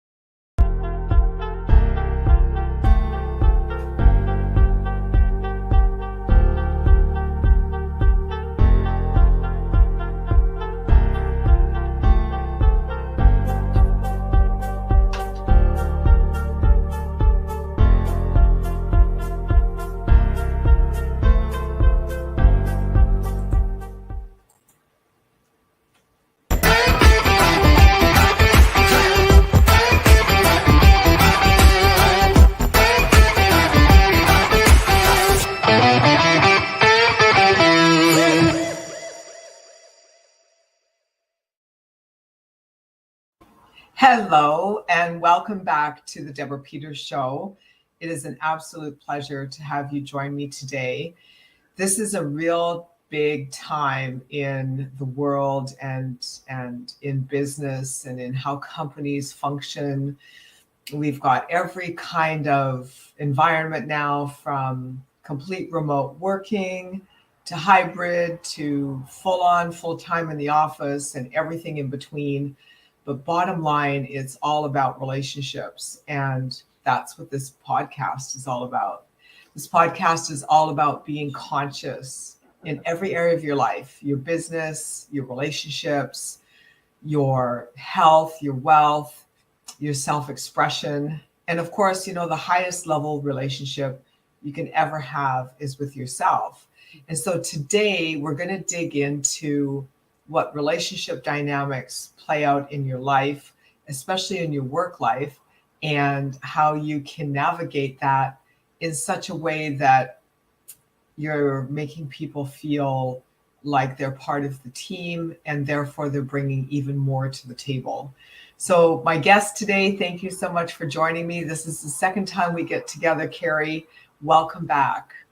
Thank you. I'm glad to be here. Yeah, and you're an educator, and your background is in relationships and work relationships. So with all the changes that have been happening post-pandemic and people making personal changes in their lives and where they live and how they live, what are you seeing that's really happening in terms of relationship dynamics? I think the biggest thing is that the more you talk to people, the more they will start to reveal that they're feeling really disconnected. Yeah. That it's a struggle. And even if they've gone back to work, like things are a little different. And, I think a lot of people are really finding that challenging of how do we get reconnected to each other? How do we get reconnected to the work and the purpose? And what is this all going to look like? I think there's a lot of fear out there. And so that's really the biggest challenge that I think most people are having. Yeah, you know, well, I mean, seriously, we've had the fear of Jesus put into us about, you know, you can't talk to people, you know, if you don't act a certain way, you're going to make the world die and people are going to die around you because you're not behaving a certain way. I mean, there's been a lot of programming and conditioning that's taken place with the propaganda that's gone on around this. So I see it too, you know, and I'm just generalizing, but to make the point is that people are afraid to engage, you know, they want to. I saw that this summer when I was working remotely and traveling throughout the South. I noticed in different states, people were handling getting to know the new person differently. And some were just completely afraid to even look you in the eye. And others were like, I want to talk to you, but I'm shy. You know, it's a little bit of everything. And so that's the tricky part, isn't it? It is. And I think you're right. I mean, I think there are so many sort of cultural, societal messages out there that are things I like when I talk to folks about relationship and the importance of relationship and how do we build relationship. I often will point out to them that there are 3 really big barriers to creating relationships. Sorry, my dog's he's like chiming in. Yeah. He's like, I would like to be in relationship. Like, I want to do that. Dog I heard outside. Stop, you're fine. Sorry. Anyway, so there are 3 really big barriers to creating relationship, and they are power, competition, and fear. Sure. And man, look at the cultural messaging that we've gotten, especially in spades in the last 3 years, right? Yeah. Power, competition, and fear. Those things actually prevent us from being in relationship with each other. And absolutely, you know, the 3 building blocks, or 3 of some of the building blocks of healthy relationship, are the opposite of those, right? Trust, reciprocity, and cooperation. But those things are things that take time, and we have to build those things. And somebody has to be willing to be vulnerable and take that first step so that somebody else can come sort of meet them halfway. And when we're constantly bombarded with all of these cultural messages about we should be afraid of each other, and we don't know how to get along with each other, and our differences are bigger than our similarities, then it can feel really overwhelming to figure out, where do I even start? Well, and it creates a whole program, you know, it's the process of, let's just say the 0 to 7 imprint years. It's really easy to create a program within a child's mind. They just are quite accepting, you know, very malleable. With an adult, it's different. It takes a lot of repetition, you know, 3, 7, 21 repetitions to create a new thought pattern or adjust to a new habit. So to see people become so shut down and so afraid to engage with each other really does signify the enormity of how much hammering on the nervous system has actually taken place. And the bizarre thing about it is that we are, as human beings, we're social animals. We need that. We need that interfacing. And if we don't have it, then I think science has shown us that parts of our brain start to shut down, and, you know, our health starts to decline, and our immune system starts to collapse. And it's not good all the way around, you know? Yeah, no, it definitely isn't. And that's in one of those instances where our brains are kind of at odds with our body, right? Because our brain's job is to like keep us safe. But if your nervous system is in this constant state of awareness, heightened awareness, then everything looks like danger, right? Yeah. And so unless and until we can figure out how to settle our nervous systems and really feel calm, Mhm. we don't know how to discern the difference between discomfort and danger. Yeah. Right? And to bridge the gap with a hug, you know, just need a hug. Like, I think most people right now just really need a big old hug.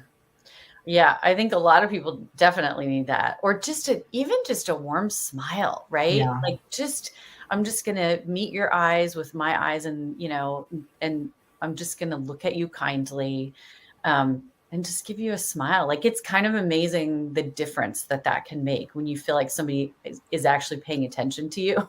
Yeah.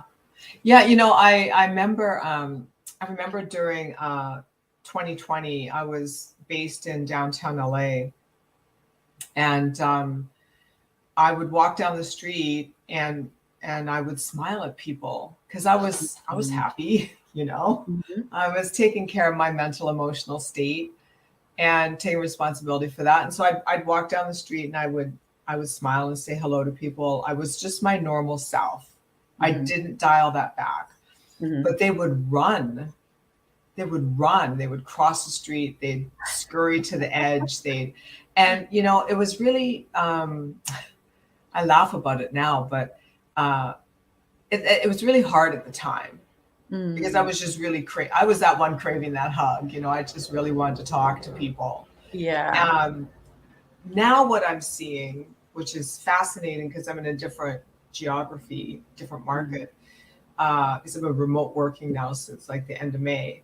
What I'm experiencing is just these random big old smiles on people's faces as I, you know, roll in and out of the grocery store or stop by, you know, the department store to pick something up, and it's beautiful. I mean, it just warms my heart. You know, it's almost like getting a hug, really.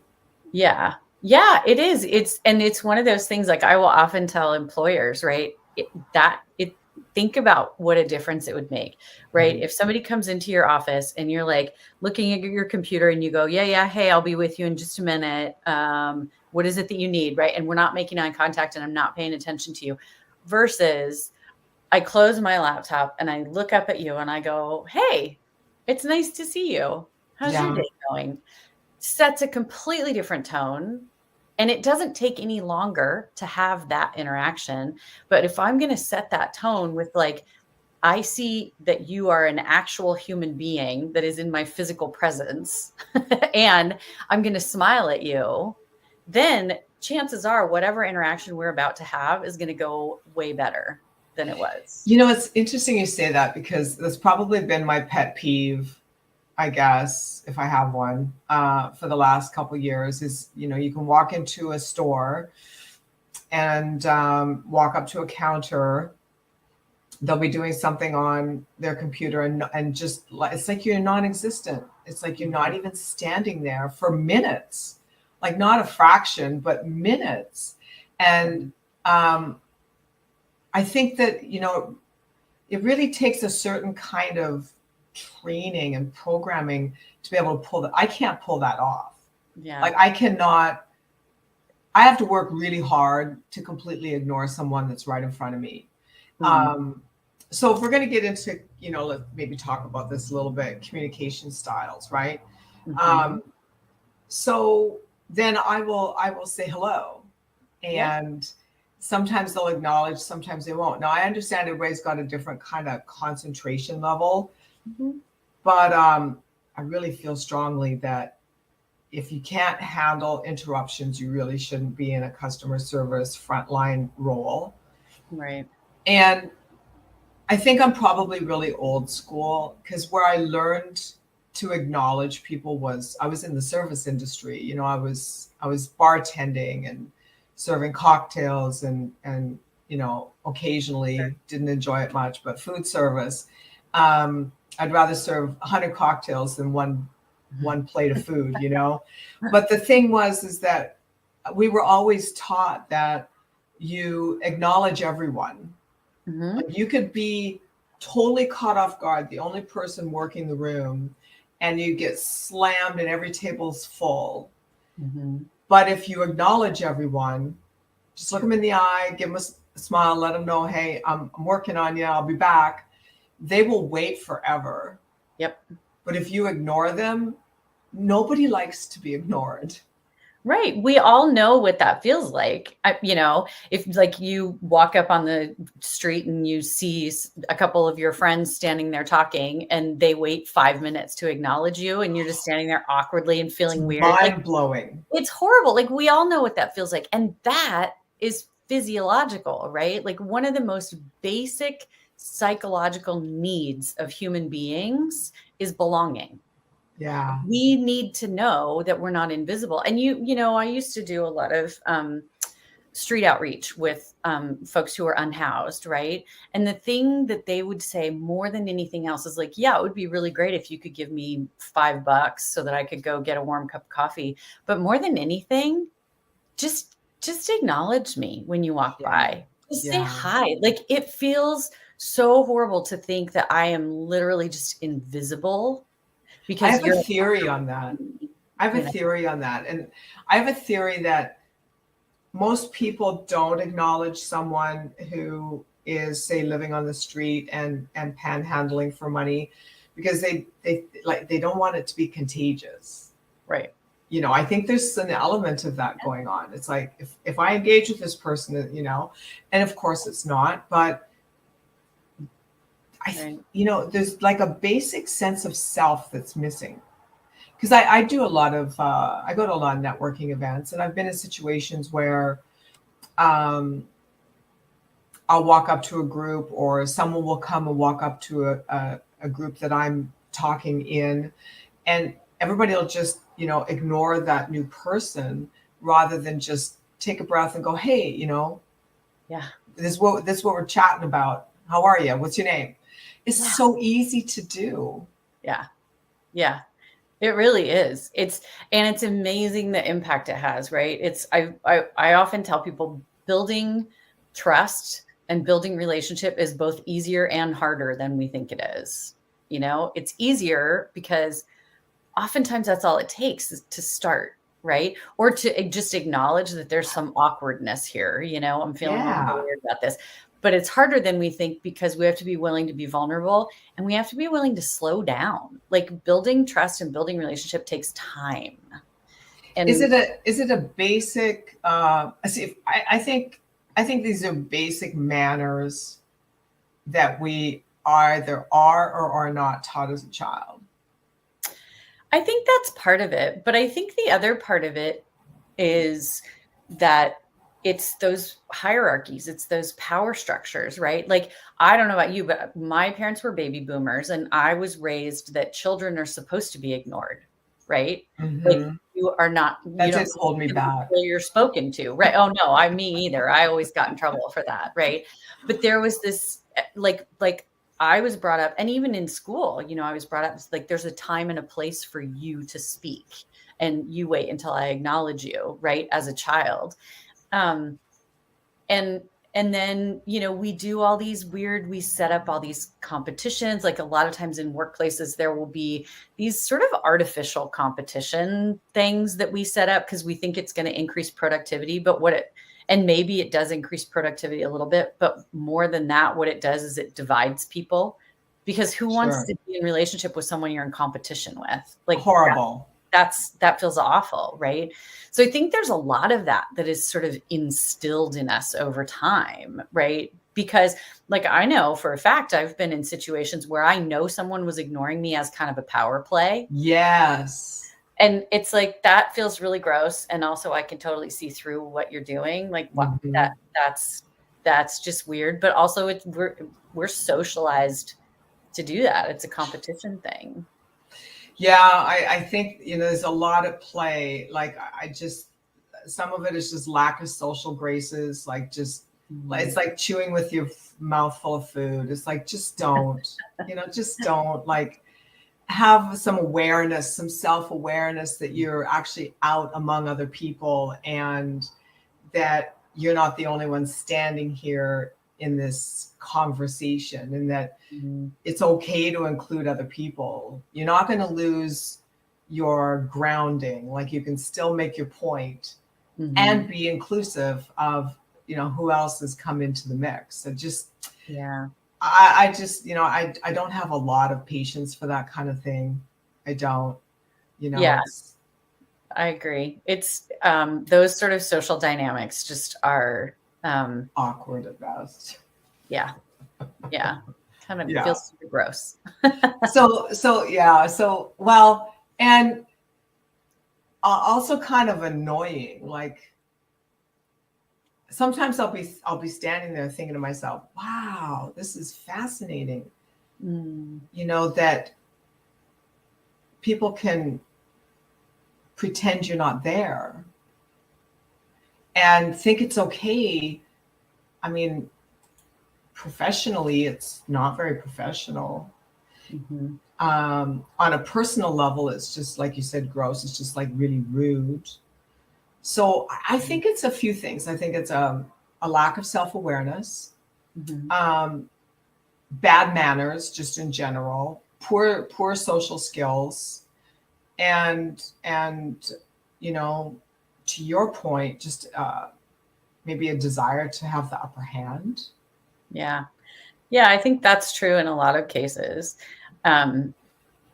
Which also I think leads back to that fear thing, right? It's like, what, you know, I can't give an inch to this person because what if, you know, I got to look like I'm the one who's in charge or the one who's the most knowledgeable or the one, you know, whatever, which, I don't know. I think it's really funny to think about what we think we're getting out of that. Well, you know, what are you winning? I don't think they think that far down the road. I think it's very much an instant gratification kind of deal. And there's just a lot going on in terms of how status quo runs, you know, the rules of society function, what you're expected to accept as being a norm. Right. So there's just a lot, you know, and I see too buzzwords. So we'll have in the professional world or the executive world, you know, there's a concept like servant leadership. It's like, well, that's wonderful, but who's responsible? At the end of the day, somebody's got to take responsibility. So is it really that effective? And I think that there's a point of, I'm going to step up here and I'm going to lead. I'm going to remain open and I'm going to remain flexible, but somebody's got to take responsibility. So how do I do that without putting people down? Like, how do I lead and be, and, you know, keep the charge moving forward, as they would say, like, yeah, moving the needle, and yet remain where I'm not developing this staunch hierarchy. Yeah. I mean, I think that one of the best ways to do it, like, we need to have, if we're working together as a team, we need to have sort of a shared sense of reality. Sure. Right? Yeah, absolutely. Somebody is ultimately responsible for this deliverable thing, whatever we've all agreed is the important deliverable thing. Yes, this is the person that's responsible for that. And the reason that we're a team and the reason that we were all hired is because we each have different skill sets that feed into this person's ability to deliver that thing. And so as long as we all understand that there isn't one person who's more or less valuable than anybody else on the team, right? We all have a role to play, right? If you think about it, back in, you know, caveman times when we were, you know, roving around sort of nomadically and figuring out like everybody had a different role, right? Yeah. At the end of the day, somebody was in charge of starting the fire and somebody was in charge of cooking the thing that they'd hunted. But you can't do that unless there was the person that gathered the wood and the person that went and hunted the thing. And then the other people who prepared the thing once you caught it. And if we have this shared reality that we're all in this together and we all benefit from this ultimate deliverable, there are all these little smaller deliverables along the way, and those are equally as important, right? There are all these building blocks that go into the same thing.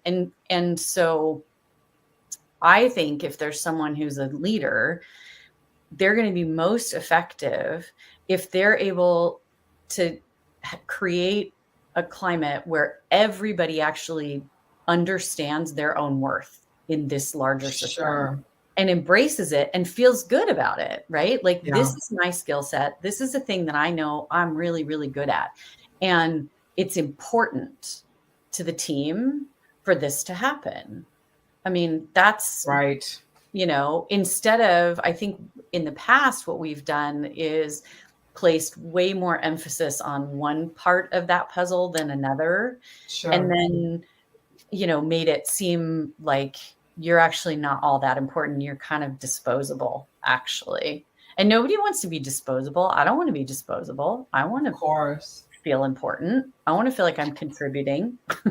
Yeah, well, I think we all do. And, you know, it's the challenge is that usually with higher level positions, let's say in a corporate makeup, there's greater levels of responsibility and the stakes are higher. You know, I coach CEOs of small to mid-sized companies. I have for 20 years, and 99.9% of them are men. Not that I don't like coaching female CEOs. There aren't very many, you know, there's more today than there were then, but it just became its thing. It became a niche market. And the stakes are super high. Like, these guys lay their entire existence on the line for the success of that company. And they know that they're responsible for paying everybody's mortgage, right? So, but what we have to find, I think, is some kind of awareness that, yes, you are in this role of greater responsibility, the stakes are higher, and everyone on your team plays a part in this wheel moving forward. Yeah. So it's, how do we create, first of all, value and awareness of value, and then secondly, acknowledgement of that. Right. You can't acknowledge something you're not aware of. Right. Yeah, no, there's this great thing that I discovered about probably 10 years ago, and I do it a lot with adolescents as a way to sort of build their self-esteem. But I think it's really, I've done it with teams as well too. And it's called wealth mapping. And it's, you know, so, you know, when we think of the word wealth, we think of money, right? Sure. But we all have all of these different alternative forms of wealth, right? Some people are amazing at navigating bureaucracy. Like, some people can do that like nobody's business, right? Some people are phenomenal at a spreadsheet. Some people are really, really great at walking into a room, sort of reading the situation and calming everybody down, right? Yeah. Those are not things that we necessarily, I mean, the spreadsheet thing, maybe you're going to put that on your resume, maybe even the navigating bureaucracy thing, but there are like all of these other different kinds of skills that people bring to soft skills. Yeah. And so there's this whole, you know, thing that I do with teams often where we'll do wealth mapping, and people can have a really hard time wrapping their head around it. It's like, I don't know. I know. You know, but usually once we get on a roll, or once one of their coworkers will be like, oh, here's the thing. You're really good at, you know, remembering everybody's birthdays, which seems like a silly thing, but it's super important, right? Because who doesn't want to have their birthday acknowledged, or, you know, whatever, right? You're paying attention to everybody on the team and everybody feels cared for by you. That's an alternative form of wealth. And then somebody will be like, oh yeah, I am kind of good at that actually, right? And so doing that in a team and being able to recognize and acknowledge all of these other things that your coworkers are doing, the way that they move through the world that is slightly unique, that makes them who they are, that also really benefits everybody else around them, can be huge, right? Yeah. That's great way for people to understand. And it's also a great way to, often leaders don't know those kind of things. Those things are sort of people don't talk about to it. them. And so knowing that about the people that are working for you is a big deal. The other thing that I like to do is to have folks sort of interrogate what it is that in your culture it constitutes work. Right. Right. Is it like, are we thinking about work as just deliverables on a head down? Right. Yeah. Or am I acknowledging that, this person that works for me has a child at home who is on the autism spectrum, and they have an elderly parent also living with them. And there's all this stuff that they're having to navigate before they ever even walk through the door. And so that's work, right? It's uncompensated work, but it's work. And so this person is also doing all of these other things. And by the time they get here, how can we support them? Yeah. Right. Maybe it is, there's a coworker that just brings them a cup of coffee at 2:30 every day, just the way they like it. Sure. Right. How can this person feel cared for? It's not going to cost the company anything. It doesn't, right. It's just creating this culture of cooperation and care for each other by examining how much work someone's doing. I have a friend who is profoundly deaf, right? And that's work just to navigate the world. Yeah, and so life. She's already starting out with like so much less energy for certain things. So how can I figure out when I'm working with her, what's going to make her life easier? Right? It makes me think of, I just toured this company. It's like a storage facility at the port in Savannah, Georgia. And they have a very powerful value proposition, and their set of values and the goals and objectives are laid out as well. And they have 4 main goals for 2023. One is to provide free healthcare for their entire workforce. One is to provide one hot meal a day for their workforce. So far, they're managing to do that 1 day a week, and then to provide complimentary childcare for their workers. I mean, that's huge. I was a single mother. Yeah. Childcare, when you got to get up in the morning and get yourself and your child ready and out the door, and if you're dealing with any weather, to have a company that provided healthcare and lunch and somewhere for your child to be cared for. Oh my God, that just took the weight of the world off of my shoulders. That would have been a completely other reality for me. Yeah. So yeah, the thing is that I think it's how we go about this, where it's not like an entitlement, because I'm not down with this whole entitlement thing of, you're the company, you're the man with all the money, you owe me. It's like, no, nobody owes you anything. You need to get up, suit up, show up, and perform. And you need to do it for you, not because somebody's looking. So whether they're looking or not, you need to do it for you. Always do your best. Why wouldn't you? Who cares, right? And then there needs to be a dialogue between the people that are in the company and the people that have the influence to create the structure of the company, so that there's like you said, a unified vision. It's like, who are we becoming as a company here? What kind of culture are we creating, and how do we want to flush this thing out? What do we want people to feel like when they spend most of their lives coming here every day of the week, 5 days a week, whatever? Because we do spend most of our adult life working. Right. And you don't want to resent that, right? I mean, yes, I'm going to work harder if I feel like the people that I'm working with actually care about me as a human being, right? If I feel like I'm disposable, then gradually my motivation levels are going to go down to get that work done, right? So coming to work and feeling like there are people there who are happy to see me, who acknowledge what my unique skills and gifts are, right? That I have one of the other basic psychological needs of human beings is emerging mastery. We need to feel like we're not just doing the same thing all the time over and over.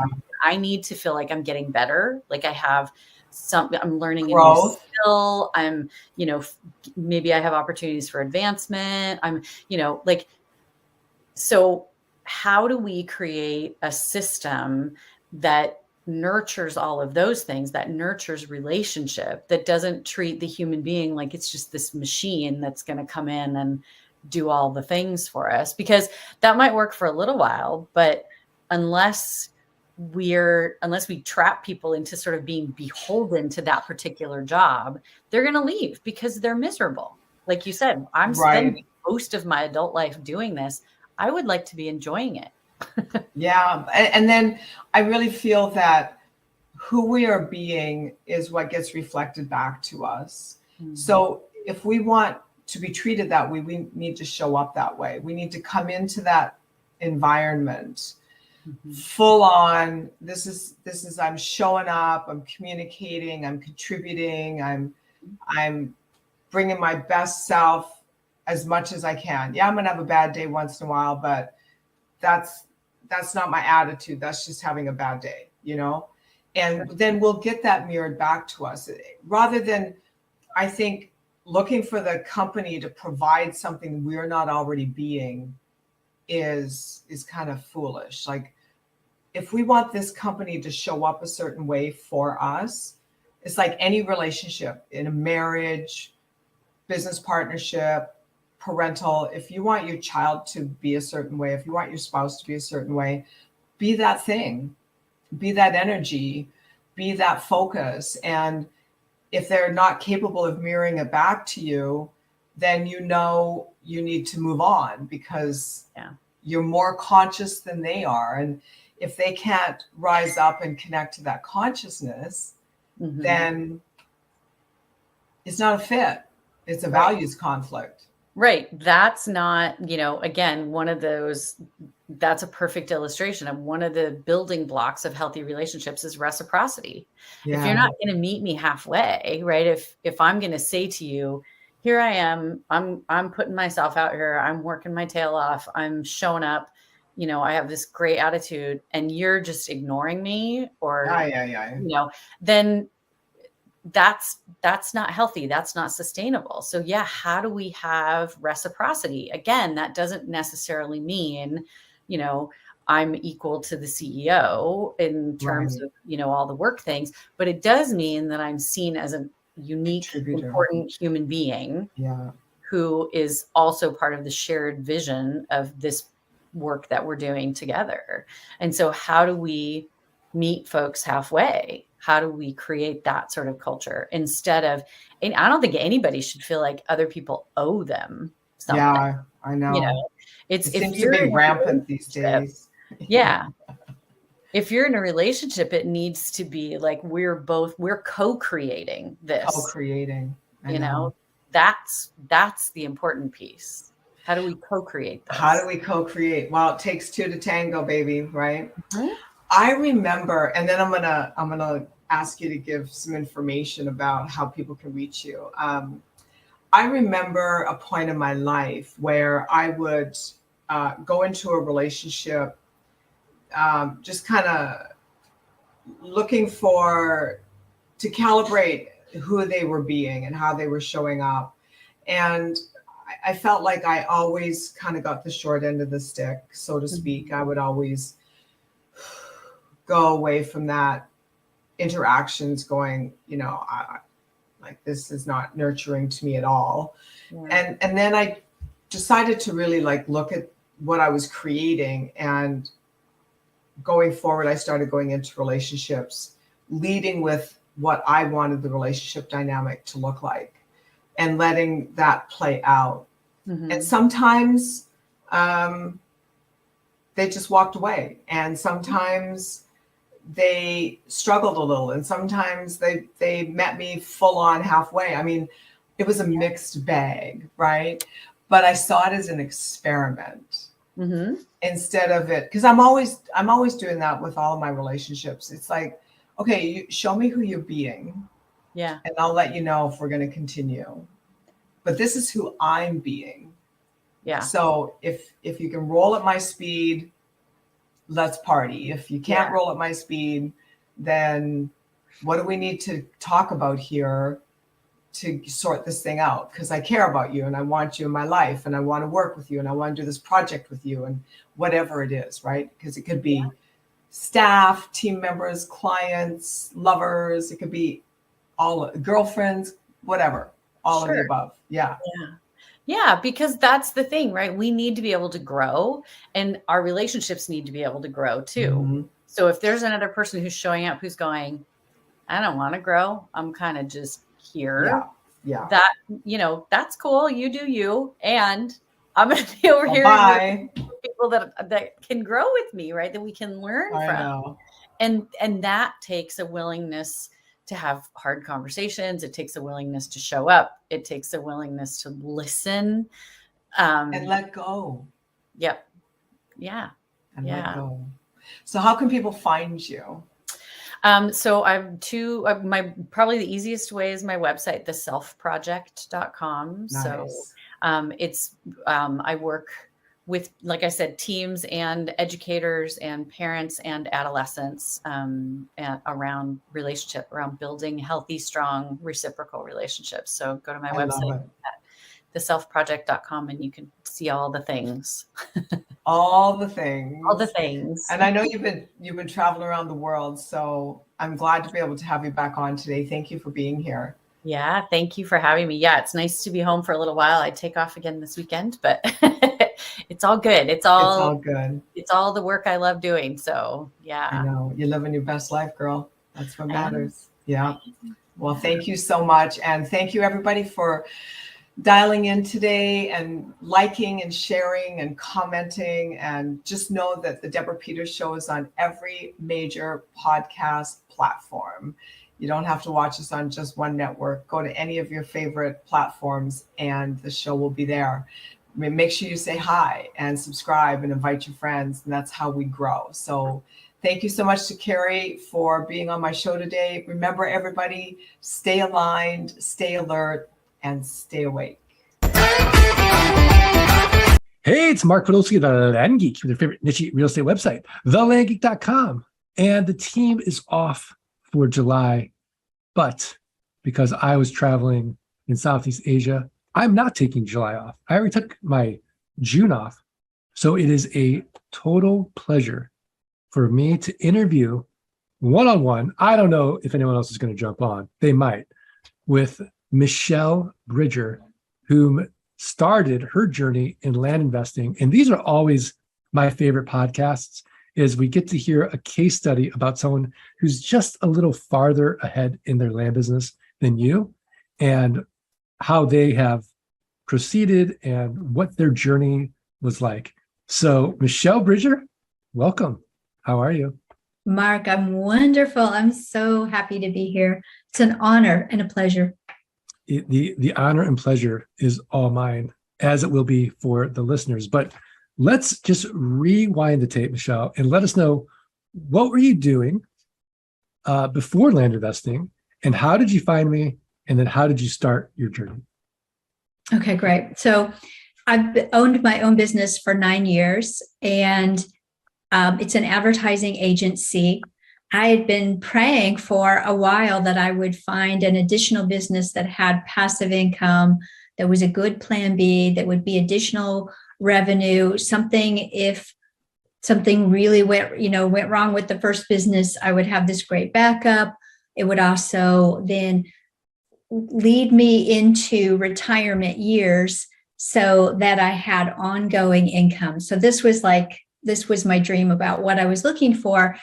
And in December 2020, two things happened. One, there was huge disruption in my industry, a tech issue that really affected us, not my business, but much broader in scope. Anyone that was doing a similar type of business, it was, oh my gosh. And that was, again, a real wake up call about the instability. And my clients are great. They come, they stay for a long time, but when they leave, the income stops. And so the other thing that happened was I had a great vacation planned, and last minute that got canceled. But my team knew that I was off. I was already off. I'm like, this is my week. I'm going to figure this out. In my mind, I had all these like, well, what about this? And what about this kind of business? And would this be viable? And I just said, nope, this is my week. I am going to figure it out and walk away at the end of this week with a plan. And I'm going to enact that plan. So it was going to be a busy, but it was a very productive week. And I really dug deep. I researched all these different ideas that I had about, well, what about this? What about that? And during that week, I came across this podcast and listened diligently. During that podcast was someone giving their testimonial. They had been doing the business part-time in addition to their corporate job, and they had built the land business up through 2 years. And then he wanted to retire his third year.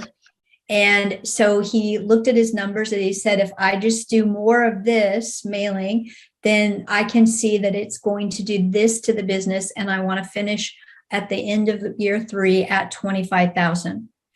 And I got it. I saw that, he knew his numbers, that it was a numbers-based business. I get it. My other business is data run. And so I'm like, if you can do it, I can do it. Because then at that $25,000 mark, when his first child was born, he would retire from his corporate job. So that made sense to me. And then I listened to Dirt Rich, your book, Mark, and I got it. Like it's not a complex business. It's just the same thing with systems.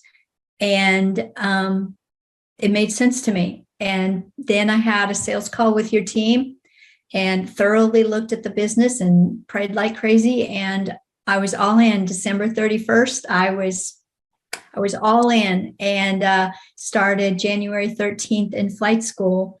And I've been all in all the time. Now it's been part-time in addition to the long hours that I put in with my other business. Then I've been doing this business, but I'm super happy with the results. Okay, so when you started flight school, you've got this full-time business you're running. Yes. How did you feel? I mean, how was your energy level? Because a lot of people ask us like, hey, I've got this going on. I've got a big life. Will I have actually enough time to do this business alongside with either my high-stress corporate job or my full-time business? How was that for you? So I knew that I was very motivated to make it work. I decided to do flight school rather than the do-it-yourself toolkit just on my own time, because I knew that I needed the accountability and I needed the hand-holding to be able to walk me through the process. Or I would still be saying, oh, I really still want to do that land business. Now, that motivation caused me to just make time. And so I'm an early riser anyway, 5 a.m. every morning on the nose. But that time now I set aside so I set aside an hour. I'm going to make sure that my team has what they need, or I'm doing the most important thing during that hour. And then I work in the middle of the day. I'm doing X at the end of the day. I'm spending a couple hours on it. So it was long hours, no doubt, but I am happy with the results, and I made it work because I'm still making it work because I still run both businesses. I'm still making it work just simply because I want to. I'm passionate about building the land business and have made the time for it. Now, what were your results in flight school? In flight school itself, I kind of think I wasn't ready for that question, Mark. Like in terms of, I was buying property. I was selling property. So by February, we'd already been, I don't know, maybe 3 weeks, but we're required to buy a property. So I bought a property and I sold that one. I also, during those 16 weeks, I also was buying and selling other properties. So as to how much, I don't remember how many I bought and sold, but I was actively buying and I was actively selling. I had property on terms. I don't think I sold any for cash during that time, but I was on the move. I was doing it. You're executing. And so why did you join the one-on-one coaching program? What convinced you, do you think? So the one-on-one coaching program, again, I don't want to stagnate in the business. The business is too good that I don't want to stagnate. And I also, there's so much that I still don't know. Flight school to me was amazing, and there's so much more to learn. So there was flight school, and then I took about 3 months off so that I could, I just took about 3 months, not off of the business, but off of the training so that I could get certain pieces in place and then be ready for one-on-one coaching. But I wanted that accountability. I wanted the personal look at my business. I wanted the community. I wanted to know what I don't even know what I don't know, being so new in real estate. I'd never done real estate before, never done this. So I've, been really, really happy with all the coaching, all the training. It's been just what I needed. So what do you love most about the business? And what was the first thing you wanted to outsource? You're like, I can't wait to get this off my plate. Okay, good question. So I already know to delegate. So before I ever started flight school, I had hired virtual assistants. So because I knew I would need them, and I knew that I absolutely could not do this business on my own. You really can't. Like, there's just so many steps that you have to outsource it.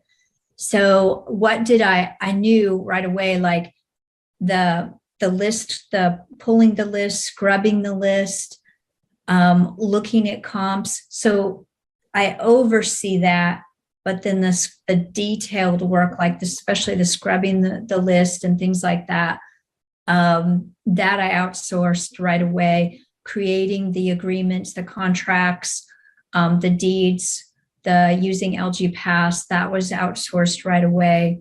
Then it was probably 9 months in that I had brought on an intake manager to manage when we buy property. So again, I still oversee that process. I know what's going on, but she's handling the details of that, of reaching out to the sellers, etc.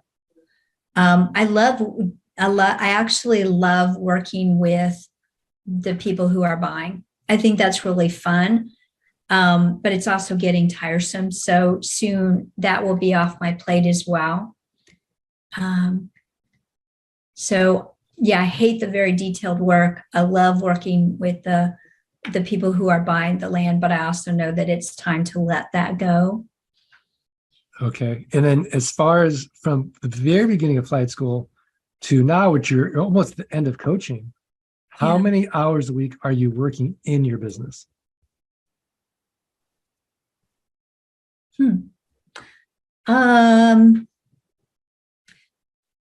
I would say I'm working about 15 hours per week in my business, in my land business. So about 2 to 3 hours a day? Yes. Okay. And it's common that I'll put in about a half a Saturday in as well.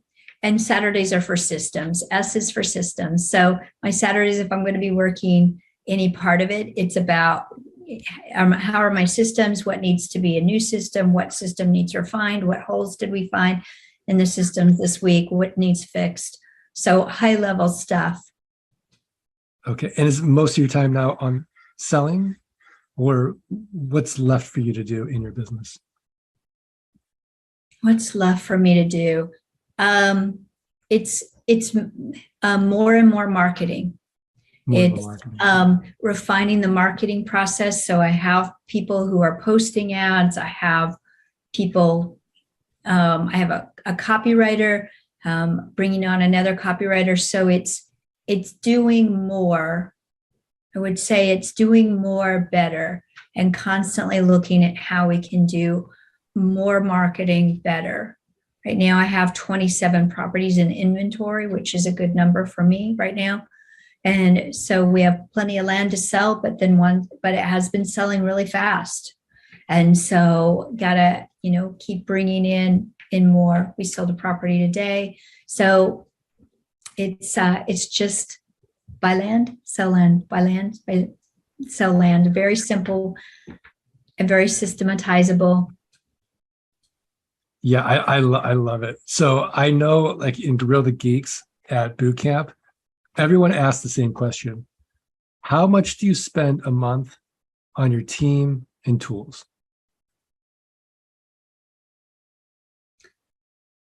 That's a number that I should know, Mark. So you gotta warn me on these tough questions. Would it be 1,000 a month? 1,500 a month? It would be. Let me give me just a second to think about that. I would say it's 1,700 per month would be a guess, and that's a great question. I have a bookkeeper, but I haven't looked at that in a while, so that would be a good question. But I bet it's around 1,700 per month. Okay, let's talk about some fun numbers. Let's do. So, what have you been able to accomplish since you've started the business? So look up here because I have my little numbers. Okay. So my business is based on retail, but I have sold 5 properties for wholesale. I've sold 21 properties for cash, which was $162,000 in cash. I have 47 properties under contract. And this is the fun number. It's right now, currently, I have $8,125 per month coming in passive income. Okay, so $8,125 a month in passive income. Yes. So let's just do some math. So that's, if we multiply that by 12, that's $97,500 a year in passive income, just mailbox money. And how does that make a difference in your life? It's just so cool when you see money, you did the work once and now it keeps coming in. So I'm just so pleased with that because I see that this business, it works, but I knew that before I ever started, that I can continue to scale it, that I have the skills right now and the knowledge base to continue to grow that more and more and more, and to carry me into retirement as a solid base for that. And then I'm just eager to know how to do more better. So to learn more and to keep growing it. So it's a wonderful number because, I don't know another business that's as clear and I don't know of another business where you can bring in a 6-figure income in less than 18 months. That's a sweet deal. I don't either. Everyone starves their first year in real estate. This is the only niche I know where you can ramp up really quickly. Yeah, in passive income, so 6 figures in passive income per year, and growing it with that in 18 months is just, I'm happy. I love it. A great training system, Mark. Thank you. Do you know what's an interesting number about that? Is that if you went to the bank and said, okay, I'm going to deposit this much money in the bank to earn an aggressive 2% interest per year, you would, to generate the passive income that you're generating right now, you'd have to deposit $4.875 million. Wow. And so would it take you longer than 18 months to save up that kind of money? Oh, yeah, you better believe it. That's insane. Oh, longer. Yeah, isn't that fun? Yeah. It is so amazing. So if you're listening to this, so for someone listening to this, what would be your advice to them if they're just getting started and if they want to replicate the results that you've been able to do in the last 18 months? I think the reason why I've been successful at this is because I've been all in. So having been in business, or I don't know that that's the key, but I could see that this was a simple business, and that it's what you were doing was you had a business that model that was simple, and it was, you taught the systems, like that's so big in what you guys do. And the product happens to be land. That all made sense to me. And so it's what I could see was that all of this made sense, that it worked for you, it worked for so many others, that it's a great product, which I love land anyway. And so I've just been all in. Like, I haven't done it perfectly. I still have some systems to put in place and more people to plug in, but I get it. And I've just been all in from the start to make this work. And I would just say, if you're considering it, just do it. Just be all in. The training is amazing. Do flight school. Don't just dip your toe in the water. It's not a business to me that if you just dip your toe in the water and just see, well, can I buy one property? Can I make it work? Well, I don't know. It really is best because of the cost of the software, because of the cost of having a team, because of seeing your results and getting traction and going. It really, to me, has made all the difference to be all in. I think that's almost the blueprint for success in life, in any aspect of life.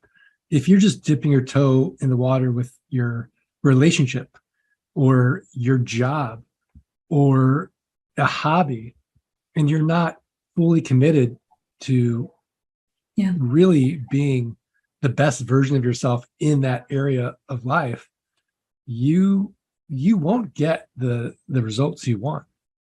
I think that combination of commitment, we talk about burning the ships, and grit is so important to success in any endeavor in life. So before we get to the tip of the week, I do want to ask you about your grit, because it can't all be butterflies and rainbows in the land business. Tell us a story about a time where things didn't go well and you had to pick yourself up, and how that went.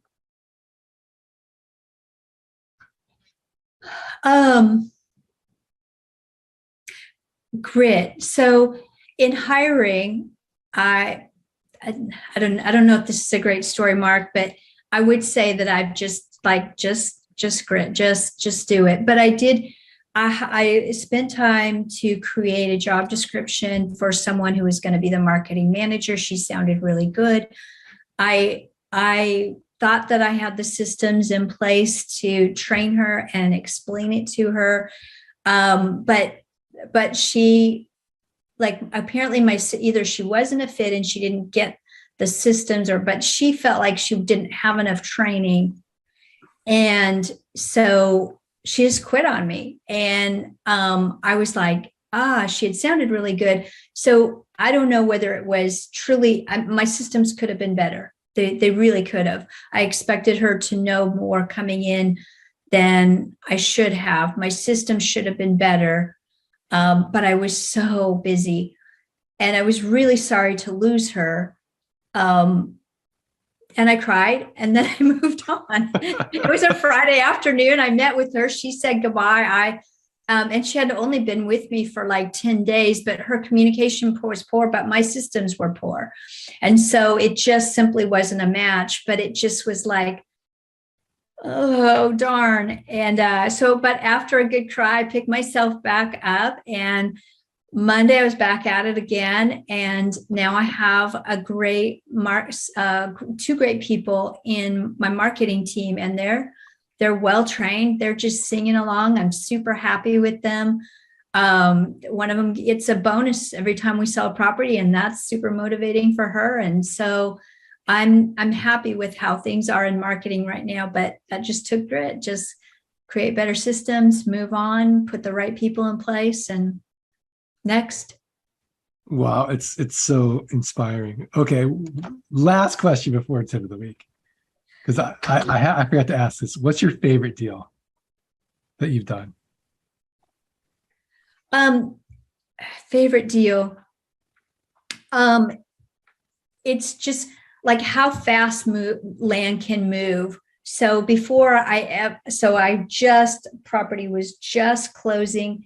I had bought it for $2,700. It was 5 acres for $2,700. And just before, like, he just closed it. And then I just, like, within that same day, I had it sold. So it wasn't like I resold it for cash for $7,500, but that was sweet. Like, that's a lot of money. That's to make instantaneously, like, sells it same day. But the fact that you can just move things so fast and the pace of this business, I just love that. I just love, it's just fun. I just have a lot of fun with it. Like, let's see how fast we can sell this puppy. So it's fun. Yeah. And we don't talk about the joy of it enough because, so many people want to solve a money problem and their time problem. And in that process, they're only looking out at the horizon of like accomplishing their goal. But there's so much joy in between during that journey. As you get more confident, as you start putting your systems in place, there's all these little wins, and the business can be so joyful if you just look at where you started and how far you've come. Don't you think? Oh, absolutely, I do. And the people will ask me, like, "Are you holding them for an investment?" Nope, I don't have any property right now that I would not sell, and so we're moving them really fast. Like, we're selling a lot. It's just been a great quarter. And it's not slowing down. And so just buy property. How quickly can we sell it? That is just fun. It's a lot of fun. I love it. All right. Well, Michelle Bridger, we're at that point now in the podcast where I'm going to put you on the spot one more time and ask you for your tip of the week, a website, a resource, a book, something else actionable for the Art of Passive Income listeners to go improve their businesses, improve their lives. But before you do that, I have to give a shout out to our sponsor, which is Flight School. All I'm going to say is if you want to replicate the results of Michelle Bridger, go into Flight School. Schedule a call with the team. Just go to thelandgeek.com/training. Oh, and by the way, that Flight School tuition ain't going to cost you nothing. Guaranteed you're going to make it back 180 days or less. So you got nothing to lose. Just show us your work. thelandgeek.com/training. Michelle Bridger, what is your tip of the week? So my resource is a book called Tapping into Wealth. This is by Margaret M. Lynch. It teaches a technique called emotional freedom technique, which is also called tapping. So many people teach this technique, but this is a great book. I recommend the technique and I recommend this book, Tapping into Wealth. So it's how emotional freedom techniques can help you clear the path to making more money. So it's a simple, scientifically validated process that clears inner blocks and limiting beliefs that keep you stuck. So give it a try. I remember reading this book about the tapping technique years ago. And for whatever reason, I didn't have the self-discipline to keep up with it.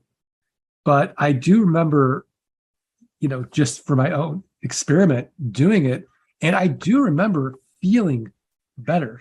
And yes, for whatever reason, because I have like self-development ADD, I went into something else, probably like meditation. I don't even know.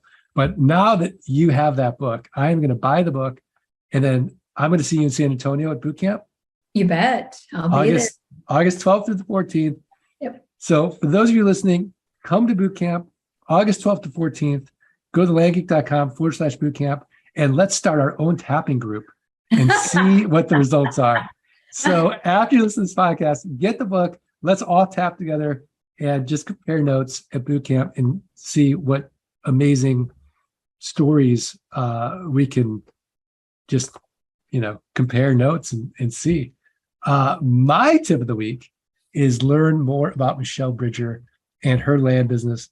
All you have to do is go to bridgerlandcompany.com, bridgerlandcompany.com. Michelle Bridger, this has been so inspirational, so motivating, and what a treat for myself, the team, the listeners. You are just a land gem and such a valuable member of our community. I cannot thank you enough. I hope you feel the gratitude. Thank you. Such an honor, Mark. I really appreciate all your training and all that you do. And it was just wonderful to be here. Well, thank you. If you're listening and you got value out of this podcast and hearing Michelle's journey, do us 3 little favors. Follow, rate, review the podcast. Send us a screenshot of your review. support@thelandgeek.com. I'm going to send you for free a signed copy of Dirt Rich. So please do it. Michelle, are you ready to do this? Yes. 1, 2, 3. Let's freedom ring. All right. Thanks, Michelle. Thanks, everybody. Thanks for listening to the Art of Passive Income podcast. Are you ready to learn how you can start building a passive income without renters, rehabs, renovations, or rodents? Schedule a free consultation at thelandgeek.com/training. Let freedom.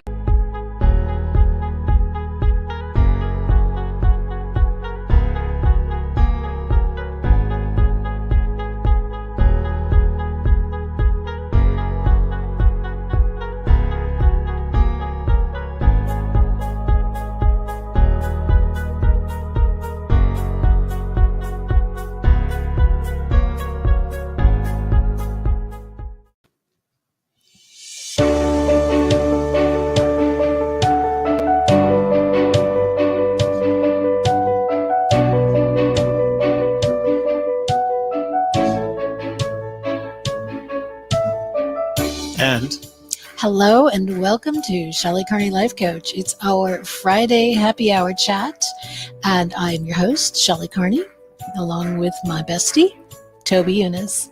Today, we're going to talk about active listening. How does it make you feel when somebody really listens to you? I believe you cannot move forward in any relationship unless both people feel they've been heard.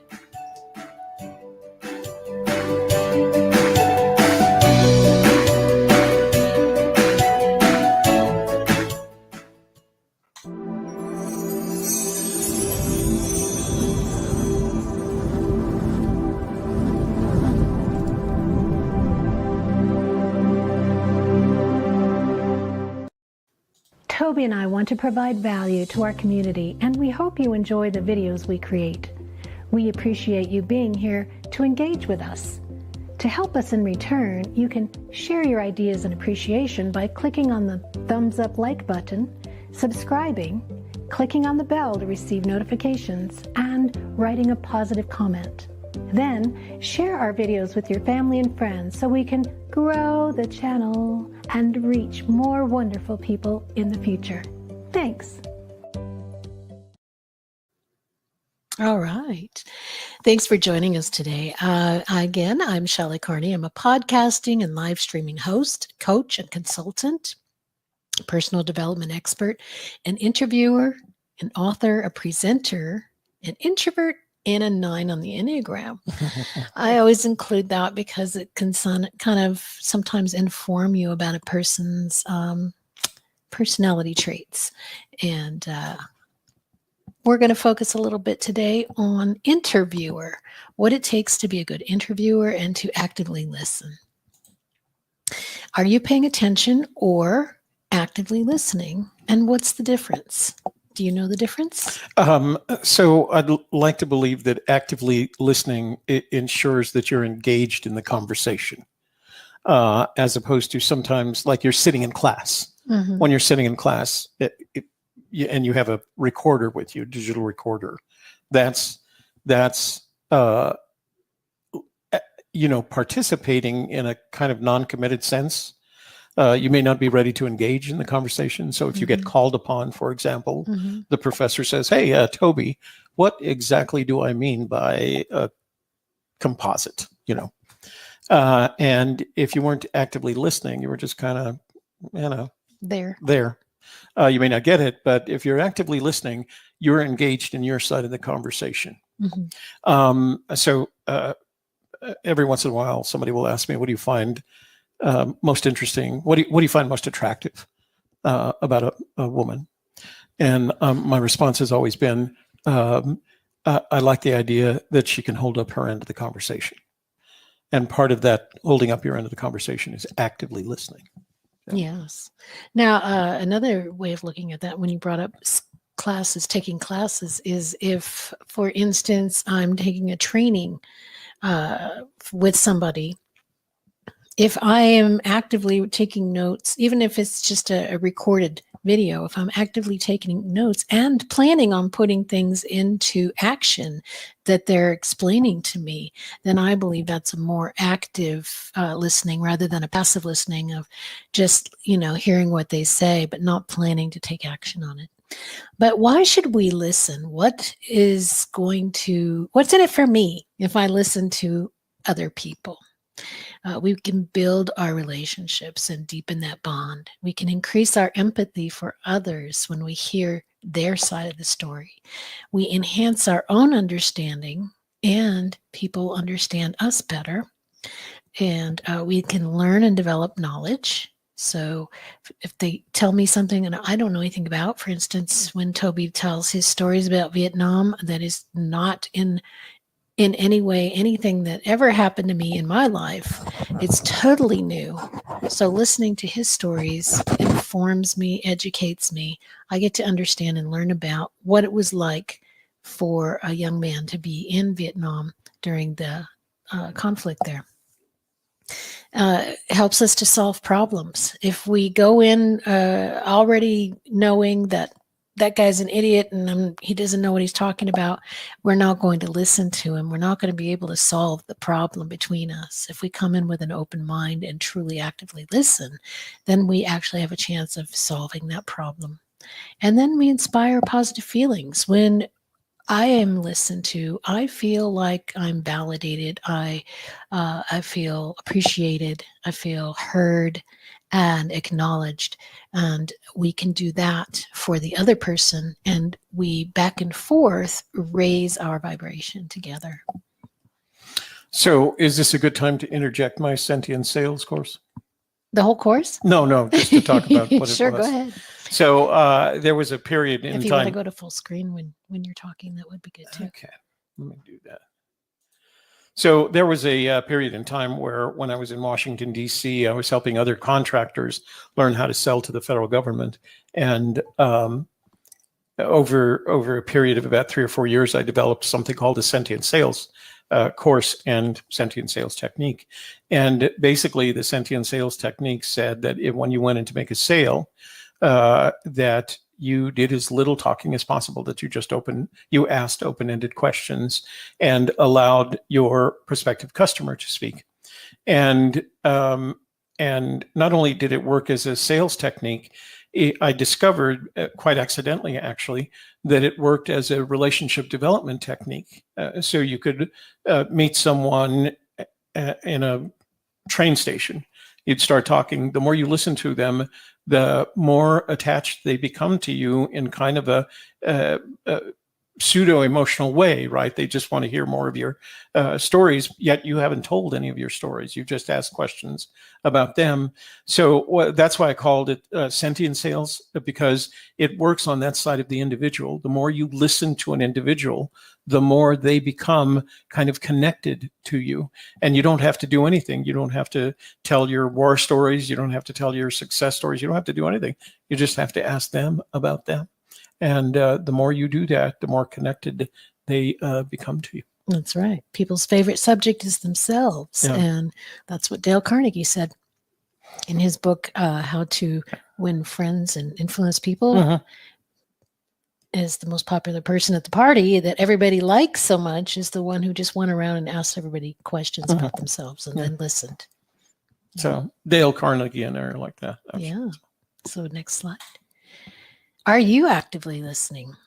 Robert Baden-Powell said, if you make listening and observation your occupation, you will gain much more than you can by talk. That's a great quote. Yeah, I thought so. If you make listening and observation your occupation, rather than sales or live streaming. You know, it's an it's a good quote. I like it. That's right. You can learn a lot. How to listen. So we're going to go over these one by one, but let's this is what's coming up. We're going to talk about how to eliminate distractions, physical engagement, how to be physically engaged in the conversation, how to give reflective feedback, how to put aside judgment so you can have an open conversation, and how to share similar experiences and why we want to do those things. So this picture that you selected from Pexels, it's interesting because I've seen that young woman a lot. A lot, yeah. Yeah. So whoever that photographer is, Her that's like friend is a photographer. yeah, apparently. But the other thing I just noticed is they're wearing exactly the same coat, reflecting one another. It's I wonder true. if that was intentional. Yeah. Are you actively listening? Malcolm Forbes said the art of conversation lies in listening. And if Malcolm Forbes says that, then you know it's pretty Good enough important. for me. Yeah. I'll take it. Yeah. It's pretty. These are people who are highly regarded in their respective industries.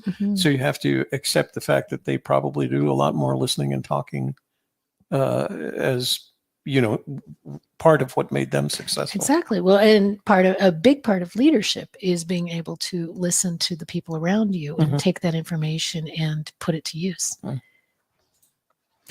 First, eliminate distractions. So as you can see, this young woman sitting at a table, waiting to have that conversation. She doesn't have a phone or device out, so she's put away all her devices. Cleared her mind. She isn't trying to read the paper or study or look out the window, and she's cleared her mind. She's ready for a conversation. She has allowed the time necessary. When somebody wants to talk to you, make sure you ask them, how long of a conversation would you like to have, or how much time do you need? And then set that time aside so that you're not in a rush to get away, or you're distracted because you have another appointment coming up. Find a quiet space so that you don't have a lot of noise interrupting your conversation, and get comfortable. Use the bathroom, make sure you're not super hungry or super thirsty. Be ready to be present. I was I'm going to do this because I thought that was a good idea. I was having a meeting with my good friend Janet, and we were going to meet at a local restaurant, one that's in Corrales, which is where we often meet. It's not a formal place; it's a very informal, casual restaurant, and they've implemented social distancing things, so you can't. The tables are not close to one another, so it really wasn't noisy, as you actually in comparison to how it usually is, right? Pre-pandemic and hopefully post-pandemic. I look forward to going back to when it's just a noisy place, And as usual, I got there a little bit earlier, and she was walking up, and I saw her. And usually, what I do is I ask her if she'd like some coffee or something to eat. So I put away my stuff, and the last thing that I was doing was I was putting away my phone. And she said, "Oh, you don't have to put that away." And I said, "Yes, I do. This is your time." And she just smiled and said, "Thank you." Because we all know that the phone or the mobile phone has changed the manner in which we interact with others, because we put it right there in front of us. Right. My phone has a setting that enables me to turn it over on its face, and it interprets that as "Don't bug me," Don't leave me alone. I don't want to hear from you. Do not disturb. Yeah. And I find that very handy because the last thing I want to do, I think it was Frank Sinatra that when asked once, I can't remember the question, but what is it that you don't do on a date? And his response was, you don't look at your watch and you don't yawn. That was his thing. Right. I added to that, and you don't pick up your phone. Right. And if necessary, you put your phone in your pocket. So don't look at your watch, don't yawn, and leave your phone alone. Right. So it doesn't even have to be a date, just a conversation. And that's just showing respect and caring for the other person. Yeah. Are you actively listening? M. Scott Peck said, you cannot truly listen to anyone and do anything else at the same time. So Good thing to remember. Especially sometimes for parents, we need to think about that because our kids pick up cues from what we're doing. And if we're trying to be on the computer or play with our phones or a tablet or doing something else, and they have something important to talk about, then it's time to put that to the side, at least for a few minutes, and just look at them and let them talk, because that's training them to do the same thing if you want to talk to them. If they grow up seeing you looking at a device or doing another job while they're trying to talk to you, then they'll get the idea that, oh, that's what humans do. That's what people do. That's what I should do. And then when they're a teenager and they won't listen to you because they're playing with their phone, you can remember that you helped to teach them that. Yeah, it's kind of your fault. Well, and and I don't blame people because these things happen, but just keep it in mind. Slides. Yeah. Next is physical engagement. You want to face the speaker. This is really helpful to engage your body in whatever primary activity you are engaged in. Is face the speaker. That's going to put your body into the conversation. Eye contact. Look into their eyes as they're talking whenever possible. Lean in. When you're listening closely, sometimes I even turn my head if I'm not hearing them well. I turn my head to make sure that my ears can pick up all the sounds that are coming my way. Nod and smile to let them know you are listening and paying attention to what they're saying, and that you are encouraging them to continue with their talking. If you disengage suddenly, they might stop talking and wonder what's happening. Why did you look away? Or if you stopped nodding and smiling, they might think, did I say something that upset you? So continue to nod and smile if you want them to continue to talk. Voice your agreement by just to let them know you're there, especially if you're on the phone. You're going to want to do that because they might think nobody's there. Did my phone cut out? If you're not making any sounds. Also just that extra little bit of encouragement to keep them going. And then touch people when appropriate, mostly on the arm and shoulder like this. Would be good if you are having a conversation where you're giving them support. They're feeling sad or down in any way. That extra little physical touch can help them to feel more comfortable sharing more openly. Peter Drucker said the most important thing in communication is hearing what isn't said. Body language makes up more than 80% of our communication. So that's one of the reasons you want to be very focused in looking at the person, so you can even subconsciously pick up those facial cues that you might otherwise miss if you're looking away. Putting something in between you. It's like, for instance, if you're watching a television program, but you're also scrolling at the same time, you're going to miss a lot of the nuance of the program. I know that I've done that.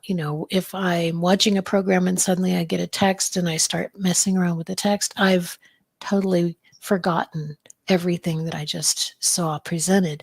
So the same thing happens when we're having an interaction.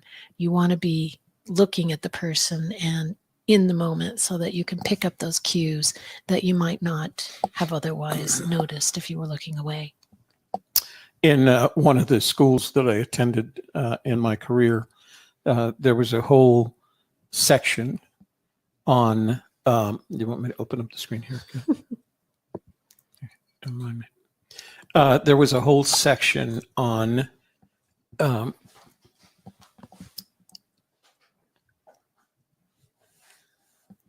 how to use a conversation with an individual as a complete exercise in intelligence gathering. from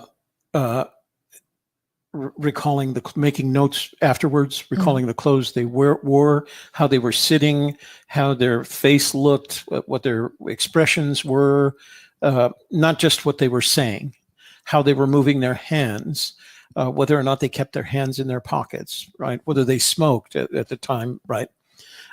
So it literally was an exercise in collecting intelligence on the individual.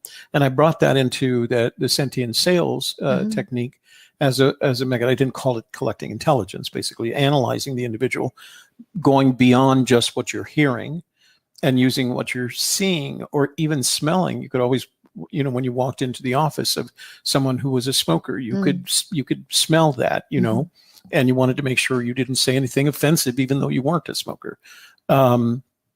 So it was a complete analysis of the individual and an important part of this listening process because it's absorbing a lot of other things, but not just what you're hearing. So, and you have 5 senses, so you might as well use as many of them as you can. You mentioned touch, right? I don't expect that you're going to go up and taste them, but maybe they could offer you a Tootsie Roll Pop or something. I don't know. Reflective feedback is next.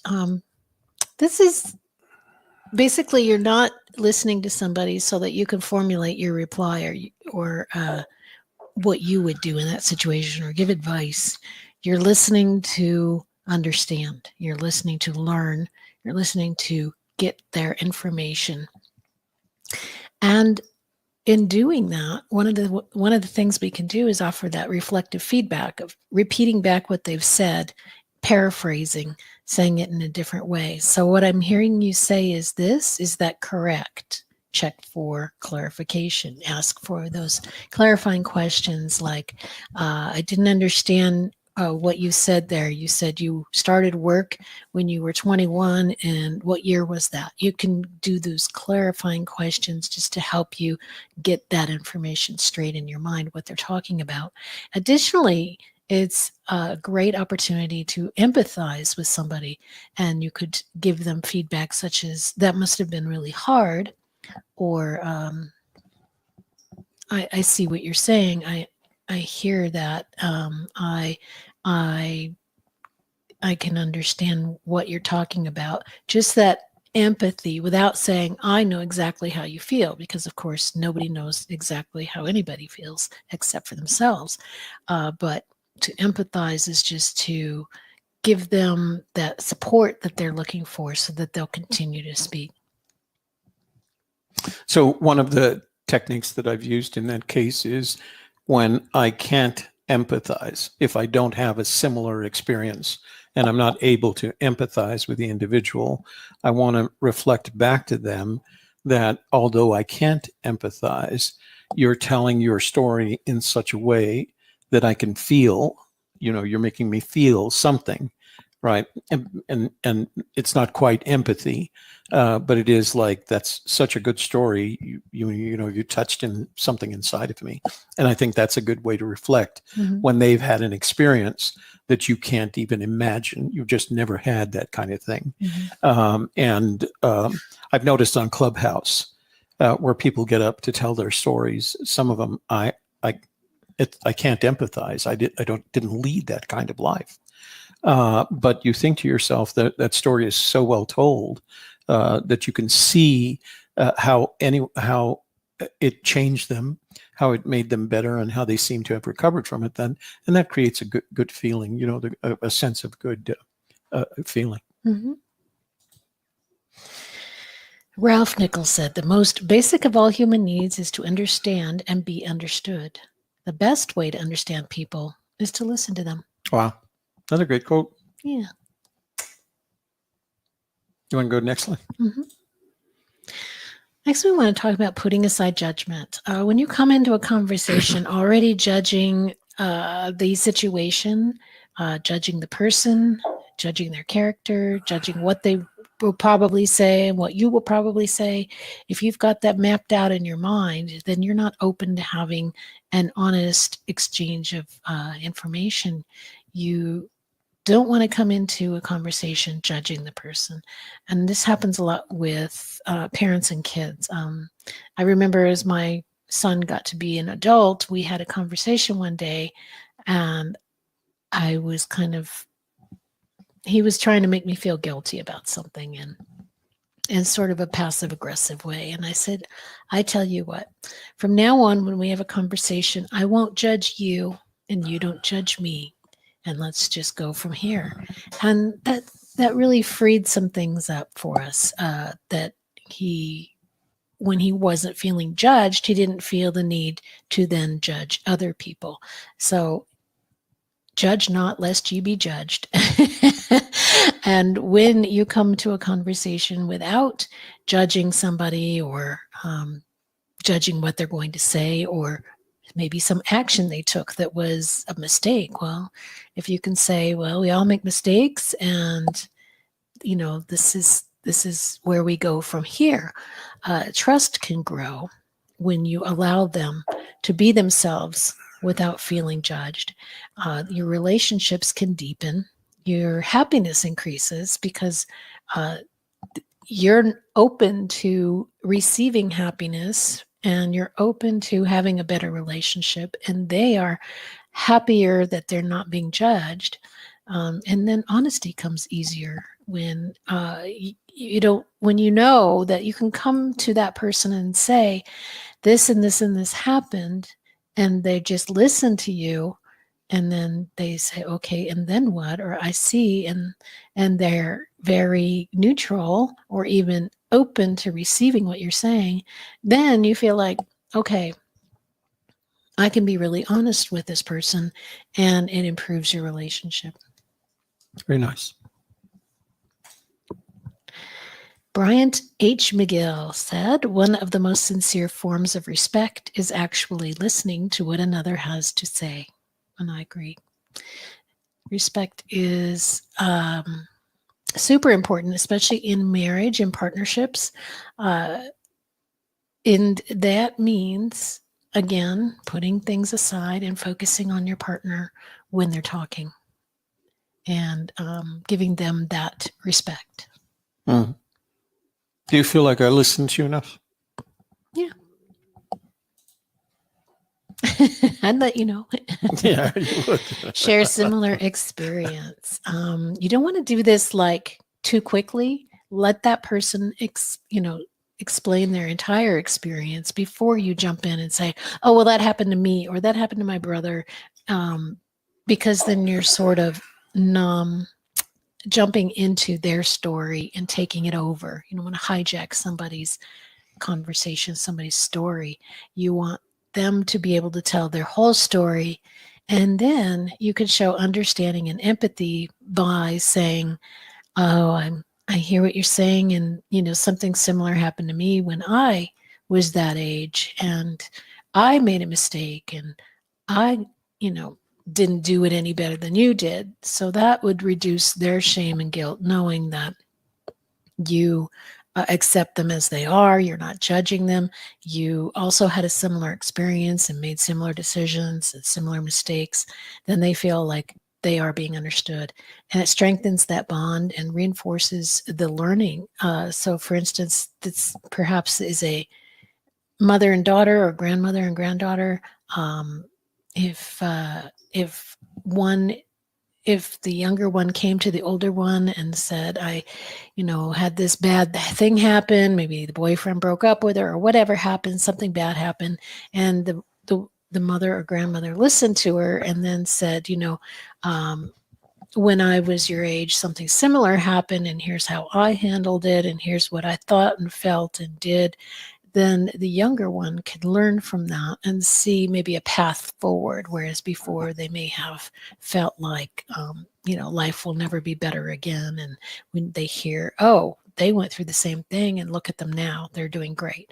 So we can have that reinforcement of learning and hope for the future. So I actually have mixed emotions about this one. Mm-hmm. And the reason is, I feel like social media has had an impact on that kind of structure, you know, I'm not a big fan of bearing your soul on social media. And I know people who do, and it upsets me that they do. Not upsets, I'm not going to, you know, there's part of me that wants to say, don't talk about that on social media. But one of the reasons is, one of the things that I've noticed about social media is when we're not together like this, where if I'm telling you something, you start empathizing or at least being aware of what I'm talking about, you can respond to it without saying, respond to it in a way that enables you to say, you know what, I went through that same experience. And not saying, oh, well, here's what happened to me. Mm-hmm. And I think one up you. Right. I think that's what happens on social media. And because it's on social media, no one says, I went through a similar experience. Here's what I did. Right. Right. Hoping that they could reinforce that. And sometimes it doesn't do any good to do that. But, and it's a lot easier to do when you're face to face.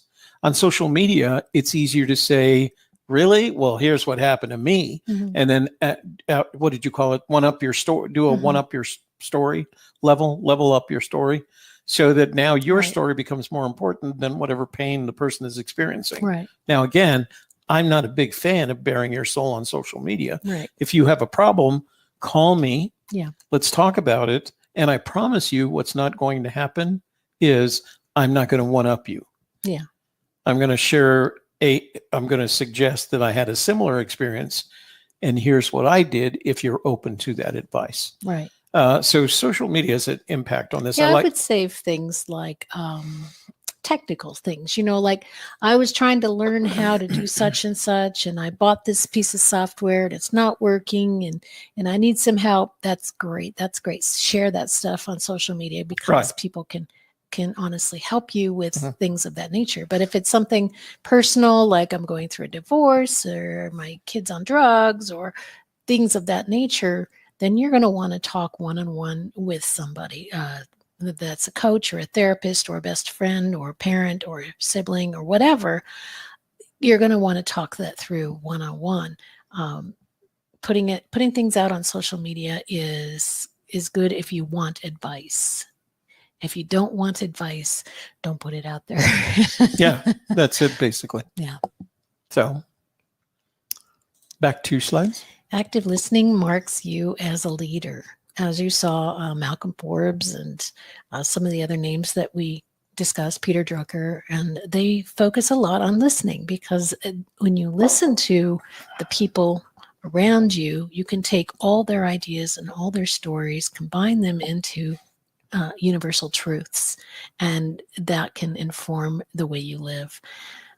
It attracts others to you, right? We talked about Dale Carnegie, go to a party and ask everybody about themselves, and they get to talk about themselves. They remember you as the person they like the most. It attracts people. Creates authority. When you listen to people, it gives you this status of perhaps a coach or a mentor or a parent, or, you know, the person who is the one that everybody comes to when they have problems. You are the guru, right? Gives you that authority. It demonstrates a growth mindset when you are open to listening without judging. You say, well, I don't know anything about that. Why don't you share your experience with me? And you just let the person talk. That demonstrates that you're ready to listen and learn. It encourages others to share their story with you. When you don't interrupt them, when you let them speak and you continue to encourage them with your body language, they will continue to flow with their story, and you'll get to learn a lot more about them. And it offers that opportunity to learn. Again, they may have some bits of information that you didn't know anything about, and it could spark something in your mind that helps you in the future to grow your business or have better relationships or whatever it is. So I am actively listening to your presentation, but I regret the fact that we're not going to get the opportunity to discuss how well drawn that paramecium on the whiteboard is. Well, as you can see, that teacher is listening to that student. So I have a free gift for you for watching today's video. It's all about conducting interviews. Since we're talking today about being an active listener and working on your listening skills, one of the great ways to practice listening is by interviewing others. So this is an excellent companion to this presentation. It's an ebook. It's your free gift, and it teaches you to master the art of successful interviewing. And that link for this ebook is in the description box of the video. Oh, great. Yeah. That was, I got to tell you that this is the result of the fact that Shelley and I did a presentation on interviewing top 10 interview tips on Tuesday. Mm-hmm. And between Tuesday and today, Shelley took that and transcribed it. It's not an exact transcription, but took the best out of that presentation and turned it into a download. So I strongly recommend that you download this. And I know at the end, she probably put a link to that presentation. I did not. Oh, okay. I put a different link. Oh, you did? Mm-hmm. Put a link for them to contact us. Oh, okay. So that they can learn more. No, that makes sense. So yeah, that link is in the description box below. Yeah. Active listeners are great podcast hosts. So if you want to be a great podcast host, you want to practice your listening skills and your interview skills.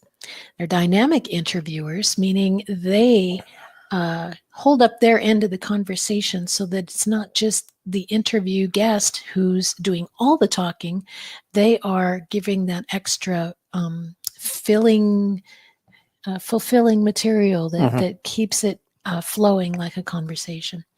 They're inspired writers because when you listen to others, you're able to write from different viewpoints. You can be much more creative in your writing. They're productive team members because they listen to what their role is and what their goals are, and they act on that information because they've listened well. And they're highly paid coaches because a coach is very much about listening and asking questions and getting more information and getting that person to talk so that they can pull out the answers themselves. And that conversation is the tool for doing that. So I'm going to leave this slide up rather than opening up because I have a comment to make on it. And that is, when I was in my career in Washington, one of the things that people would hire me to do is write white papers and case studies for them, because white papers and case studies were the marketing tools that some of these high-tech companies that were marketing to the government required. And everyone perceived them as really difficult to do. Like it would take them months to do it. And the reputation I had was that I could go from zero to having a completely published white paper in 30 days, which may sound like a lot, but when you're talking about the technical level white papers that the government expected. And my routine for that was to ask them to give me 10 people that worked on the project team. And make it a variety of people, from leaders to line workers to implementers, etc. And basically, I would interview them as if they were on my podcast. Not that there were podcasts back then, but it was that conversation. Because I'd record every one of them. I would have them transcribed, and it was my conversation with them, the interaction between them and me, and the transcript that was the basis for creating the white paper. And the white paper wasn't just a set of quotes from them. It was actually a storyline that came from the transcript, and I would add where I needed to. But the important thing about that was you could not do that if you were not actively listening to the individual and what they were talking about, not only for the purpose, because I knew the 10 questions that I would want to ask each of these individuals, but I also knew that they were going to say something that was going to cause me to ask another question. And the reason I recorded them, and usually if I could, I'd record them on a video camera. And this was back in the days where we used tape, videotape. Because what it enabled me to do was not worry about making notes. And the less time I can spend making notes and paying attention to them, the more valuable that is to me. So if they allowed me to record them, and literally, I don't ever recall somebody saying, no, I don't want, are we going to do this on camera? Yes, we're going to do this on camera. It's for my purposes, right? Mhm. It just makes my job easier. I'll say yes. But it was so that I could see them, not just hear them, and not interrupt myself making notes. I literally have, you know me in my notebooks. Mhm. That was a period in time where I did not fill notebooks with these conversations. I just watched and listened and asked questions, and it was an amazing experience. And it's something that became a skill, that you can take into whatever you're doing in the future. So, like us now. Yeah. That's right. So I invite you to connect with us and schedule a free consulting call to define your social media goals, assess your specific needs, clarify your best options. These are our links, which are also in the description box below the video, messagesandmethods.com, shelleycarney.com, tunis.com. Those have all of our links. Those are just our pages with our links so that you can choose what you want to do or what method you want to use to reach out when you get there. If you want to email, or if you want to call or text or write to us, or whatever it is you prefer to do, reach out on social media, however you like to connect. And we hope that you'll do that. And as we mentioned earlier, you've got that ebook that Shelley's offering you. Make sure you go pull that down. And then once you've gone through the ebook, go back and follow the links that Shelley has set up for you in that ebook to get more information. So here's something nice for you. Brian says.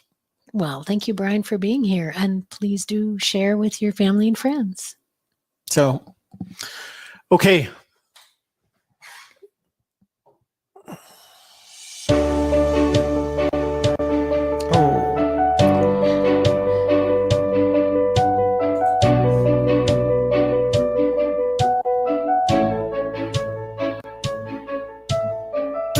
And thank you all for being here today. We appreciate you, and we hope that you got something valuable from this conversation.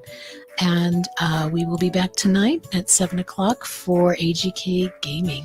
And again next week for the podcasting and live streaming channel. And if you missed last Tuesday, go back and watch that, because we do give those 10 interviewing tips through video. So check that out as well. Thanks for being here. And for Shelley Carney Life Coach, happy hour on Friday. I am your host, Shelley Carney. And we'll see you guys. My name is Toby Younis. I'm her co-host. I'm her button pusher. I handle all the technology here, folks. But we will see you tonight on AGK Gaming. We look forward to that. We'll have a lot of fun. We'll start with some Drawful and end up in Among Us. Yeah.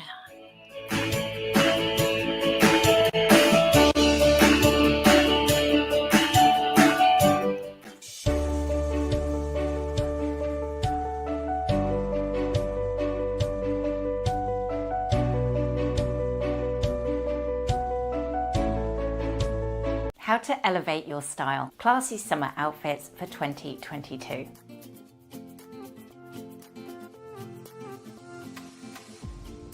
I've collated my top tips to help you achieve chic and classy summer outfits for 2022. And hopefully you'll find these tips really helpful and easy to integrate into your own outfit ideas, no matter what your personal style actually is or your budget.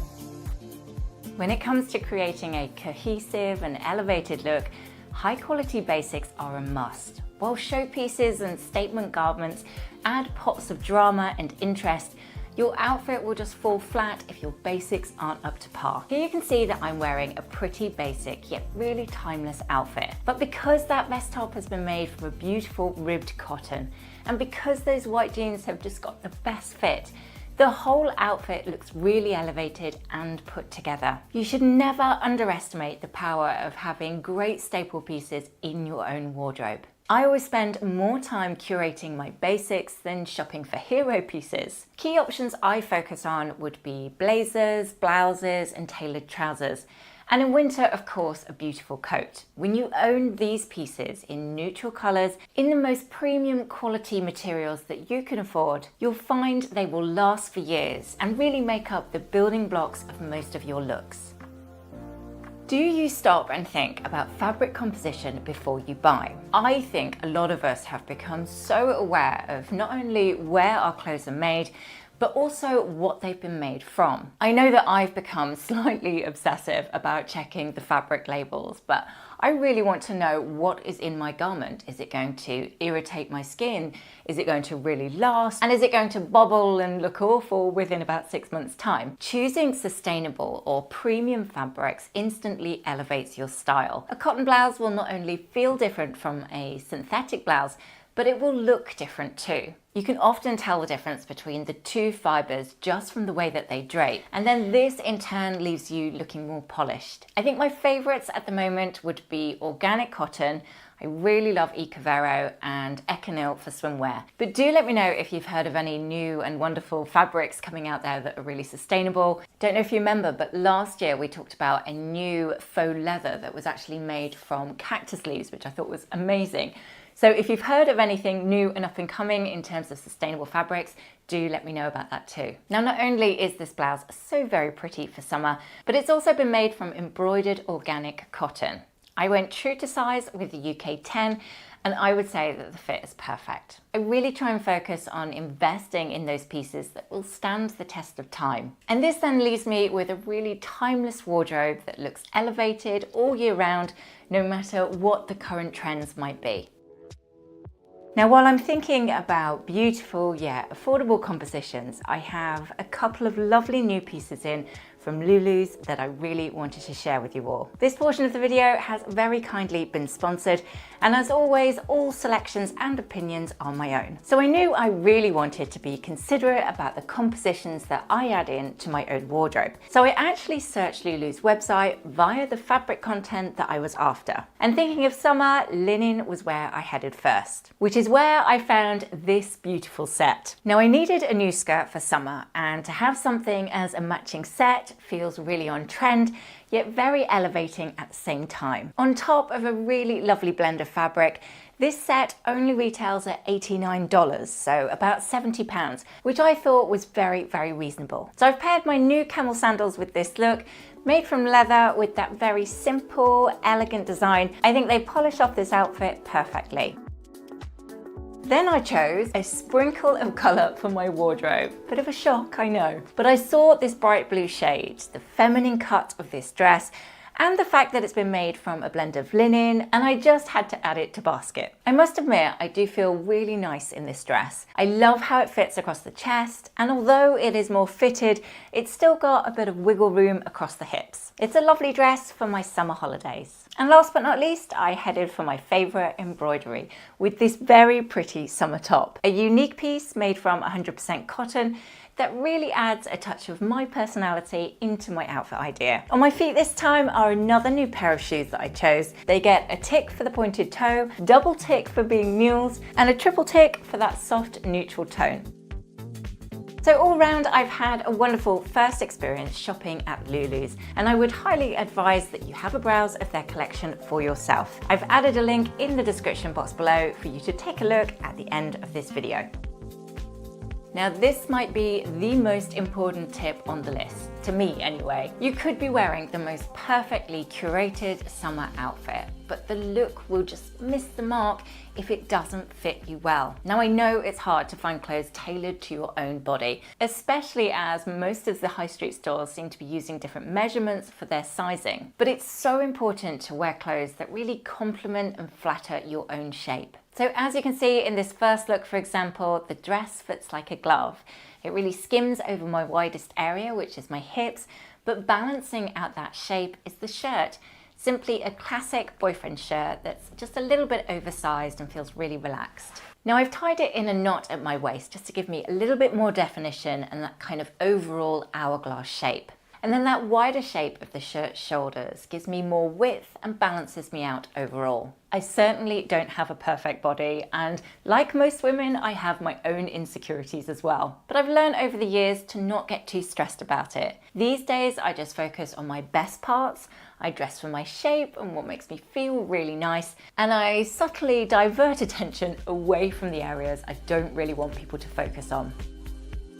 Though I always champion minimalist basics, there's a time and a place for unique pieces in your wardrobe. Looking elevated works well in neutral palettes and tailored shapes, but that's not to say that a pop of colour can't be sophisticated too. Now granted, my pop of colour here is certainly on the minimal side of things, but there's no denying what a unique and I think really beautiful shirt that this is. This is actually a couple of years old now, but as I'm sure you've found yourself, when you find those truly unique pieces made from really beautiful compositions, you can imagine having them in your wardrobe forever. I think the key to nailing a look with a statement piece is to try and opt for the less is more mentality. I find that having those small but perfectly formed details is a really easy way to elevate your style. This is also something we saw at Bottega Veneta's Spring 2022 show. This look seems subtle from a glance thanks to that all-white colour. However, when you're closer up, you can really see the intricate weave details and those cutouts that take the dress from a standard summer option to something far more sophisticated and elevated. I always believe that quality is more important than quantity when it comes to creating the perfect capsule wardrobe. You've probably already noticed throughout this video, but shopping for quality items will always trump buying an awful lot of lower quality picks, and it will really pay off in your outfit ideas too. If you're switching to a sophisticated summer wardrobe, or perhaps you want to make your outfits look more expensive, fabric and material quality are essential. Let's face it, it's far cheaper to buy a whole new wardrobe from fast fashion retailers. But how long will this collection last you? And will these pieces really elevate your style? Here, for example, I'm simply wearing a cotton poplin shirt, and I've paired it with a lovely ecru midi skirt. Now this is actually a look that I shared recently on Instagram, and it's one of my favorites in summer for when I'm wanting to feel a bit more classy and chic. I really shopped around for the highest quality cotton shirt within my own budget. Something I knew would be made to last, and when styled against silk, it makes both pieces stand out for the right reasons. I spend more time thinking about each piece I want to add into my wardrobe, and then I research all these different brands before I decide which piece I'm going to go for. Being an outfit repeater is cool, and I definitely stand by this. Why would you purchase clothes and only wear them once or twice? It seems like the most ridiculous thing to me. I actually can't believe that anyone really does this, except for your wedding dress, though I have been known to swish around the house in mine from time to time. I think it would be quite a hard look to pull off going for dinner. Each purchase for me is a love affair. Try not to let trend cycles fool you. Repeating looks is very sophisticated, especially when the outfits have been pieced together by hand. Now, when investing in your basics, make sure you really love them before committing to the purchase. If you don't feel amazing in it, it's definitely not worth your pennies. But when you do find something that ticks all of your boxes and really flatters your shape, why would you not wear that on repeat? How many pairs of shoes do you own? Be honest with that one. There was a time in my 20s when I bought more shoes than anything else. It became a bit of a thing. Thankfully, my shopping habits have stabilized somewhat over the last few years, but then I do still have that inner voice trying to convince me that it's not outrageous in the slightest to spend £500 on a pair of shoes. Thankfully, I don't act on that voice too often, otherwise I would have no money left. I do, however, believe that shoes are essential to creating a really cohesive outfit. It's great when your bag, your clothes, your hair and makeup match as one seamless aesthetic. But if you forget to add in the right shoes with that outfit, all the effort could be ruined. It's like having a reliable selection of basics. You should also have a really reliable collection of shoes to go with those outfit ideas. Here you'll have seen I have a new pair of beauties that I've just added into my collection. They're camel, of course, because I can never resist. Strappy for summer, but I think they would work all year as well, particularly for the evening. And I love the block heel, which feels more on trend for this season, and of course very typically French, which is never a bad idea. So I've styled them here with a new pair of straight leg jeans. I've added a turn up to give it more of a cute kind of girly vibe, but still feeling chic and put together with that pretty blouse on my top half. Shoes don't have to be simple though. One of my favorite shoe brands ever would have to be Aquazzura. Their heels are like a work of art. I absolutely love it. Incredibly out of my budget, I might add, but I do like to have a little window shop at their collection. Just look at those little Bobby Dazzlers. I am not usually one for bling, but I think I would make an exception for those. Maybe like have a really simple, very elegant and tonal outfit, and then just that pop of color on your shoes. Beautiful. Do let me know what you think in the comment section below, and I'd be really interested to hear as well, what's your limit of what you would spend on a lovely pair of heels? When in doubt, stick to a tonal color palette. But what does a tonal color palette actually include? A one column of color outfit does exactly what it says on the tin, and it mixes different shades and tones and textures for a soft monochrome look. We've recently seen this at various fashion houses for spring/summer 2022. And I think it's a surefire way to really elevate your style. But you don't always have to think of tonal outfits as something for the evening or something really dressed up and complicated. This theory works even with the most casual of outfits. Take this look, for example. Could I look any more cozy? But because they're both made from a really beautiful, soft and cozy cotton, they look more expensive than they actually were. And because I'm in that one column of color, it gives the illusion of being hugely put together. Another trick I like with super casual looks like this is to just throw a blazer over the top. In this case, when we're thinking of tonal looks, I've opted for navy blue. Suddenly, I've made what is essentially a tracksuit look more elevated. And I must admit, this is definitely one of my go-to school run, in a rush, running out the door looks. It's elevated and put together without trying very hard at all. I really think tonal color palettes add fluidity throughout the look. Instead of those stark contrasts and clashing colors, similar hues create a much softer feel, especially in browns and blues, beiges, off-whites, etc. Creating tonal outfits is easier than ever when you have a range of beautiful basics in those neutral tones. And you can slowly build up that collection of those similar tones over time as budget allows that will eventually help you achieve this really elevated style. Another vital area to invest is denim. Shopping for jeans often gets a bit of a bad rap, as lots of people don't actually like it. But you're good to go once you've found a perfect pair that really complements your figure. And there's definitely enough out there to choose from. Good denim will last for years. And I always spend more time than I would like to admit researching different jeans brands that are new to the market. My collection is often growing and rarely cold, but in my defense, I do wear them on repeat, so I'm going to forgive myself for that one. Elevated style really starts with elevated choices. I really believe that. Looking elevated isn't just about clothing. I always try and make sure that my beauty and makeup choices mimic the aesthetic that I'm going for with my outfit. Summer is a time to glow, so really try and opt for natural hair and makeup. I know it's become a bit of a trend to have these quite heavy matte bases of foundation, but I must admit I'm not really a fan. I don't have perfect skin in the slightest. I have pigmentation that just won't budge, I've got wrinkles, and of course I get the odd spot. But I do like to see my natural skin peeking through my makeup. A heavy coat of anything on my skin just makes me feel like I'm not me anymore. And when you think about how to elevate your own style, this is one area that I think can make a huge difference. Just embrace the imperfections and go with that natural summer glow.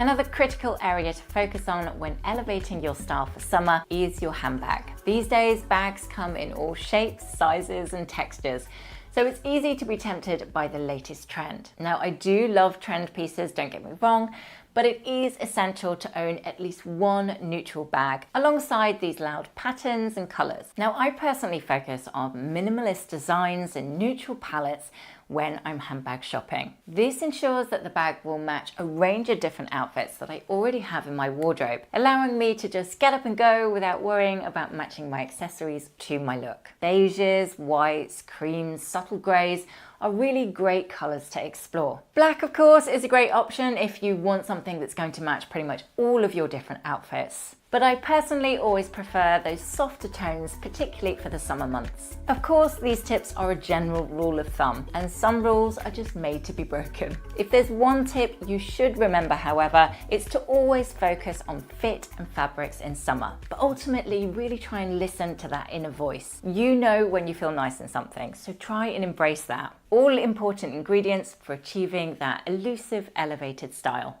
I really hope you've enjoyed my styling tips on how you can elevate your style. As always, I would love to hear from you all in the comment section below. Or maybe you've come up with your own formula for the perfect classy summer outfit that you'd like to share with the other subscribers. It's always really lovely hearing from you all, so do get in touch. I often see subscribers chatting and sharing tips amongst themselves, and it's really wonderful to see what a lovely community we've created on this channel. If you like this video and you're not already, I would love you to subscribe to my channel, and I'm always grateful for a thumbs up too. I post videos once a week on a Sunday, but I'm always here and up for a chit chat, or perhaps if you need some styling tips, please do ask away. Have a wonderful week, everyone. If you ever wanted to start your e-commerce business in the fashion niche, then do not go anywhere, because in this ultimate guide for beginners, I'm going to show you how you can start your own clothes dropshipping business and really make it in this wonderful and best-selling industry.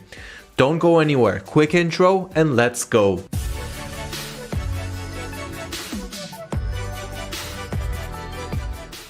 Hello everyone, I'm Liran from AutoDS, and in this video I'm going to show you how you can start your own clothes dropshipping business, and a successful one at it. We're going to tap into how to start a dropshipping business into the clothes fashion niche, and then I'm also going to show you what are some of the best suppliers that you can work with to get the best clothes products for your store. And I'm also going to go over the best products that you can sell today in the clothes and fashion niche. So what are the best clothes that we can sell, since it's such a vast and general category? So without further ado, let's jump straight into the action. And 1 second before that, don't forget to subscribe to our YouTube channel to always stay updated on all of the latest and all of the hottest topics that we have coming out in the world of dropshipping. Having said that, let's go ahead and begin. How do we start dropshipping clothes? Where do we start? And how do we do it correctly to maintain and build a profitable dropshipping business? So first things first, why even dropship clothes in the first place? Well, first of all, you should always be selling in a niche that you are interested in, but having an interest in a certain niche is usually never enough. We have to make sure that there is a big market, a big demand for these products before we tap into it and start researching for products. So how do we know if clothes is even a profitable category? How do we know that there is enough room for us in the market? This graph right here from Common Thread shows you the annual revenue in sales in the apparel market in billions. So for example, last year in 2021, the apparel market sold almost $370 billion in revenue. In 2022, which is this year, it's forecasted to sell at $385 billion. And next year, it's going to continue growing to 397.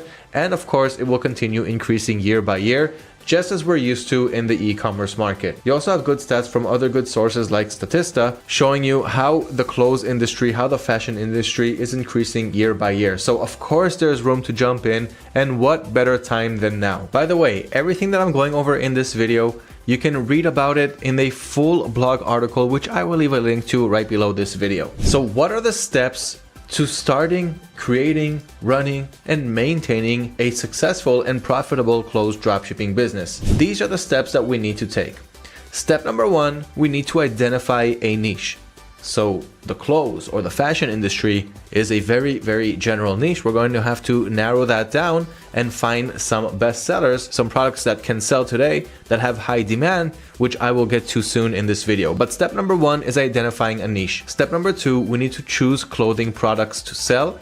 Since once we identified our niche in step number one, now we need to find which products we want to add from that niche to our dropshipping stores. Step number three, we need to find a reliable dropshipping supplier. And it kind of comes with step number two. In order to find clothing products that you want to sell, you need to find suppliers who can actually sell them. So you tapped into your niche, You found whatever products you want to sell inside that niche. Now we have to find suppliers that actually have those products that you can resell. Step number 4, we need to choose a selling platform, because up until now we talked about products and how we're going to get them and where we're going to get them from, but now we need some place to sell it on, and that is what the selling channel is good for. Step number 5, we need to choose an automation software.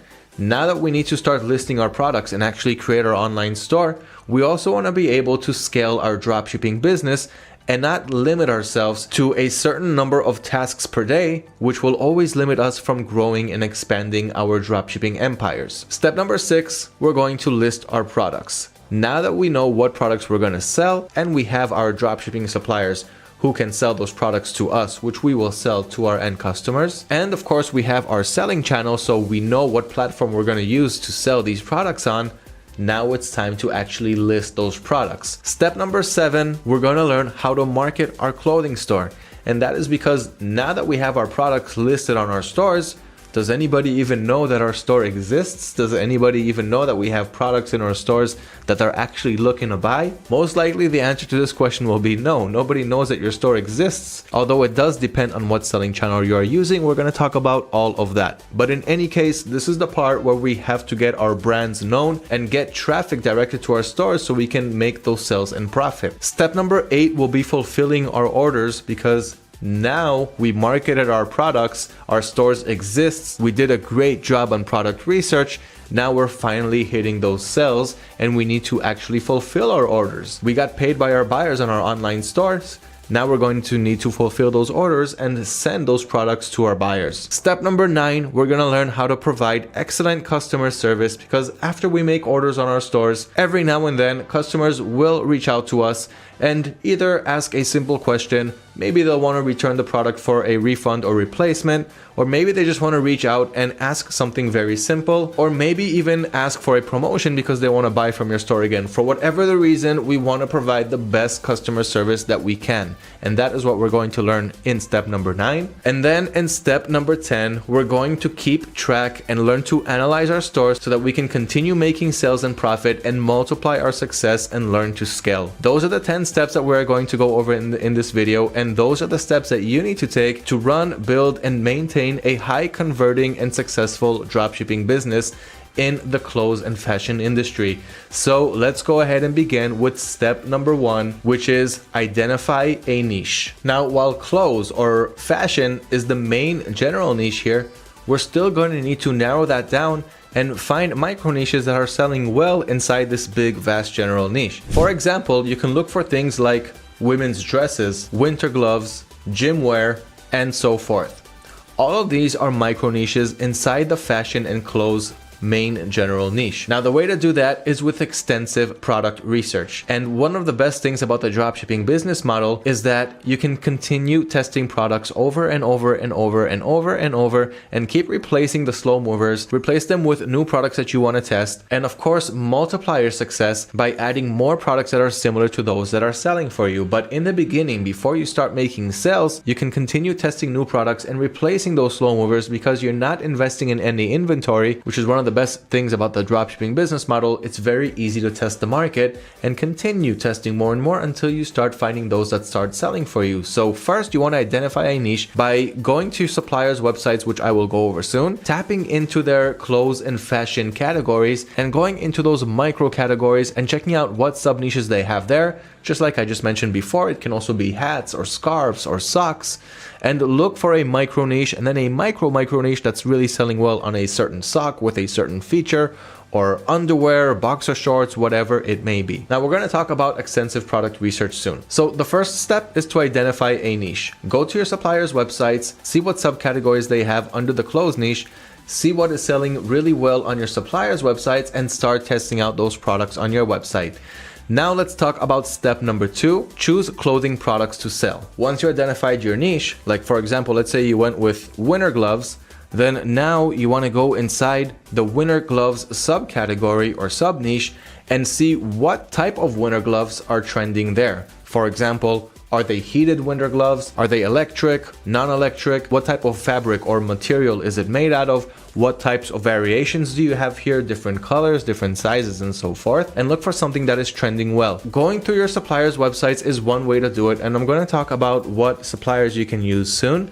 But there are many different product research methods, and this is a very important thing to grasp and take control of, because the quality of product research that you're going to do is going to be the end result, whether your products and your store is going to sell or not. So product research, you need to put hours of work on it, and you'll always keep working on product research. Even after automating almost all of your business, product research is something that you want to keep working on, and this is something very important to say. So there are other ways of doing it besides just looking at what's selling on your suppliers' websites.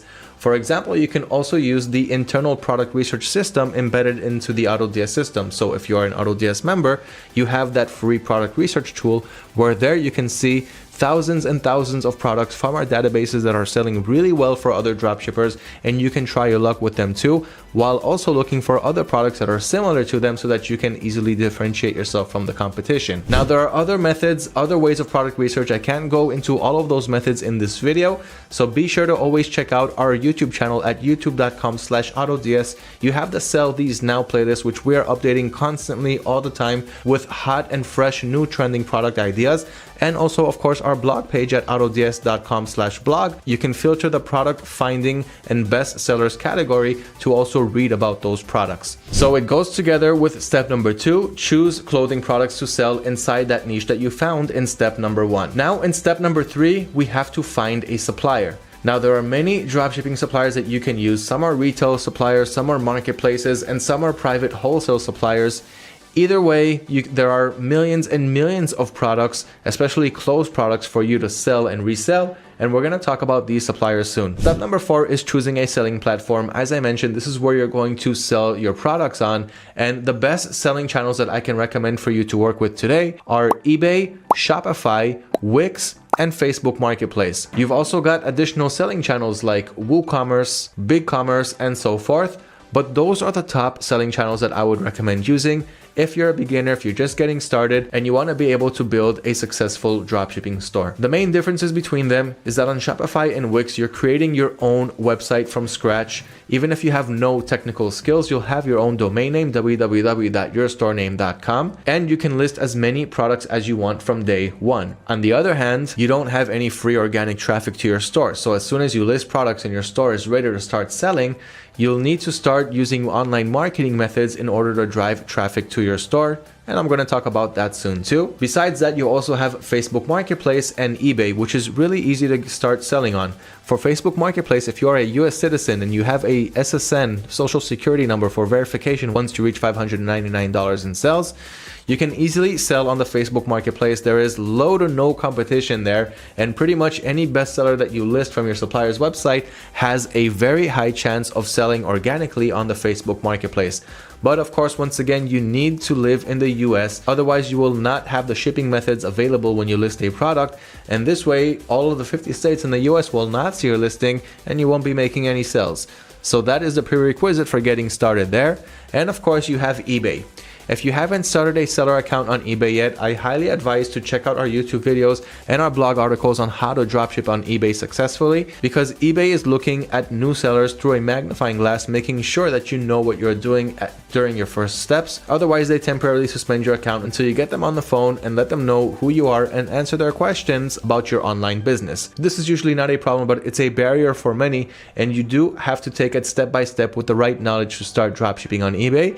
And if you have an eBay account and you already sold on your eBay account before, it'll be much easier for you to get started there. Step number 5, we need to choose an automation software. Now, this is where the fun begins. When you'll create your dropshipping store, no matter what selling channel you use, from what I just talked about a minute ago, you're going to have to start listing products from your supplier's websites, those ones that you found from your product research. So if, for example, I found a product and now I want to add it to my store, the manual way of doing it means downloading all of the images on my supplier's website, copying all of the product's information, the titles, the descriptions, the item specifications, and pasting it one by one on my dropshipping store. This can take a while to import each product, and one product can take anywhere between 10 to 20 to even 30 minutes to import, and I'm just talking about one product. What are you going to do once you want to have thousands of products?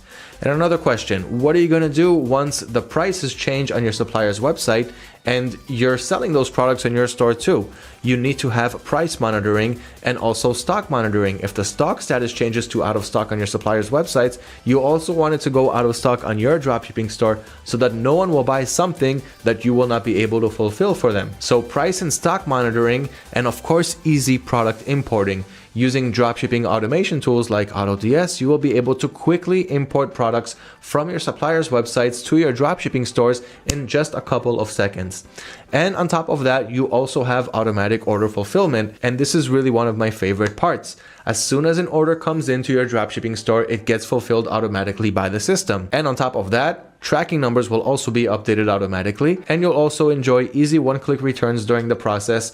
And you can do all of this using your buyer accounts or using AutoDS's buyer accounts and letting AutoDS take care of the hard part without using your credit line at the bank. More info on that on the Fulfilled by AutoDS service, so check that out. But this is one of the main reasons why you want to have an automation software. You cannot scale if you're importing each product one by one. You cannot scale if you don't have price and stock monitoring, and you cannot scale if you do not have automatic orders. These are just some of the many features that AutoDS can help you with, along with automation from over 25 dropshipping suppliers and several selling channels to choose from. So don't forget to check that out. Go to autods.com, see all of the features, and understand exactly how this is going to help you scale and succeed with your dropshipping business and not stay limited, making the same amount of low sales and profit every day and wondering what you're doing wrong with your business. So in step number 5, we're going to sign up with AutoDS and get ready for quick product importing and everything else that I just mentioned. Step number 6, we can now list our products. So let's take a quick example of how this is done. While there are several methods to import your products using AutoDS, like using the one-click importer, the single and multiple product importer, and the bulk importer by a CSV file, which you can easily generate from the AutoDS Chrome extension, which is absolutely free to use. In this case, I'll just show you a quick example of the one-click importer. Let's go to any dropshipping supplier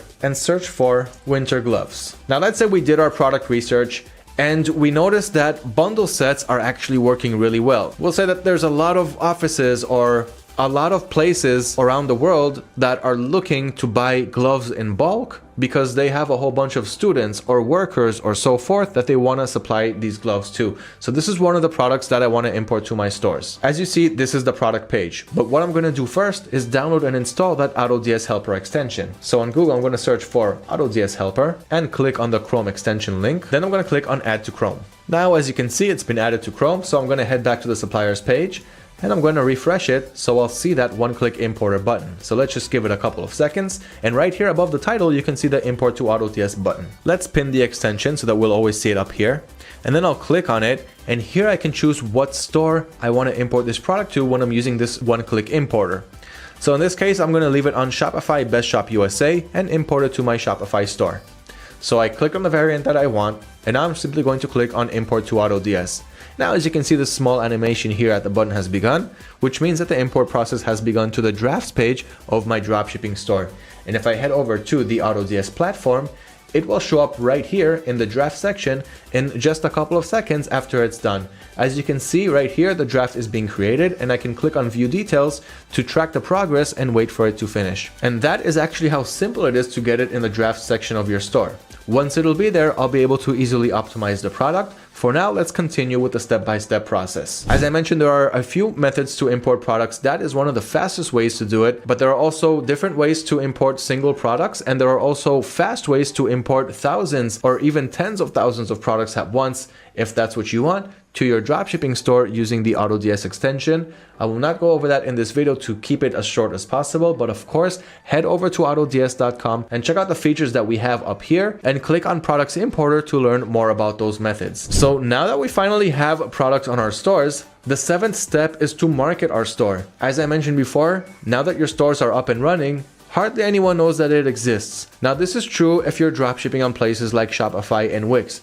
But if you listed those products on Facebook Marketplace and eBay, while there are promotion tools using those selling channels, you also have free organic traffic from those selling channels. eBay has a huge customer base, as does Facebook, and as soon as you list a product on your stores, people will be able to see your listing as long as they search for anything similar on those selling platforms. But in other places like Shopify and Wix, you will have to put some money on the side for marketing and use different marketing solutions, different online marketing methods in order to market your store. Let's start with eBay. As I mentioned, while you still have free organic traffic, there are still two promotions that work really well on eBay.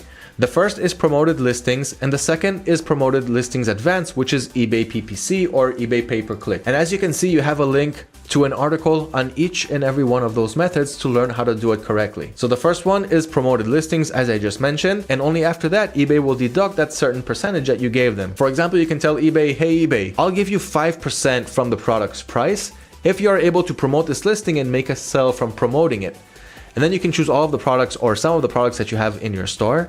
And only after eBay is able to make a sell from making you sponsored, from giving you a sponsored spot on those products, only then they will take out that 5% or whatever you gave them from the transaction fee. The second method for promoting your products on eBay is using eBay PPC Advanced. eBay Advanced Promoted Listings, or eBay Promoted Listings Advanced by the way they call it, and this is just another way of saying PPC or pay-per-click. Once again, you have a full blog article on how to use the PPC campaign with a live example of how I used it on my store, along with all of the advantages and all of the benefits. But do keep in mind, this does mean that you need to have a budget, because every time someone clicks on your ad using this Promoted Listings Advanced PPC feature, you are going to pay eBay a few cents or several cents.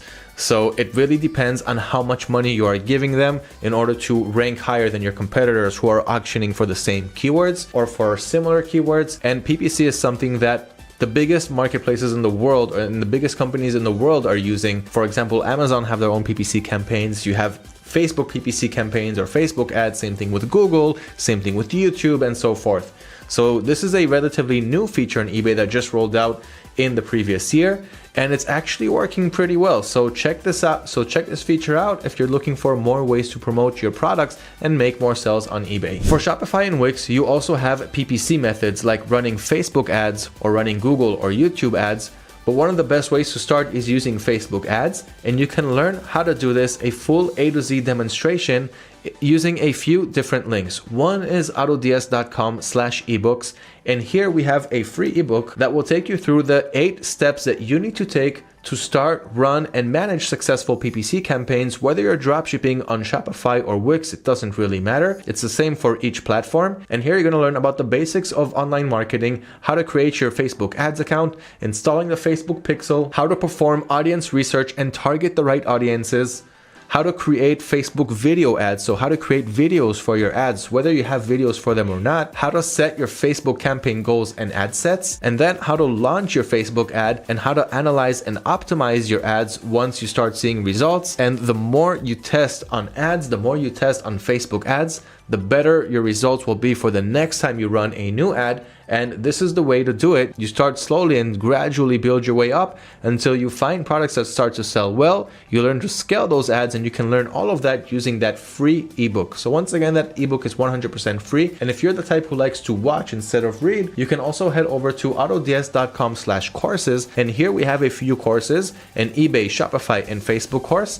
But here I want to talk about the Shopify one, which is once again also relevant for Wix. Here you're learning how to start your own Shopify store from scratch. But what's relevant for Shopify and Wix in this course is the Facebook ads. So if you just scroll down to create, configure, and launch Facebook ads, you can take these lessons. So you got the intro to Facebook ads, and then all of the video lessons, set up a Facebook page, Facebook ads account, the pixel, audience research, and everything else that I talked about. So you can watch all of those videos, once again, 100% for free, and learn how to run and manage successful Facebook PPC campaigns. So this is one of the ways to do it, one of the ways to market your store and market your products and your brand using selling channels like Shopify and Wix. You can also use influencer marketing to get influencers to make a shout out for your product, for your brand, as long as their audience are related to the niche that you are trying to sell.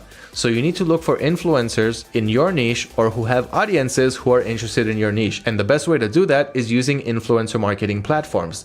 So once again, you have the link to that in the article below this video.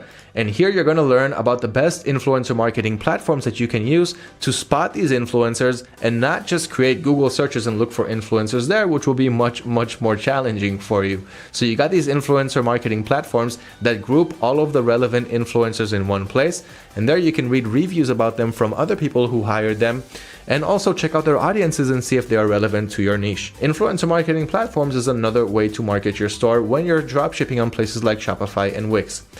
Another option is by using email marketing. Email marketing is one of the best solutions because it doesn't cost any money to send an email, but what you will need is an email list of thousands of subscribers who are interested in your niche, in your product, and in your brand. The way to get them is by simply offering promotions on your website. For example, you can give anyone who enters your store a certain discount using apps from the Shopify store or from the Wix store. There are even free apps to do this that will simply offer promotion codes for your customers in exchange for their email address. That is one way to obtain your buyers' email addresses, and once you have an email list of a few thousand subscribers, even you can start at a few hundred, but a few thousand will have a positive effect on your marketing campaigns. You can send them email marketing campaigns, show them your products, show what problem this product is solving, and of course give them a certain promotion if they purchase that product. It's all about giving your buyers the feeling that they are getting great discounts when they buy from your store, and in exchange they will give you their email addresses as well as purchase from your store.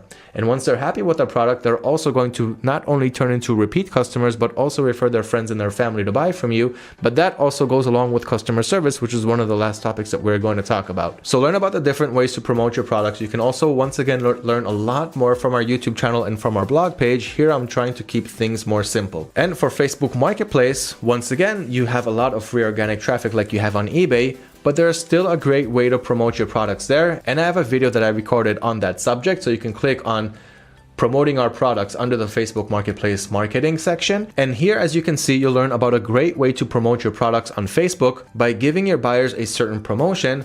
And this is a great way to promote your products and boost them on Facebook, as well as also sharing your listings in relevant buy and sell groups on Facebook. That doesn't cost any money, and it will get you more traffic to your store. Now that we are done with the marketing part of our stores, well, we're not really done. You still have a lot of research and a lot of implementing to do, but all of the information is here for you.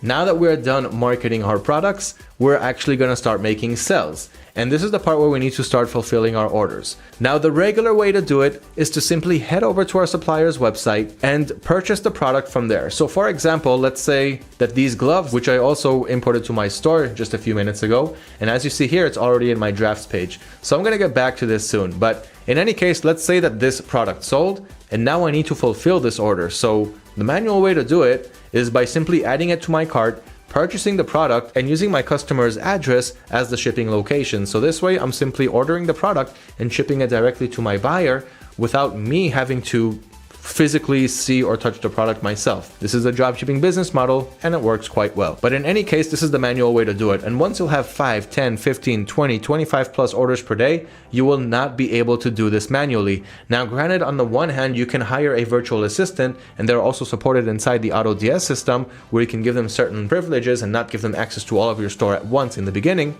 But in any case, you can use virtual assistants to take care of this process for you. But the easier way to do it is by simply automating your orders. Now, there are two ways to automate your orders on AutoDS. The first one is by using semi-automatic orders, which means AutoDS will go to your supplier's website, and it can be any supplier. It doesn't just have to be this example that you're seeing here. You can simply head over to autods.com/suppliers to see all of the suppliers that we support today in AutoDS in all of these different regions around the world. And here you can enjoy all of the automation settings, including price and stock monitoring, quick product importing, many price automation settings and things like that, which you will learn about once you head over to autods.com and learn about the features. But in any case, you can use all of these suppliers and enjoy the automation settings. One of those automation settings is automatic orders. There's two different types of automatic orders. One is semi-automatic orders, which isn't fully automatic. It's using your buyer accounts, meaning once you get an order, the system will fulfill it for you automatically and send it to your buyer, but it will log into your supplier's website using your login information and your payment settings that are configured inside your buyer account. This means that you're using your own credit card or whatever you have in your supplier's buyer account settings, which means you're using your own credit line at the bank. The second way to do it is using the Fulfilled by AutoDS service, which works today with US suppliers selling at US dollar currency. With the Fulfilled by AutoDS service, every time you get an order, the system can process it for you automatically, and the order status will change accordingly to the relevant status. And once tracking information is available, it will also be updated automatically on AutoDS and on your selling channel so that your buyers will be able to track the progress. And if you're using suppliers like Amazon who give you AMZL tracking numbers that are not supported on other selling channels, which means your buyers will not be able to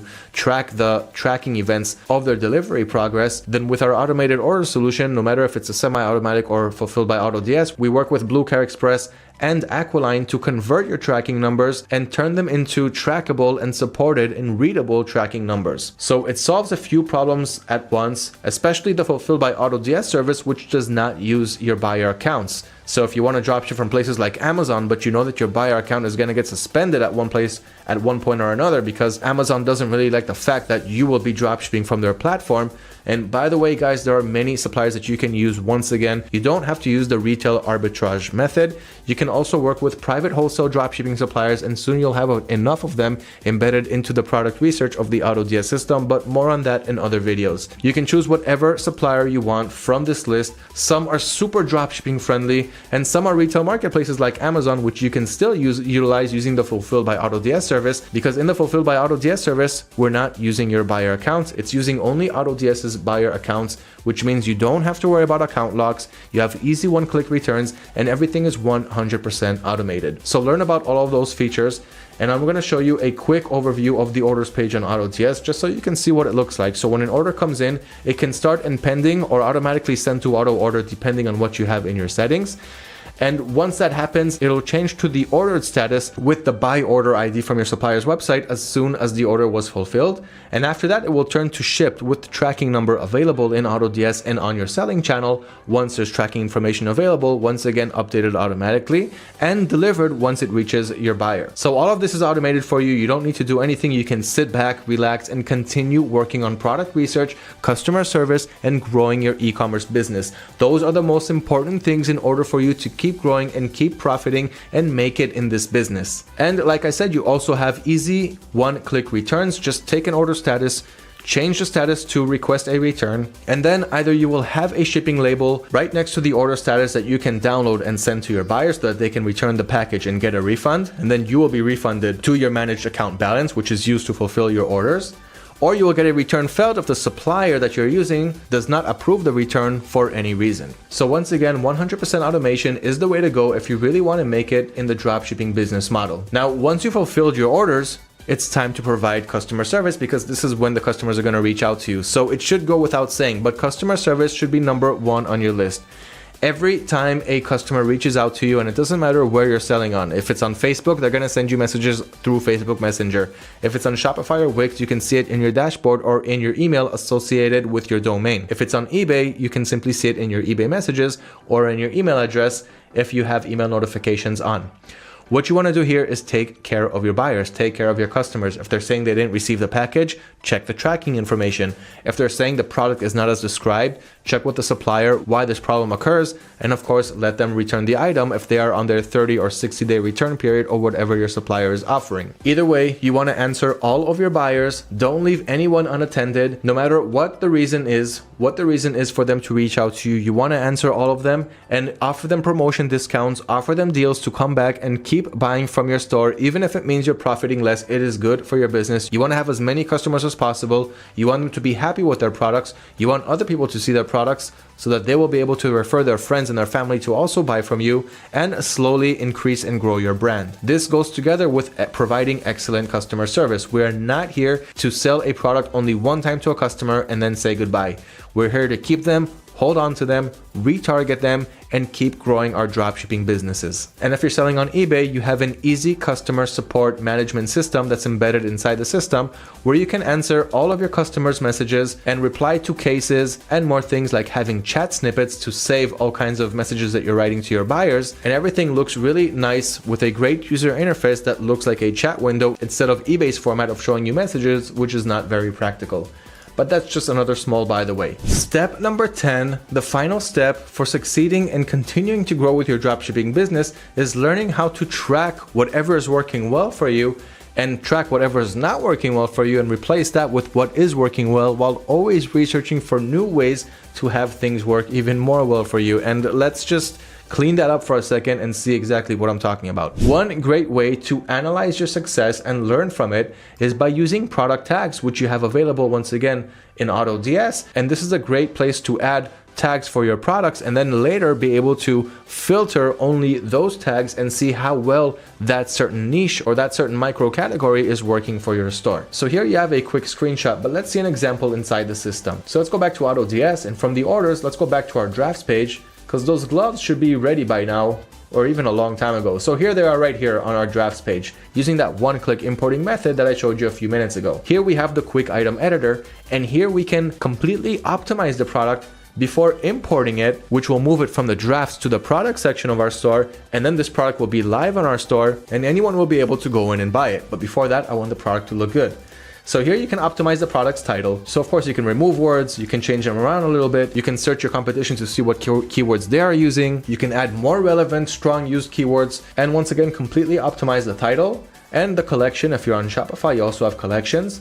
And here are those tags that I was talking about. So AutoDS already automatically added these tags to this listing: clothing, shoes and jewelry, men's, gloves and mittens, cold weather gloves. I would even add women because it's also for women.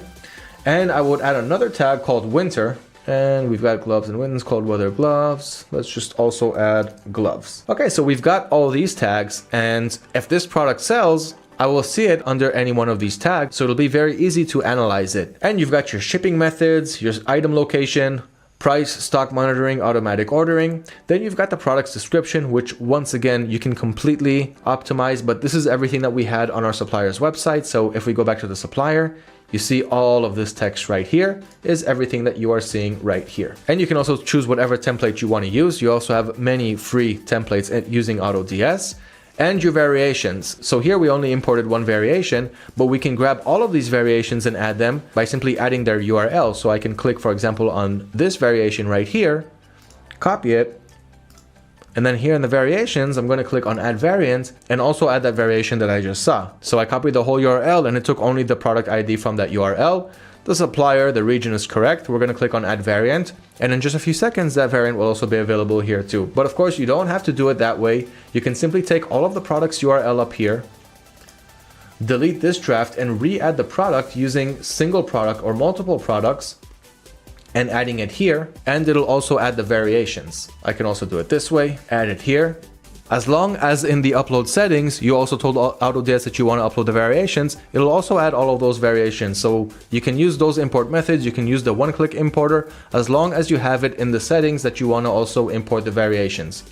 So besides that, you also have the product's images, which were once again imported from our supplier, and the item specifications. In this case, there was only one. You can also add as many specifications as you want, and if there were more, it would be written right here. And once we're done, we're going to click on save and import it when we're ready. Now it's going to move from the drafts to the product section of my store and once again go live. Now, in order to keep track of those products, we're going to head over to the products page, and here you have many filters. As you can see, the import process for that product from the drafts has begun, and in just a few seconds it'll be ready here.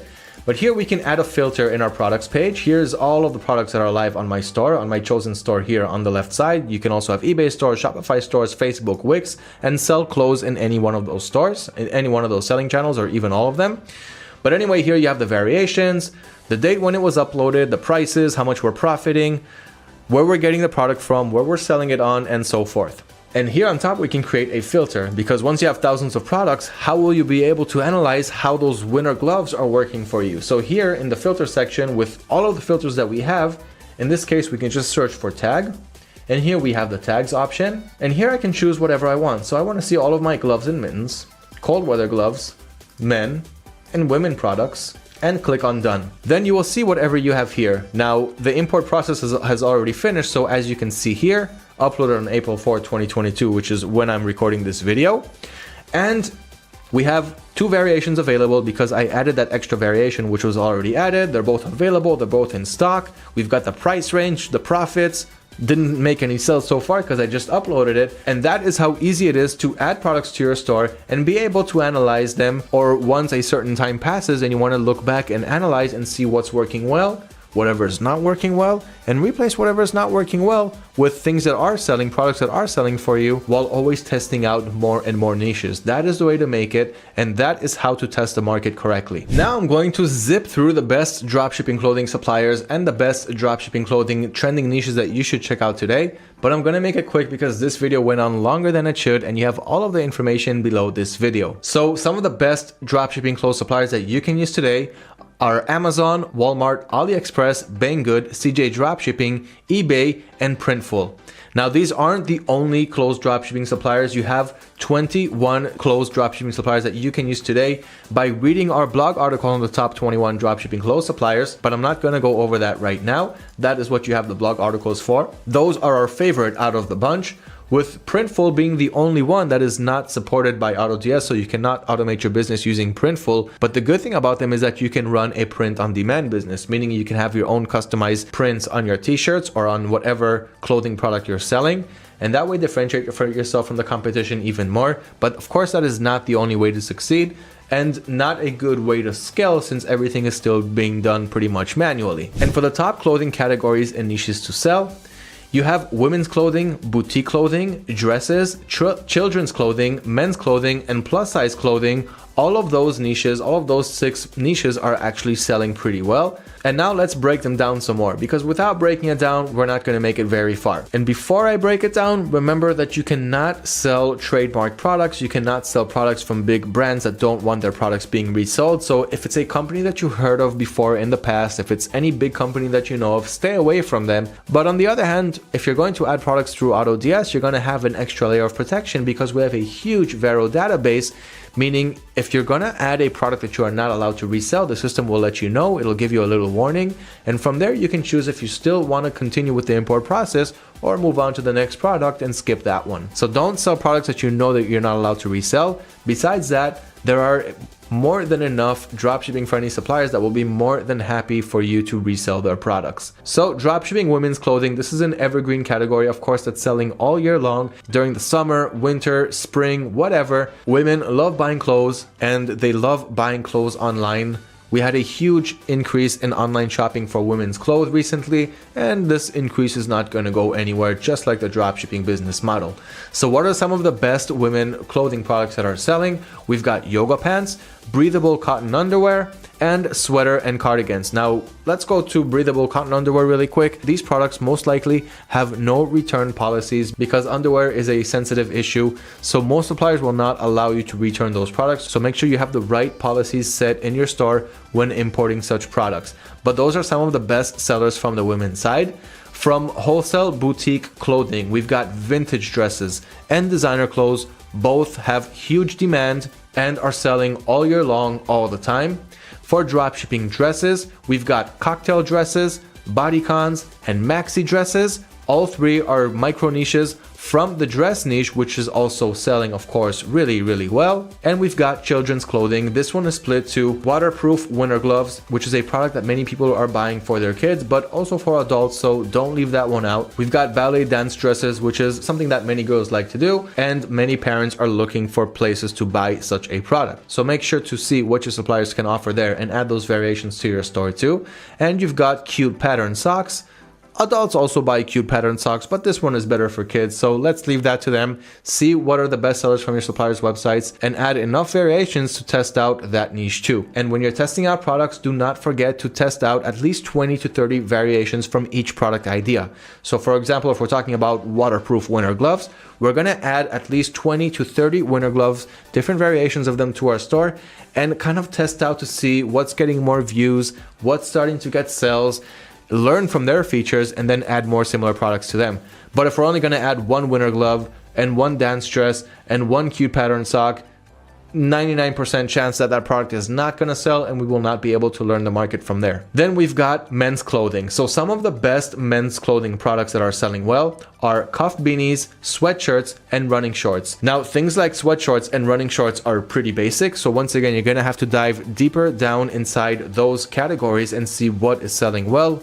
Look for similarities in features and look for things that are different, and always add enough variations to be able to test each product niche. Then we've got plus size clothing. Usually people who are dropshipping clothing are looking at an audience that are very, very skinny, very petite, and that is not the only target audience that's available that's looking to buy clothes. We've also got plus size, which not a lot of people take into consideration, but now you can. So plus size clothing, we've got fleece jackets and hoodies, patchwork denim jackets, and long tailored blazers, but those are some examples and you can read more about them below. But don't leave out plus size clothing. This is a great selling category with lots of demand. And a few last tips before we wrap this up. Don't forget to work with multiple suppliers. Don't only work with one supplier. And that is for a very good reason. If you're only going to work with one supplier like AliExpress in China and you're only sourcing products from China, then on the one hand, your customers are waiting a long time to get their items, and this is not something that they're looking for. They'd rather pay a few extra bucks and get their product quicker. So in this case, you can also add more suppliers from your target audience's region. Like for example, if you're dropshipping in the UK, then you have more than enough UK suppliers using the methods that I talked about in this video. Same for US, same for Canada, same for Australia, same for New Zealand, same for anywhere else that you want to sell. And this is one of the greatest tips that you can have. You don't only have to target one market, and you don't only have to work with one supplier. With all of this diversity, you can easily differentiate yourself from the competition and move a product that has a lot of competition to a region and from a supplier that doesn't have a lot of competition, and rake in those sales too. And of course, if one supplier lets you down, like Chinese holidays means all of your Chinese suppliers will not be able to ship out any product. You don't want your business to die during that time.